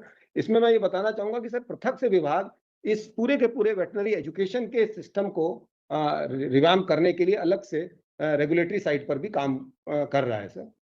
Sir veterinary service delivery में फिलिंग ऑफ वेकेंट पोस्ट के बारे में आया, फिर ये भी आया है सर कुछ जगह पर कुछ राज्यों में बहुत कम पोस्ट क्रिएटेड है, उसके कारण से ग्राउंड लेवल पे सर्विस डिलीवरी के लिए सफिशिएंट मैन पावर उपलब्ध नहीं है। दूसरा सर ये भी आया एक सुझाव की rather than depending on stationary centres हम लोग को mobile centres, AI based service delivery and technology driven service delivery, mobile diagnostic services in place of stationary labs, इस पर भी इसके बारे में भी विचार करना चाहिए सर। एक सर पैरावेट एजुकेशन के बारे में भी ये सुझाव आया कि पैरावेट एजुकेशन टोटली अनरेगुलेटेड है सर, इसका कोई रेगुलेशन नहीं है सर। तो जिस तरह से नर्सिंग काउंसिल है उसी आधार पे इनकी क्वालिटी इंश्योर करने के लिए भी सर पैरावेट काउंसिल से स्थापित की जाए, इस पर भी सर विभाग एक अलग से एक रेगुलेशन पे काम कर रहा है सर। Next slide sir. एक और बहुत अच्छा सुझाव आया कि सर हम लोगों को produce for the market sir, तो कुछ डोमेस्टिक मार्केट के लिए प्रोडक्शन हो सकता है, कुछ प्रोडक्शन एक्सपोर्ट मार्केट्स के लिए हो सकता है। तो प्रोड्यूसर नो दैट किस मार्केट के लिए वो प्रोड्यूस कर रहा है, उसके लिए integrated traceability mechanism through NDLM Bharat पशुधन बहुत इंपॉर्टेंट है, क्योंकि एक्सपोर्ट मार्केट को एक्सेस करने के लिए traceability is a big requirement. तो भारत पशुधन पोर्टल को रीओरिएंट करके सर उसमें इंटीग्रेटेड ट्रेसेबिलिटी मैकेनिज्म को भी स्थापित करने के बारे में सुझाव आया सर। एक sir laboratory network for disease surveillance and product certification भी स्थापित करने की आवश्यकता है। इसमें सर जैसा मैंने शुरू में अपने प्रेजेंटेशन में बताया था सर, लेबोरेटरी नेटवर्क को स्ट्रेंथन करने के लिए हम लोग अभी काम इस 16th फाइनेंस कमीशन में हम लोग इस पर काम करेंगे सर। बट एक सुझाव ये भी आया था कि प्राइवेट सेक्टर की बहुत सारी लेबोरेटरीज हैं, उनको भी अगर हम अपने नेटवर्क में रोप इन करेंगे तो हमारी जो डिजीज सर्विलांस और प्रोडक्ट सर्टिफिकेशन बेहतर हो सकता है sir. Disease free export oriented zones के बारे में सुझाव आया सर। हमारे यहाँ सर पोल्ट्री इंडस्ट्री में छोटे छोटे जोन्स करीब 44 जोन्स को डिजीज फ्री जोन्स के रूप में नोटिफाई किया हुआ है सर, वहां से exports can be made sir. इसी लाइंस पे सर अन्य लाइव स्टॉक के बारे में भी ये सुझाव आया कि एक्सपोर्ट फ्री जोन्स को स्थापित करने पर भी हमको विचार करना चाहिए सर। एक सर ये भी सुझाव आया कि एक्सपोर्ट लॉजिस्टिक्स में बहुत बड़ी अपॉर्चुनिटी है प्राइवेट सेक्टर इन्वेस्टमेंट के लिए, उसको भी हमको एक्सप्लोर करना चाहिए।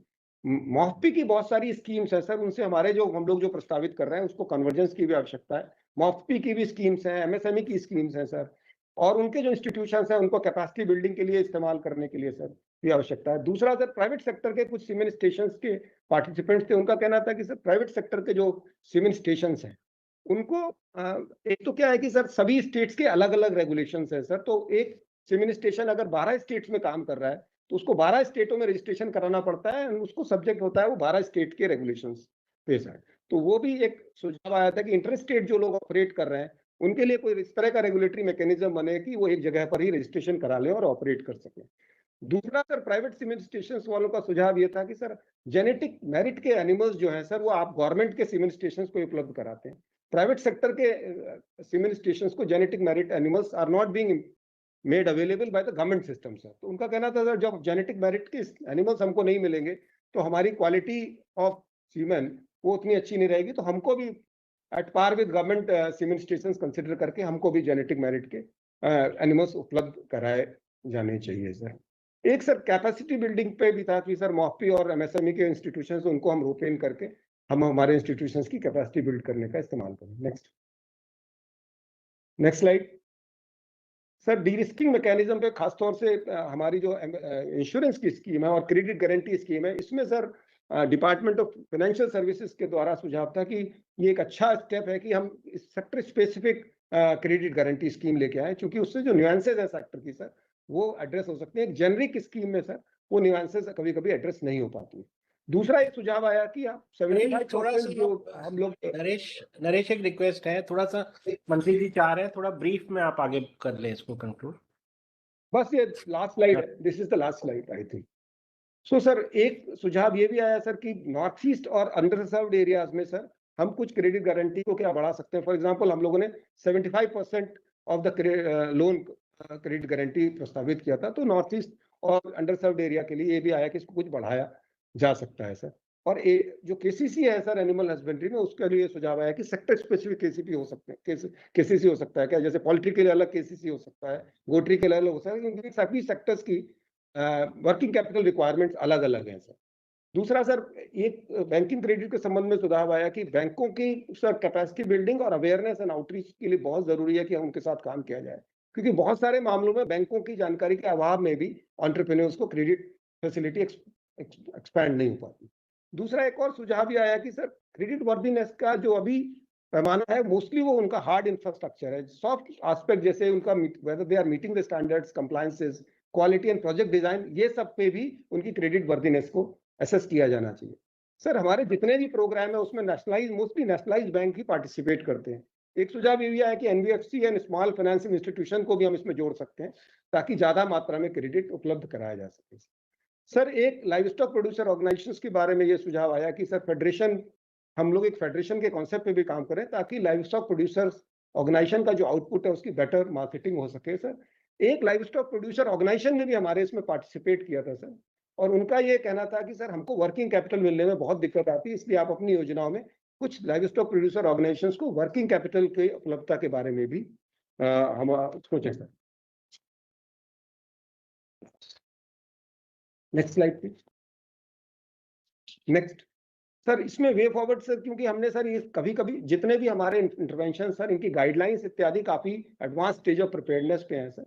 जो भी सुझाव हमारे को पैनलिस्ट ने अभी दिए हैं सर, उनको हम हमारी गाइडलाइंस में सर इनकॉर्पोरेट करके sir we are proposing to finalise this guideline by first quarter of next financial year sir.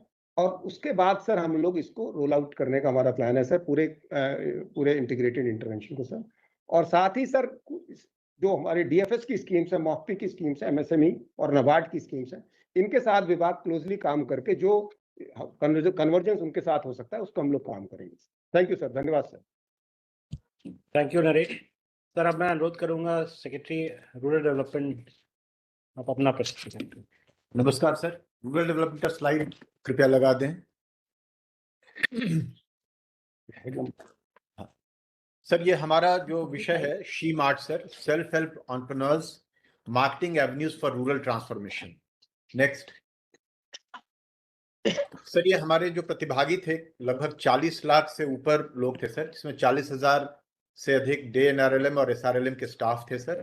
35 lakh से अधिक हमारे एसएचजी के मेंबर्स और प्रोड्यूसर कलेक्टिव्स के मेंबर्स थे, और 5 लाख से अधिक कम्युनिटी रिसोर्स पर्संस थे। नेक्स्ट सर, ये हमारे 10 पैनलिस्ट और 10 इंटरवीनर थे। ये हमारे कई तरह के जो पार्टनर्स हैं वो सारे थे इसमें सर, कुछ राज्य सरकार के भी सीनियर ऑफिसर्स थे सर। नेक्स्ट सर, ये हमारा बजट अनाउंसमेंट था। ये है sir, building on the success of the Lakhpati Didi programme, I propose to help women take the next step from credit led livelihoods to being owners of enterprises. Self-help entrepreneur she marts will be set up as community-owned retail outlets within the cluster level federations to enhanced and innovative financing instruments. Next. Sir, ये जो मुख्य बातें थी जिनके ऊपर हमारी चर्चा हुई सर, इंस्टीट्यूशनल स्ट्रक्चर के ऊपर, इसमें ओनरशिप क्या हो, मैनेजमेंट किस प्रकार का हो सर, इसमें मुख्य बात जो भर के आए कि कम्युनिटी ओन करे लेकिन प्रोफेशनल मैनेजमेंट के जरिए इसको चलाया जाए सर। फाइनेंशियल मॉडल में सर ये आया कि इन्वेस्टमेंट हमारा ब्लेंडेड तरीके का होना चाहिए, जो हम CIF देते हैं, जो कम्युनिटी एंटरप्राइज फंड देते हैं, गवर्नमेंट का, प्राइवेट सेक्टर, बैंक्स और जो डेडिकेटेड फाइनेंशियल इंस्टीट्यूशंस हैं सर, उनका सबका मिला जुला ये होना चाहिए। और क्वालिटी तथा रेगुलर सप्लाई सर जरूरी है प्रॉपर मार्केटिंग के लिए, तो year the round supply bye producers और कंज्यूमर का ट्रस्ट बरकरार रहे सर, और ट्रेसेबिलिटी रहे, इस पर बात हुई सर। और मार्केट कनेक्ट किस प्रकार का हो सर, B2B जो बिजनेस टू बिजनेस होता है, बिजनेस टू कंज्यूमर होता है, और बिजनेस टू गवर्नमेंट सर, वो बहुत जरूरी है, क्योंकि गवर्नमेंट में थोड़ी इनको प्राथमिकता देने की जरूरत है, जो सेल्फ हेल्प ग्रुप के जो प्रोडक्ट्स हैं उनको। उसके बाद स्केल के ऊपर बात हुई सर। अभी हम लोग कई राज्यों में कई तरह के मार्केटिंग के काम हो रहे हैं सर, कई राज्यों में इस तरह के जो आउटलेट्स है बने हैं, उनके साथ मिलके जहां ये बात आगे बढ़ी है सर, उनके साथ मिलके पहले इसको हम लोग आगे बढ़ाएंगे और फिर उसमें जो सफलता मिलेगी उसके आधार पर सर उसको स्केल करेंगे। और स्टेबिलिटी के ऊपर भी चर्चा हुई सर, जो फाइनेंस तथा बाकी चीजें हैं उनमें जो रिस्क जो इन्वॉल्व है उनका मिटिगेशन किस प्रकार से किया जाए सर। नेक्स्ट सर, ये जो सजेशंस आए, सजेशंस इन कैटेगरीज में थे सर, मैं उनको थोड़ा सा विस्तार में बता दूंगा सर। पहला था सर कोर डिजाइन प्रिंसिपल्स, जो कि मार्केट ड्रिवन अप्रोच होना चाहिए सर। एंटायर वैल्यू चेन का डेवलपमेंट होना चाहिए, न कि सिर्फ छिटपुट जहां तहां हम सुधार करें। और डेडिकेटेड मार्केट इकोसिस्टम्स बनने चाहिए सर। इसमें कन्वर्जेंस की भी बात आई सर। जो पैक्स हैं, जो प्राइमरी एग्रीकल्चरल प्रॉपर्टी सोसाइटीज हैं, उनके साथ भी मिलकर काम करने की हमको जरूरत है। और जो फिजिकल इंफ्रास्ट्रक्चर वगैरह सब जो है सर, वो वीबी जी राम जी में चूंकि लाइवलीहुड इंफ्रास्ट्रक्चर के ऊपर काफी जोर दिया गया है सर, तो उसको भी हमको फिजिकल इंफ्रास्ट्रक्चर उसके जरिए बनाने के बात के ऊपर भी चर्चा हुई सर। और ओएनडीसी का जो नेटवर्क है, मार्केटिंग का जो ओएनडीसी का नेटवर्क है, उसको लेवरेज हमको करना है सर। उसके बाद सर इंस्टीट्यूशनल आर्किटेक्चर में कम्युनिटी ओन्ड लिंकेज फैसिलिटीज हो सर, जो मैंने पहले बताया सर, प्रोफेशनल ओवरसाइट और मैनेजमेंट हो, और इक्विटी पार्टिसिपेशन यथासंभव सीएलएफ्स का हो। फाइनेंशियल आर्किटेक्चर में sir blended finance, innovative finance के ऊपर चर्चा हुई। कैपेसिटी बिल्डिंग जो सेक्रेटरी एनिमल हस्बेंड्री ने बताया सर, कैपेसिटी बिल्डिंग बैंकर्स का किए जाने की जरूरत है, क्योंकि उनको बहुत सारी चीजों में पता ही नहीं चल पाता है कि दीदियों का जो एक होलिस्टिक फाइनेंसिंग किस प्रकार से हो उनके एंटरप्राइज का। और वर्किंग कैपिटल सर, जो कोलैटरल फ्री वर्किंग कैपिटल देने की व्यवस्था होनी चाहिए। और क्रेडिट गारंटी, जो विभिन्न प्रकार के क्रेडिट गारंटी होते हैं, वो इनको देने की जरूरत है सर एंटरप्राइज के लिए। Sir branding and market positioning के ऊपर सर सजेशंस आए, उसमें सेगमेंटेशन पर जोर दिया गया सर। मतलब जैसे बेसिक सेगमेंट है, चाहे प्रीमियम सेगमेंट है, इसमें सर ये भी बात बहुत खुल के सामने आई सर कि जो हम बेचते हैं तो कमोडिटी नहीं बेचते हैं सर, वो कल्चर, सिविलाइजेशन, नैरेटिव, स्टोरी, ये सब चीजें बेचते हैं सर। तो इसलिए उस पर बहुत जोर दिए जाने की जरूरत है सर। ये सप्लाई चेन स्ट्रेंथनिंग में sir invest in product readiness, traceability, logistics, और एक पूरा जो एग्रीगेशन होता है सर, उसमें इंडिया पोस्ट की भी सुविधा हम लोग दे सकते हैं सर, इंडिया पोस्ट का जो नेटवर्क है। अगला था सर डिजिटल और फिजिकल रिटेल इकोसिस्टम होना चाहिए, सिर्फ फिजिकल नहीं। तो इसमें जो हमारा सर एग्रीकल्चर स्टैक है, उसकी तर्ज पे रूरल स्टैक बन रहा है, जिसमें तमाम जो भी एक्टिविटीज हैं दीदियों की वो भी रिफ्लेक्ट होंगी सर। तो उसका भी उसकी भी मदद दी जा सकती है। उसका डेटा जो है सर प्राइवेट सेक्टर को दिया जा सकता है, और वो उसकी मदद से सर आगे का काम कर सकते हैं। मार्केट डाइवर्सिफिकेशन मैंने उल्लेख किया सर, ये B2C, B2B और B2G, बिजनेस टू गवर्नमेंट, इस सेक्टर में बहुत जरूरी है सर। गवर्नमेंट में इनको कुछ प्रेफरेंस दिए जाने की जरूरत है प्रोक्योरमेंट में। Strengthening local rural enterprises sir, service sector भी रहे इसमें, सिर्फ गुड्स की बात नहीं हो। और कम्युनिटी ओन्ड लिंकेज फैसिलिटीज हो सर। फिर उसके बाद था sir phased implementation strategy, sir मैंने उल्लेख किया सर, ये कैपेसिटी बिल्डिंग हो और ये फेज्ड मैनर में करें सर। पहले जहां बहुत सक्सेसफुल हैं जो राज्य, उनके साथ मिलकर को ब्रांडिंग के जरिए आगे बढ़ें सर, और फिर उस लर्निंग के आधार पर फिर उसको स्केल करें। उसके बाद सर ये था कि मार्केट बैक, ये पूरा सिस्टम बनेगा तो ये लखपति दीदी का जो हमारा जो संकल्प है सर, उसके लिए एक मार्केट बैकबोन का काम करेगा। नेक्स्ट सर कुछ राज्यों से हमने चर्चा की सर। झारखंड में बहुत अच्छा काम हुआ है सर, पलाश। तमिलनाडु में सर माठी स्टोर्स करके, दे हैव बिल्ट माठी स्टोर्स सर, जिसमें कि पहले से काम कर रहे हैं। They have done very good work, sir. Premium retail stores, they call them Marti experience stores. They have been established in urban centers to showcase premium products and to enhance visibility. Sir, they have 25 common marketing facility centers equipped with modern tech for techno managerial training. उसी तरह से sir Jharkhand में जो पलाश में काम हुआ है sir, वो भी सर बहुत ही प्रशंसनीय काम हुआ है सर। इन्होंने जो स्टैंड अलोन मार्ट है उससे आगे बढ़कर ट्रांजिशन किया है सर, ऑमनी चैनल में चले गए हैं सर। जैसे पलाश का आटा और बेसन जो है कॉमर्शियल सुपरमार्केट चेन में सर मिलता है, और विथ ब्लिंकिट, अपना मार्ट जो क्विक कॉमर्स है, उनके साथ भी टाई अप ये लोग कर रहे हैं सर।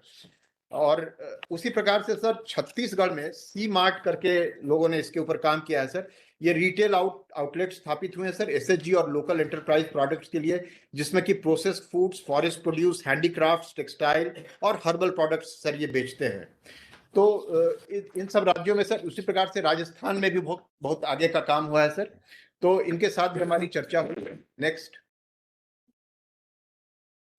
सर, ये आगे का जो हमको आगे जो काम करने हैं सर, जो अगले जो कदम है सर, जो वाइडर कंसल्टेशन करेंगे स्टेक होल्डर्स के साथ, states, UTs, market players, banks, जो फाइनेंशियल इंस्टीट्यूशंस हैं, कलेक्टिव्स, इन सब के साथ सर गाइडलाइंस और एसओपीज और रोल आउट स्ट्रैटेजी हम लोग अभी अगले कुछ महीनों में इसको तैयार करेंगे सर, और ग्राउंडिंग इसको फेज्ड मैनर में करेंगे जैसा सर मैंने उल्लेख किया। सर हमारा इतना ही है। हाँ सर, अब मैं राज्य मंत्री एनिमल हस्बेंड्री और dairying Shri professor SP Baghel ji से अनुरोध करता हूं कि वो हमको मार्गदर्शन देने की कृपा करें।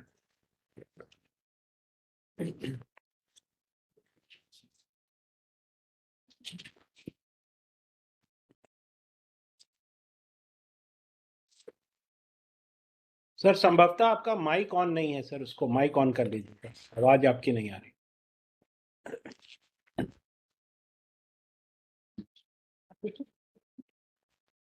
आदरणीय कृषि किसान कल्याण एवं ग्रामीण विकास मंत्री श्री शिवराज सिंह चौहान साहब, माननीय राज्य मंत्री मत्स्य पालन, पशुपालन, डेयरी मंत्रालय एवं अल्पसंख्यक कार्य मंत्रालय श्री जॉर्ज कुरियन साहब, सचिव मत्स्य पालन विभाग डॉक्टर अभिलेख लेखी जी, सचिव ग्रामीण विकास श्री सदेश कुमार जी, सचिव पशुपालन श्री नरेश पाल गंगवार जी, सचिव कृषि एवं किसान कल्याण श्री अतीश चंद्रा जी, डायरेक्टर जनरल आईसीएआर, केंद्र एवं राज्य सरकारों के वरिष्ठ अधिकारीगण और इस वेबिनार में जुड़े सभी सम्मानित प्रतिभागीगण।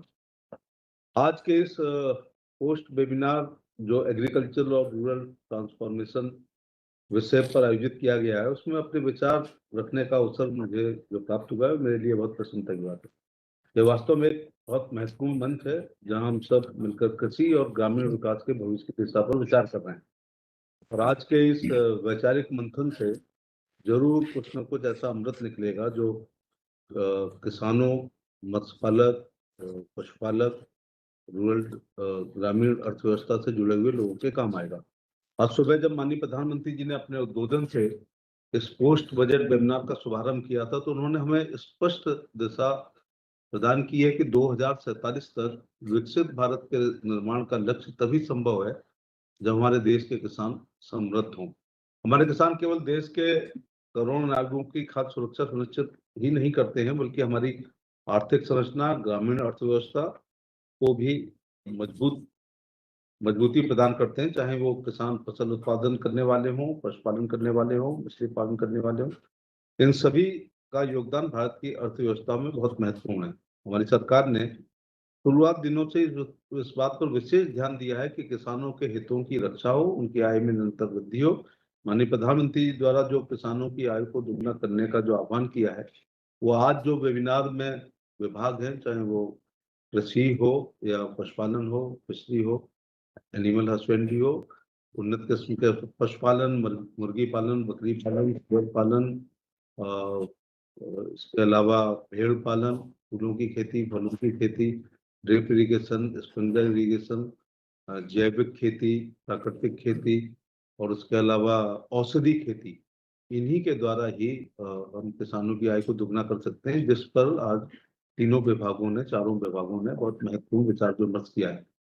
इस पोस्ट बजट वेबिनार में आज 8 महत्वपूर्ण विषयों पर केंद्र और राज्य सरकारों के अधिकारियों के बीच विस्तृत चर्चा हुई। हमारे दोनों सचिव महोदय ने आज की परिचर्चा में जो विभिन्न संगठनों के द्वारा, किसानों के द्वारा, राज्य सरकार के द्वारा, एफपीओज द्वारा, एनजीओज द्वारा, विभिन्न सोसाइटीज द्वारा जो महत्वपूर्ण सुझाव दिए हैं विभाग की बहबूदी के लिए, उस आपको शेयर किए और इन सारे सुझावों को नोट किया गया है। उस पर गंभीरता से विचार करते हुए भविष्य का रोड मैप भी हम लोग तैयार करेंगे। चिंतन और मंथन की जो परंपरा है, वो प्रधानमंत्री का जो दिल के बहुत नजदीक है, वाक्य की सबका साथ, सबका विकास, सबका विश्वास और सबका प्रयास, उसी के तहत ये आज जो किया गया है। मैं यदि हम भारत की कृषि अर्थव्यवस्था को देखें तो पशुपालन, डेयरी आज किसानों की आय बढ़ाने में महत्वपूर्ण भूमिका निभा रहे हैं।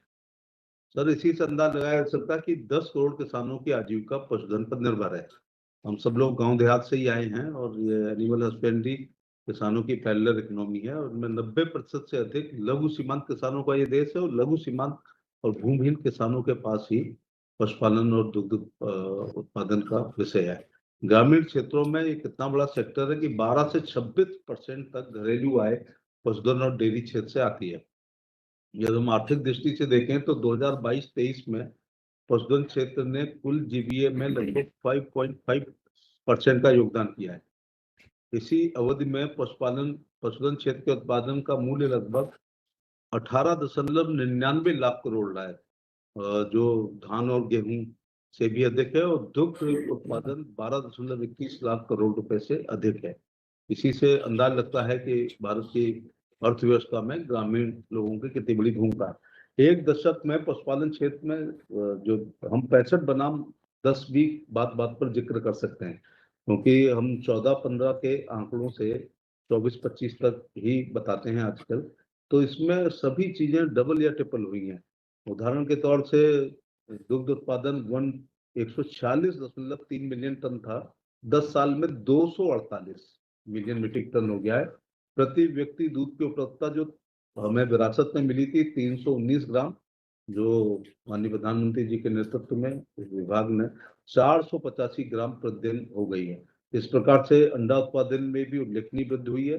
14-15 में हमें विरासत में मिले थे 7,848 करोड़ अंडे का उत्पादन था, जो 24-25 में जस्ट दुगना 14,911 करोड़ अंडे हो गए और आज अंडा उत्पादन में विश्व में हम दूसरे स्थान, मांस उत्पादन में 5वें स्थान पर हैं। डेयरी सहकारी प्रणाली विश्व की सबसे बड़ी प्रणाली, आज लगभग 2 करोड़ पशुपालक इससे जुड़े हुए हैं और कोशिश कर रहे हैं कि दुग्ध उत्पादन ऑर्गेनाइज सेक्टर में ज्यादा से ज्यादा जुड़े। सहकारी डेयरियों की दूध प्रसंस्करण क्षमता 24-25 में 1,175 लाख लीटर प्रतिदिन हो गई है। ये एक जब से कोऑपरेटिव विभाग बना है उससे भी हमको कोऑपरेटिव सोसाइटी बनाने में, डेयरी सोसाइटी बनाने में सहायता मिल रही है। आरजीएम के अंतर्गत नई प्रजनन तकनीकी को बढ़ावा मिल रहा है। सेक्स सॉर्टेड सीमन का प्रयोग हो रहा है, आईवीएफ तकनीकी इस्तेमाल हो रही है, जीनोमिक्स आधारित प्रजनन, 24 आईवीएफ प्रयोगशालाएं स्थापित की जा चुकी हैं और राष्ट्रीय डिजिटल पशुधन मिशन के अंतर्गत 35 करोड़ पशुओं को डिजिटल ट्रैकिंग की जा चुकी है। सर, जो महत्वपूर्ण जो गेम चेंजर होगा, आप मध्य प्रदेश के मुख्यमंत्री के रूप में ज्यादा देख ही चुके हैं अन्ना प्रथा को, जो छतरपुर, दमोह, टीकमगढ़, रीवा, सतना, सीधी, भिंड, मुरैना, ग्वालियर, शिवपुरी, दतिया में खास तौर से, और हमारा भी जालौन, हमीरपुर, झांसी, ललितपुर में अन्ना प्रथा, इसलिए कि ब्रीड अच्छी नहीं है गायों की और कम दूध देने वाली वो ब्रीड है, उसकी वजह से किसान छोड़ देता है। और आजकल आप देख ही रहे होंगे, ना हल चल रहा है, ना रहट चल रही है, ना पोलू चल रहा है, ना बैलगाड़ी चल रही है और ना गाय हो रही है। इसलिए अब मेल जो है वो नंदी महाराज यूज लेस हैं, इसलिए वो प्राइस लेस हैं। इसलिए हमारे विभाग ने पूरी कोशिश की है कि कृत्रिम गर्भाधान हो, कृत्रिम गर्भाधान भी सेक्स सॉर्टेड सीमन से हो। उसके रिजल्ट आ रहे हैं कि 90% बछिया पैदा हो रही है, वो भी साहिवाल, थारपारकर, हरियाणवी या गिर गाय का बच्चा है। तो वो पैदा होगा तो 10-20 हजार की होगी और नंदी महाराज पैदा होंगे तो पूर्ण परजीवी होंगे, उनकी कोई यूज लेस है, इसलिए प्राइस लेस है। तो इस पर नेशनल डेयरी डेवलपमेंट बोर्ड ने भी कम पैसे पर सेक्स सॉर्टेड सीमन उपलब्ध करा रहा है। हम आपके विभाग से भी उम्मीद करेंगे कि जो कृषि विभाग के भी कर्मचारी और अधिकारी हैं, खासतौर से जो सचिव वगैरह होते हैं, ईडीओ पर वगैरह होते हैं, वो भी किसानों को अपनी जब मिला करें तो बताया करें कि सेक्स सॉर्टेड सीमन एआई द्वारा कराएंगे तो बछिया पैदा होगी। आज प्रधानमंत्री जी ने जैसे जिक्र किया है कि हम एफएमडी मुक्त भारत चाहते हैं, तो 130 करोड़ से अधिक टीके लगाए जा चुके हैं। मैं देश में जहां भी जाता हूं तो ये जरूर पूछता हूं कि क्या टीकाकरण हुआ, तो किसान एक बात जरूर कहते हैं कि हाँ, साल में 2 बार जो है पशु चिकित्सक या पैरावेट्स उनके घर आते हैं और उसके द्वारा वो एफएमडी, और अलग अलग राज्यों में अलग अलग फेजेज में चल रहे हैं, संतोषजनक स्थिति है। इसी प्रकार से सर कई घोषणाएं की गई हैं कि बजट में 20,000 से अधिक, जैसा सचिव महोदय ने बताया था कि अतिरिक्त पशु चिकित्सक पैरामेड पेशेवर की आवश्यकता को देखते हुए सरकार ने निजी क्षेत्र में भी पशु चिकित्सा कॉलेज, अस्पताल, डायग्नोस्टिक लैब स्थापित करने के लिए ऋण आधारित पूंजी सब्सिडी सहायता योजना प्रस्तावित की है। उद्यमता को बढ़ाने के लिए क्रेडिट लिंक सब्सिडी कार्यक्रम चल रहा है। पशुधन उद्योगों का आधुनिकीकरण, डेयरी पोल्ट्री आधारित एकीकृत value chain, livestock farmer producer organisation को प्रोत्साहित कर रहे हैं। जैसा सचिव पशुपालन एवं डेयरी विभाग द्वारा दी गई अभी प्रस्तुति जो आपके सामने थी, और इस सेमिनार में प्रतिभागियों द्वारा पशुपालन क्षेत्र से संबंधित कई महत्वपूर्ण सुझाव दिए हैं। रिपीटिशन है, फिर भी कहना चाहूंगा कि आज की चर्चा में यह स्पष्ट हुआ है कि भेड़, बकरी और सुअर पालन में संगठित मूल्य श्रृंखला अभी स्थापित नहीं हो पाई है, इसलिए इसे प्राथमिकता के साथ विकसित करना आवश्यक है। भेड़ और बकरी जैसे छोटे जुगाली करने वाले पशुओं की उत्पादकता बढ़ाने के लिए आधुनिक प्रजनन तकनीकों पर, जैसे एआई है, आईवीएफ है आदि, भ्रूण ट्रांसप्लांट है, इस पर हम लोग जोर दे रहे हैं। पशुधन उत्पाद के निर्यात को बढ़ाने के लिए प्रभावी और निरंतर टीकाकरण कार्यक्रम महत्वपूर्ण है। पशु चिकित्सा अवसंरचना को भी सुदृढ़ कर रहे हैं। ग्रामीण क्षेत्रों में प्रशिक्षित पशु चिकित्सकों की उपलब्धता सुनिश्चित की जानी है। उत्पादन लागत कम करने और पशुपालन की आय बढ़ाने के लिए उच्च गुणवत्ता वाले चारा एक बहुत महत्वपूर्ण सेक्टर है। पशु स्वस्थ होगा, प्रोटीन प्रॉपर होगी, सब मिनरल्स होंगे, तभी मांस की भी वृद्धि होगी और दुग्ध की भी वृद्धि होगी। पशुपालकों के जोखिम कम करने के लिए इधर कम रुझान है किसानों का। अभी स्वयं इंसान अपना 20 रुपए वाला बीमा, 436 रुपए वाला बीमा 11 साल हो गए नहीं करा पा रहा है, इसलिए बहुत दिक्कत होती है कि जब उसके पशुओं के बीमा की बात की जाती है। लेकिन लगातार विभाग प्रयासरत है कि ज्यादा से ज्यादा बीमे के द्वारा कवरेज हो। गोबर से बायोगैस, जैसा माननीय प्रधानमंत्री ने सुबह जिक्र किया था, कि सीएनजी उत्पादन को बढ़ावा देने के लिए तेजी से कार्य करना आवश्यक है। इससे ग्रामीण अर्थव्यवस्था को मजबूती मिलेगी। मत्स्य पालन में मैं कहना चाहूंगा कि ये 65 बनाम 10 में, ये 65 साल माने 13-14 में 95 लाख टन मछली उत्पादन था। सर अब 197 हो गया है, माने दुगने से भी ज्यादा मछली उत्पादन हुआ है। इसके पीछे जो हम बचपन से व्हाइट रिवोल्यूशन और ग्रीन रिवोल्यूशन पढ़ते आए थे, लेकिन माननीय प्रधानमंत्री जी ने 2014-15 में जब ब्लू रिवोल्यूशन एक शब्द दिया और उसमें तमाम योजनाएं बनाई, और खासतौर से प्रधानमंत्री मत्स्य संपदा योजना जब लागू की है, उसके रिजल्ट आप देखिए कि लगभग दुगना उत्पादन हो गया है। सी फूड के प्रति लोगों की बहुत आजकल रुचि बढ़ी है। मैंने भी इस विभाग में नहीं आता तो ये शब्द ही नहीं सुना था कि सी फूड भी कोई चीज होती है। तो दुगने से अधिक हो गया। 13-14 में 30,213 करोड़ से बढ़कर 24-25 में 62,000, ठीक दुगना 408 करोड़ हो गया। वर्तमान अवधि में निर्यात में मात्रा के आधार पर लगभग 15% और मूल्य के आधार पर 23% की वृद्धि हुई है।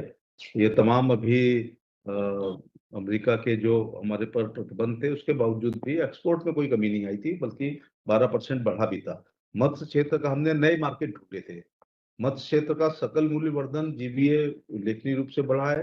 13-14 में 98,190 करोड़ था, और जो अब 3 गुना 3.41 लाख करोड़ हो गया। इस दिशा में माननीय प्रधानमंत्री जी के नेतृत्व में सरकार द्वारा लागू प्रमुख योजनाएं blue revolution, fisheries and aquaculture, infrastructure development fund, प्रधानमंत्री मत्स्य संपदा योजना, प्रधानमंत्री मत्स्य किसान समृद्धि सहयोग योजना।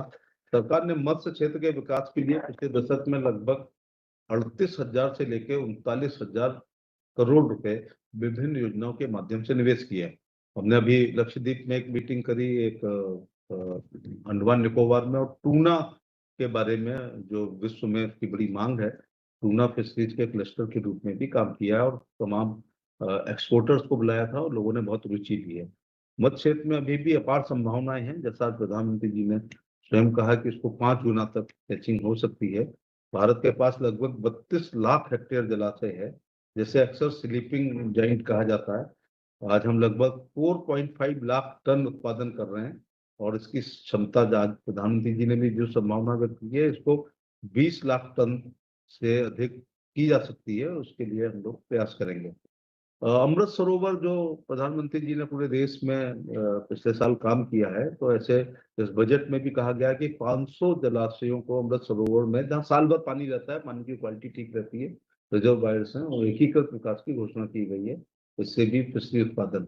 मैं यहाँ ये भी बताना चाहूंगा कि भारत 3 तरफ से समुद्र से घिरा है। इसके पास अरब सागर, हिंद महासागर और बंगाल की खाड़ी है, लेकिन मरीन फिशरी केवल 25% है। अब अभी भी 75% इनलैंड तब है जब हमारे तालाब इंक्रोच हो गए हैं, नदियां दूषित हो गई हैं, लगभग मर चुकी हैं या मृतप्राय है। लेकिन फिर भी इतना समुद्री तटीय क्षेत्र होने के बावजूद 75% इनलैंड फिशरी है। इसमें ये अमृत सरोवर एक बहुत बड़ी भूमिका निभाएंगे। जलाशयों को क्लस्टर मॉडल भी विकसित किया जाएगा, और landing centres, cold room, hatchery, field unit और डिजिटल मॉनिटरिंग के द्वारा हम ये वृद्धि कर सकते हैं। तो निर्यात बढ़ाने के लिए coastal value chain mission Bharat के समुद्री खाद्य निर्यात के बढ़ाने में सहायक होगा। इसका एक बड़ा सिस्टम है कि मछली पकड़े, फिर उसको सेग्रीगेट किया जाए, उसके काटा जाए, आइस प्लांट में रखा जाए, पैकेजिंग की जाए, प्रोसेसिंग करने के बाद और ब्रांडिंग करते हुए और फिर मेनलैंड तक पहुंचाई जाए। तो एक पूरा चैन है। और एक्सक्लूसिव इकोनॉमिक जोन में भारतीय मछली पकड़ने वाले जहाजों द्वारा पकड़ी गई मछलियों पर ये बहुत अच्छा हुआ है कि कस्टम ड्यूटी से छूट देने की महत्वपूर्ण घोषणा की गई है। इससे भी एक्सपोर्ट में बहुत बड़ा बढ़ावा मिलेगा। आज के वेबिनार के दौरान मत्स्य पालन क्षेत्र की संबंधित जो विस्तृत चर्चा हुई है, उसमें सचिव मत्स्य पालन द्वारा जो प्रस्तुति दी गई थी, उससे ब्रेकआउट सत्र के प्रमुख निष्कर्षों को मैं साझा करना चाहूंगा कि इस ब्रेकआउट सत्र में लगभग 15,000 प्रतिभागियों ने वर्चुअल माध्यम से भाग लिया। मत्स्य क्षेत्र की पूरी मूल श्रृंखला से जुड़ी बघेल जी, विविध जी सर। आवाज मैं केवल इतना निवेदन कर रहा था कि बहुत गंभीरता से और उपयोगी विचार विमर्श आपने किया है पूरी टीम ने, उसके लिए मैं अभिनंदन करता हूँ। मेरी दिक्कत केवल एक कनाडा के एक प्रतिनिधिमंडल को 6 बजे मैंने समय दिया था। मैं कोशिश कर रहा हूँ कि 5-10 मिनट लेट हो जाए, लेकिन मुझे सूचना मिली इसलिए थोड़ा ब्रीफली बता देना। नहीं, जितना जो मैं कहना चाह रहा था वो सचिव मत्स्य पालन ने, अभिलेख लेखी जी ने अपने प्रेजेंटेशन में वही सब बातें कही हैं। तो मैं चाहता हूं कि अब मैं अपनी बात समाप्त करूं। जय हिंद। मैं क्षमा चाहता हूं, बीच में मैंने आपको टोका, लेकिन चूंकि विदेशी प्रतिनिधिमंडल था इसलिए मुझे लगा कि सर अब मैं आदरणीय मंत्री कृषि एवं किसान कल्याण और ग्रामीण विकास से अनुरोध करना चाहूंगा कि सर हम लोग को मार्गदर्शन देने की कृपा करें। अभी हम जिनको बड़े ध्यान पूर्वक सुन रहे थे, हमारे पशुपालन और मत्स्य पालन और दुग्ध उत्पादन के हमारे राज्य मंत्री आदरणीय एसपी सिंह बघेल जी, डॉक्टर चंद्रशेखर पेमासानी जी, सहयोगी मंत्री मेरे जॉर्ज कुरियन जी, कमलेश पासवान जी, भागीरथ चौधरी जी, हमारे सभी सचिवगण और जुड़े हुए सभी मित्रों, सचमुच में बहुत उपयोगी चर्चा इस वेबिनार के माध्यम से हुई है। प्रधानमंत्री जी का प्रारंभिक उद्बोधन हमारे लिए एक मार्गदर्शन था, और हमने देखा कि जो सचिवगणों ने चर्चा का सार बताया, उसमें प्रधानमंत्री जी ने जो लक्ष्य तय किए थे और बजट में जिन लक्ष्यों का उल्लेख था, लगभग उसी के आसपास हम सबने विचार विमर्श किया है। पार्टिसिपेशन अद्भुत था। अब ये मुझे लगता है कि प्रधानमंत्री जी का विजनरी सोच है कि ऐसे चिंतन मंथन में लाखों लोग जुड़ जाए। पहले तो हम लोग टीम बनाते थे कि छोटी टीम ज्यादा अच्छा विचार विमर्श करेगी, लेकिन जो अलग अलग सचिवगण बता रहे थे, कोई कह रहा था 40 लाख हमारे उसमें जुड़े थे, कोई कह रहा था 50 लाख जुड़े थे। एक जगह तो किसानों वाले में आए कि नहीं, लाखों में नहीं करोड़ों में मामला पहुंच गया। तो ये चर्चा बहुत व्यापक हुई है। अब चर्चा जो हुई है वो हमारे सामने आई है, उसके विस्तार में मैं नहीं जाना चाहता, समय भी इसकी इजाजत नहीं दे रहा। लेकिन एग्रीकल्चर की दृष्टि से अगर देखा जाए तो जो हमारे सभी विषय है, भारत विस्तार को मैं थोड़ा अलग रखूंगा, लेकिन कोकोनट हो, कैजू हो, कोको हो, कॉफी हो, चंदन हो, अगर हो, इन सब पर जो विचार किया तो हमको 5-6 चीजें करने की जरूरत है। एक, प्रोडक्शन और प्रोडक्टिविटी बढ़ाना है। अभी भी हम अगर एवरेज प्रोडक्शन देखें तो दुनिया के बाकी देशों से हम पीछे हैं। तो एक तो हमको बढ़ाना है, उसके लिए कई तरह के उपायों की यहाँ बातचीत हुई है।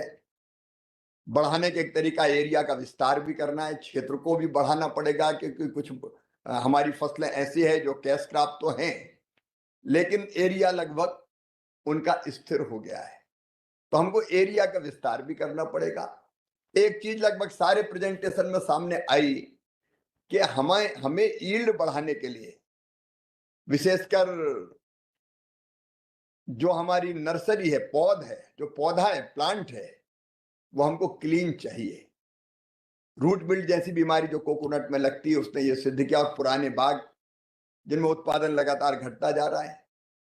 तो हम नए बाग जो लगाएं उनमें हमको क्लीन प्लांट की जरूरत है, क्योंकि एक बार प्लांट लगा दिया तब तो किसान को पता नहीं रहता कैसा है। 3, 4, 5 साल बाद जब उत्पादन देना उसने शुरू किया तब पता चलता कोई बीमारी लग गई। तो ये रोग रहित जिसको हम कहते हैं, वो प्लांट हम कैसे, उसके विभिन्न उपाय सुझाए हैं अलग अलग, उसके विस्तार में नहीं जा रहा मैं, लेकिन उत्पादन और उत्पादकता बढ़ाना, उत्पादन में लगने वाला जो व्यय है, उत्पादन की लागत जिसको हम कहेंगे, उसको कम करना है। फिर वैल्यू एडिशन, क्योंकि 3 चीजें हमारी कृषि में मूल्य है। एक, फूड सिक्योरिटी सुनिश्चित करना, पोषण युक्त आहार उपलब्ध कराना, और तीसरी, किसानों की इनकम बढ़ाना। और इसलिए किसानों की आय बढ़े, इसलिए गुणवत्ता एक प्रश्न है। एक्सपोर्ट क्वालिटी का हम कैसे पैदा करें। एक बात बार बार आई कि हम इंपोर्ट क्यों करें, एक्सपोर्ट हमारा बढ़ना चाहिए, हम घर की मांग तो पूरी करें। अब नारियल की गिरी हम बाहर से बुलाएं, इसकी जरूरत क्या है। और इसलिए हम उत्पादन भी बढ़ाएं, लेकिन एक्सपोर्ट क्वालिटी का कैसे हो। फिर एक वैल्यू एडिशन की बार बार बात आई है, कैसे वैल्यू एडिशन करें। जीरो वेस्ट की बात यहाँ आई अभी प्रेजेंटेशन में, कि हर एक चीज कोकोनट की काम की है, तो हर एक चीज का उपयोग हम बेहतर कैसे कर सकते हैं, उस दिशा में हमको काम करने की जरूरत है। और एक डाइवर्सिफिकेशन की बात भी आई। हम बीच बीच में इन क्रॉप्स के, हम अलग अलग क्रॉप्स को कैसे पैदा, चंदन अगर आता है 10 साल में, 15 साल में, तो तब तक किसान वेट नहीं कर सकता कि उसकी कोई आमदनी ही ना हो। इंटरक्रॉपिंग कैसे हो, या तब तक उसको आमदनी कैसे मिले, तो बैंक लिंकेज और बाकी चीजों पर हमको काफी काम करना पड़ेगा। तो मुझे लगता है कि हम इंटरक्रॉपिंग को कैसे बढ़ावा दें, और उसके साथ साथ एक जो सब विभागों को जोड़ के लगता है मुझे, मैं बहुत विस्तार में नहीं जा रहा, वो है कि हमारे यहाँ लैंड होल्डिंग काफी कम है, और कम लैंड होल्डिंग के कारण हमारे किसान की आमदनी भी कम है, लेकिन आजीविका आज भी 48% खेती पर ही निर्भर है। और इसलिए इंटीग्रेटेड फार्मिंग के बारे में हमको विचार करना पड़ेगा। इंटीग्रेटेड फार्मिंग में अनाज के साथ साथ फल, सब्जियां, जिसकी बात हम कर रहे हैं, या काफी, कोको, काजू जैसी हमारी फसलें, उनकी भी जरूरत है। उनके साथ साथ हमको जरूरत इस बात की पे पशुपालन भी किसान करे, मछली पालन भी करे, मधुमक्खी पालन भी करे, और कृषि वानिकी की तरफ भी बढ़े। हालांकि रेगुलेशन संबंधी कई दिक्कतों के कारण लोग चंदन अगर जैसी चीज लगाने में डरते हैं। आप जानते हैं प्रधानमंत्री जी ने एक क्रांतिकारी फैसला किया कि बांस तो घास है, वो लकड़ी है ही नहीं, क्योंकि जब फॉरेस्ट का नाम आ गया तो रेंजर डेंजर बन जाता है। फिर किसान काट के ले जाए, इसी में बड़ी दिक्कत होती है। तो एक कॉन्सेप्ट ट्री बेस्ड एग्रीकल्चर का है, एग्रो फॉरेस्ट्री मत कहो। तो हमको रेगुलेशंस के बारे में कई बार ऐसी चीजें देखनी पड़ेगी कि ये चीजें पैदा करें तो किसान को दिक्कत ना हो। मैं सबसे ये निवेदन करना चाहूंगा कि आपने विचार भी किया, इस पर और गहराई से विचार कीजिए कि कैसे आसानी से किसान अपने उत्पाद को बाजार तक ले जा पाए, उसको दिक्कत और परेशानी ना हो। इसका विचार मुझे लगता है अत्यंत आवश्यक है। बाकी तो बहुत गहराई से एक एक सुझाव में बताऊं कि ये कहा, इसकी यहाँ आवश्यकता नहीं है। बहुत गहराई से विचार हुआ है। हमको जो प्लानिंग करनी पड़ेगी, रूरल डेवलपमेंट के हमारे सचिव सी मार्ट की बात बता रहे थे, तो तेजी से हमने लखपति दीदी के टारगेट को अभी पूरा किया है। आप जानते हैं प्रधानमंत्री जी ने 3 करोड़ लखपति दीदी बनाने का लक्ष्य दिया था, वो 1.25 साल पहले ही हमने हासिल कर लिया। लेकिन प्रधानमंत्री जी ने फिर कहा कि नहीं, अब 3 करोड़ नहीं 6 करोड़ बनाना है। चिंता हमारी ये है कि ग्रुप तो जो सेल्फ हेल्प ग्रुप है वो समुदाय के रूप में तो अच्छी आय कमा रहा है, लेकिन इंडिविजुअल दीदी को बैंक लोन देने में आज भी हिचकते हैं, उनको मिलता नहीं है। अभी एक बैंकर्स के साथ जब ये 6 करोड़ का टारगेट हमारा तय किया माननीय प्रधानमंत्री जी ने, तो हमने हैदराबाद में एक बैठक करके कई विषयों पर विस्तार पूर्वक विचार विमर्श किया, और हमारे जो सरस मेले अब तक लगते हैं वो बहुत सफल हैं। वहां दीदियों को एक मार्केट मिलता है, बाजार मिलता है, और उनको वो जो प्लेटफॉर्म मिलता है वो उनके उत्पाद को अच्छी कीमत भी दिलाता है। तो हर जिले में अगर एक सी मार्ट हो, आपने सारे पहलू उसके बताए हैं, उन पे मैं डिटेल में नहीं जा रहा, लेकिन सी मार्ट मील का पत्थर होंगे 3 करोड़ और लखपति दीदी बनाने के क्षेत्र में। अब दीदियों को केवल चटनी, पापड़, अचार या केवल बकरी पालन ये नहीं करनी, ये काम खराब नहीं है, अच्छे हैं, लेकिन उद्यमी बनाने की दिशा में बढ़ना है। तो उस दिशा में आपने बहुत अच्छा विचार विमर्श यहाँ किया है, उसमें हम लोग तेजी से आगे बढ़ेंगे। और एसपी सिंह बघेल साहब ने कई चीजों के बारे में बहुत विस्तार से, पशुपालन और मछली पालन का क्षेत्र इतना विस्तृत है और उपलब्धियां इतनी अनंत है अपनी कि हम घंटों भी कहते जाए तो कम नहीं पड़ेगी। उपलब्धियां बहुत है हमारी, सब हर सेक्टर में, हर क्षेत्र में।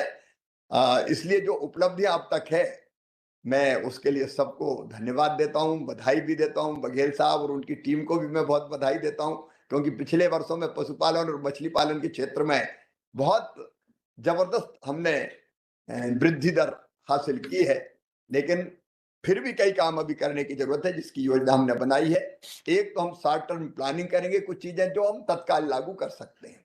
दूसरे ये कि अभी कुछ और विचार विमर्श की जरूरत है, तो वो चिंतन और मंथन हम लोग करके फिर किसी नतीजे पर पहुंचेंगे।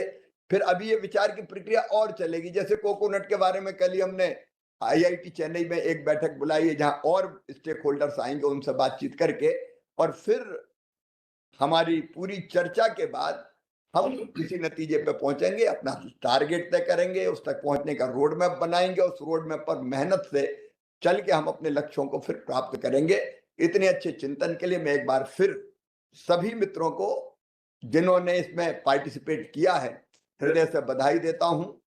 अलग अलग स्टेक होल्डर्स आए और उन्होंने बड़ी गहराई से चर्चा में भाग लिया। एक निवेदन मैं अंत में ये जरूर करना चाहूंगा कि अभी भी अगर किसी के दिमाग में कोई अच्छे सुझाव हो, विचार हो, तो संकोच ना करे, लिखित में भी हमको भेज दे, मेल कर दे, उन पर और गंभीरता पूर्वक हम सभी विचार करेंगे जो टीम यहाँ बैठी हुई है, और उनमें से जो जमीन पर उतारने लायक होंगे, जिनको हम नीचे इंप्लीमेंट कर सके, तो निश्चित तौर पर उनको इंप्लीमेंट करने का प्रयास करेंगे। और प्रधानमंत्री जी ने जो सपना देखा है, जो संकल्प लिया है, एक विकसित भारत, आत्मनिर्भर भारत, वैभवशाली, गौरवशाली, संपन्न और समृद्ध भारत के निर्माण का, तो कृषि क्षेत्र और एलाइड सेक्टर, एग्रीकल्चर से ग्रामीण विकास सहित, उसको प्राप्त करने में अपना सर्वश्रेष्ठ योगदान देंगे।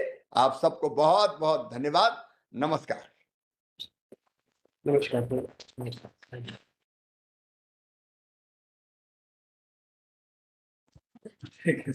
हम लोग इस वेबिनार की कार्रवाई यहीं पे समाप्त करते हैं। बहुत बहुत धन्यवाद।